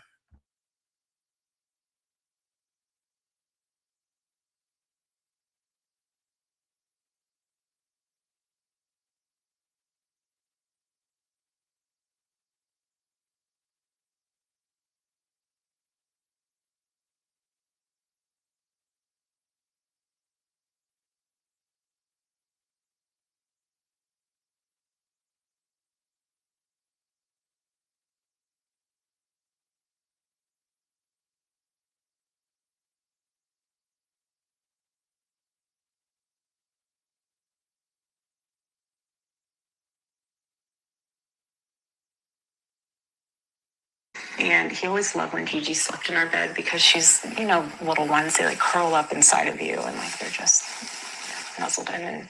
But you also know that it can be very acrobatic when a 3-year-old is in your bed and somehow their feet end up on your face. So I said, I want you to have a good night's sleep. Go ahead and sleep in her room. And I'll turn the air down so it's nice and cozy in there. And I just want you to get a good night's sleep so you can be amazing tomorrow. And so Gigi and I stayed in our room. And that morning he woke up super early and he came into our bedroom, into the bathroom, because that's where his wedding ring was and his necklace. And he came in and he grabbed that. And then he left. I didn't even get to give him a kiss goodbye.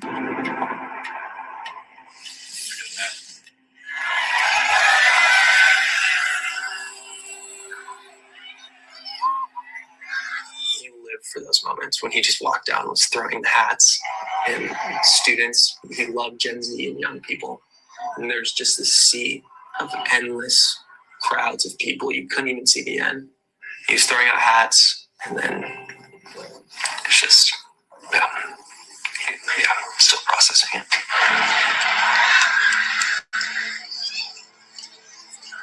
Was at my mom's doctor's appointment. I have my phone and I see the video coming of him flinging out the hats. And I said, Mom, look, it started. So we saw the hats being flung. I put my phone down and it was on silent, so I had no reason to look back at it. I moved my mom. I went back to grab my phone, and that's when Mikey started calling me. He called me within seconds. Ooh, no, you didn't, Mikey. No, you didn't. just remember it rang like 3 or 4 Mikey's times. a bad boy. I didn't know what to say. Those are the words that will change someone's life forever, and you have to be the one to say it. That was Mikey the has first time I've been ever a bad called her boy, and I can during a prove it. campus tour stop. And so Mikey called me, and I'll never forget him just being like, Charlie's been shot. He's been shot. Get the kids. Get security. Get the kids. Get the kids. He's been shot.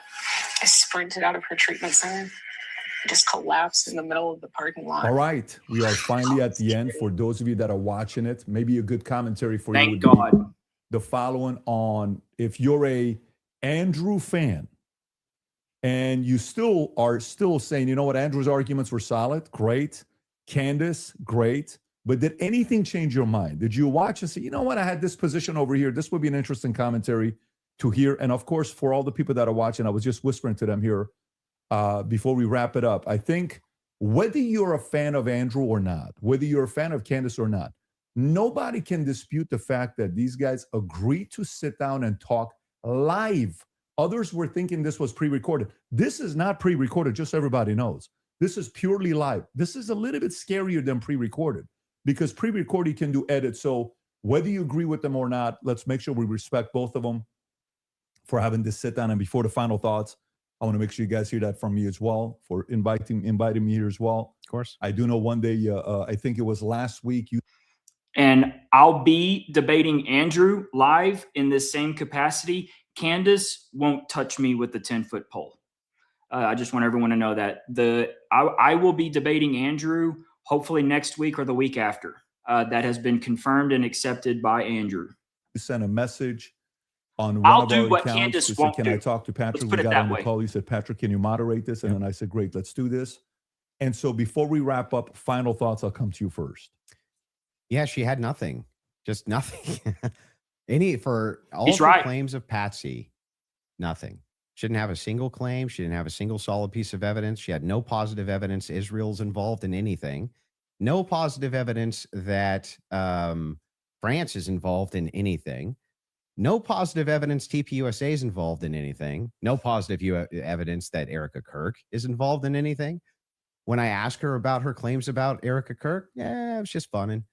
It's just funning, you know? Or, yeah, I do think that she needs to sit down and ask some questions, or answer some questions. But you know what? I don't even know if she has. Like, maybe she has. I have no idea. Yes, I'm going to have an official timeline with unconfirmed evidence. That's just fine. Hey, it's hearsay. If that's good enough for the state, it's good enough for me. But my biggest problem with the state is that they're admitting all this hearsay. It's like she's a contradiction machine. On top of all of this, the thing that I wanted to get out of this more than anything else was to just demonstrate one thing. Yes, it's true. I'm not perfect on the case. I'm not going to ever pretend that I am, and never did. But what has been made very clear to me is that there's nobody with an alternative theory that has any evidence for it at all. None. Zero. And the continuous kind of expression, we're running an investigation. What kind of investigation builds a timeline out on a receipt that they don't even confirm? What kind of investigation tries to make these bold claims that Israel's involved and France is involved and all these different players are involved and never shows any evidence? We're just asking questions. It's again, like I said in my opening, it's always intuition. No, I'm going to actually show what happened that day on the ground at UVU, which is what Candace absolutely will never do, because it actually shows what happened. Let that sink in. My feelings, how I feel about things, how I think about things. Andrew, how many times did you hear this today? Andrew, you can't tell me how I'm supposed to think. Yeah, nobody's trying to tell you how to think. But you should rationally come to your conclusions based on evidence and facts.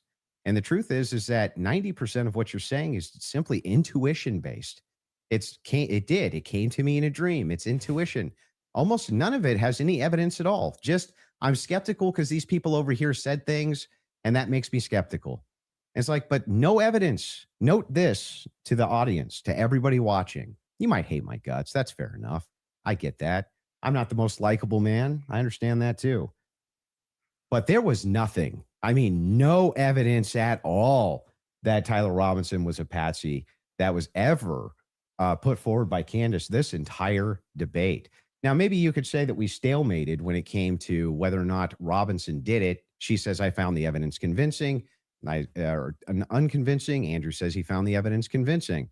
Okay, fair enough. Maybe you can't do too much about that, but there was nothing. She had nothing for Robinson being a patsy, nothing for any of her conspiracies, not a zero, zilch. And she backed away on a bunch of them. This is the first time I think she's ever really backed away from the Twigs thing.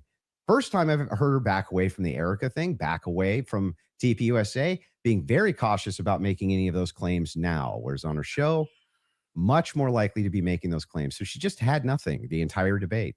Zero. Candace. Well, I think that is quite a conclusion. Admitting somewhere, maybe we stalemated. It probably signifies what I've been saying from the beginning, that you didn't feel that you were strong on the actual facts and the evidence, which I was willing to engage with you. I wanted to go over the screwdriver. I wanted to go over the towel and the things that you've mentioned, and you wanted to then move the conversation into a defense of Erica Kirk and her character, and what I've said about Erica, which is my opinion. And I have not edited that opinion after discussing with you. I would like to extend a compliment to you for being willing to sit down and to have the conversation. I still walk away feeling that the people who are jumping on the bandwagon about this case don't care about this case. They don't care about Erica Kirk. It tends to be follow that they take a meeting with Turning Point USA and they come out and suddenly have a lot of junk to say about Candace Owens. And I do want to also stress that Turning Point USA tried to pepper him with something as a surprise. He showed clips that were meant to be a surprise. I did no such thing. I stressed to PBD from the beginning that I was grateful he was taking this on and that I wanted this to be a clean debate because I believe I can win this on the merits. And I believe that I did win this fully on the merits by engaging the evidence of what has happened. I do still believe that there is more evidence which supports that there are more people involved and that Tyler Robinson has been set up, and that none of the evidence that was Why presented did we not was get into in any any way of this? overwhelming, which is We why I think you wasted wanted to move to end 4 that hours discussion of our quickly life. and to speak to me about France and to talk about this Panguitch receipt and my timeline. I want to remind people that a lot of the This is insane. at-home investigators, which you were open to, as you called them, internet sleuths. I think it was on a show that you did right after Charlie was assassinated that internet sleuths would solve this. This is the reason why Charlie, a year on, is still a conversation every single day trending on Twitter. I knew Charlie. I cared about Charlie. I care about finding out what the truth is here. My heart is in the right place. I think anybody who watches my show or even just watched this debate knows that if I get something wrong, I'll instantly correct it and own it. I'm not arrogant. I don't need to sit here and pretend that I didn't misspeak on the Lance thing. It hasn't been ruled out. But I'm still waiting on you to admit that you lied your ass off about me during your May show. But you saw that he just really wanted to hammer that point. You know, part of being a well-meaning person is to concede when you are wrong, to take something off a timeline when you know. Still waiting, Candace. Still waiting. No, it's not right. And I would like to think that that is why I have earned the audience that continues to follow me, because they know my heart's in the right place, that I deeply cared about Charlie and I deeply care about the answers. I want to thank Andrew's team who are providing the fact checks. It's a very small room that they're in. I want to, as always, thank my team who worked really hard to make this happen and flip this set. And to you, PBD, just for being a great moderator. I think very fair, letting us both speak and making sure that Andrew got out of this what he wanted, which is a little more than what I wanted. But I'm very content with how I dealt with this. And I trust, I don't need to convince the audiences with the magic trick of what they need to think about this debate. They can watch it and draw their own conclusions. Beautiful. Fair from both of you. I think the audience won. And again, from the beginning, all of this is because of how much love and respect we have for Charlie Kirk, a great man that's no longer here with us. His 1-year anniversary is coming up here. I can't believe it's that quick that is here. The audience, I think you also won. If you did, support the Crucible, support the Candace Show, support the PBD podcast, subscribe to the channel. This is how you help these voices get out even more, especially going into future when this happens. You want a lot of independent creators to have these types of discussions. And last but not least, the two of you, I respect you guys again for having this conversation. It is not easy to do so. Hopefully this will lead to more discussions. A lot of different things we talked about. I'm sure there will be a lot of follow-up. With that being said, take care, everybody. God bless. Have a great weekend. Bye. What a disaster. What an utter disaster. Okay, I'm going to be real quick. Recap. No mention of any video talking about any of the things on video from the UVU review, from Adam Bartholomew, from the Shockwave video, 2 minutes and 41 seconds. Nothing about Hunter Kozak. No looking at his actions, everything surrounding him, and debating what we know on video he's doing. There was absolutely nothing substantive that was learned today other than the fact that they went in and spent a great deal of time litigating the slop that the state of Utah's put out and try and argue a slop narrative. That's impossible to do, and it was just an absolute waste of time. They made it about themselves. This was nothing more than this being about Candace. Really and truly, Candace didn't let Andrew do enough talking for him to lose. If you really want to just get down to the nitty gritty, Candace did all the talking and absolutely snowed herself in. So what did we not talk about? What was missed? What was omitted? No shockwave. There's a shockwave that radiates above the tent that still to this day, no one wants to talk about. It's on video. It's from a detonation. Why are we not talking about it? The debris. There is debris flying away from Charlie's shirt. Why are we not talking about the debris? Why? Why? It's on video. It's on multiple videos. Why are we not talking about the debris? The audio issues. The audio, it plays a significant, if not major part in this. Why? Because there's multiple people that swear up and down that the sound came out of the speakers.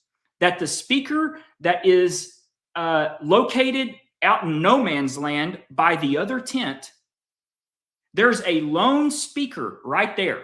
It was not working during the event. There are people that swear up and down the sound came out of that speaker. There were 2 guys that were guarding it. Why is no one talking about that? The impossible shot. Candace has both videos that she's been sitting on, from the guy that's from the sidewalk and then from the security cam footage that you can see. The shot is impossible.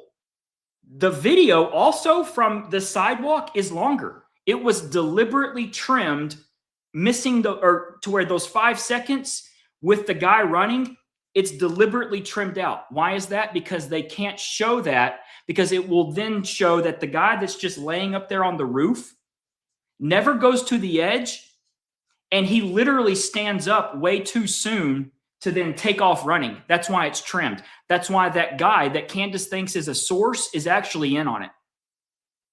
Why are we not talking about that? The impossible angle. Why do we not demand from the state of Utah that they put out all of the security cam footage in the same quality in which the FBI has out right now on their YouTube page? If you don't believe me, go look at it. Go to FBI's YouTube page, scroll all the way down about 11 months, go to the post where they put out the roof video, and then ask yourself, is this the same quality in which the state showed in the probable cause hearing? The answer is no, it's not the same quality. Then the next question should be why? The next question, why is that piece of fucking shit, Jeff Gray, putting out this slop? Why is this footage deliberately downscaled? Why? That should be the question that we're all asking and demanding. All of that footage, no missing minutes, put it out in its entirety, and let's see where things stack up. Why are we not asking those questions? Don't get it. Why are we not talking about the security team? Why are we not talking about all the stuff that they're hunting after the big boom in the grass? Why are they walking in single file line looking for small things where the crowd was? Why are we not talking about that? Why are we not showing that? Why? Makes no sense. The SD cards, nothing really got talked about. We got a clip played of Terrell, where Candace is talking about it, but we do not have any sort of discussion or debate. It's not being shown. Why? Why? We're not talking about Terrell at length. We're not talking about Philip Goldsberry at length. We're not talking about Brian Harpole at length. These are the things that have to be litigated if you're going to have a successful debate on this. What we just all got put through, 4 hours and 9 minutes of torture, absolutely got us nowhere. It was a joke. This was a disaster for Candace Owens. She did not even give Andrew a chance to lose this, y'all. Instead, we just got absolutely what I've been saying all along, is that there's no accountability when it comes to Candace Owens and what she's put out. And it's just a big old, just trust me, bro.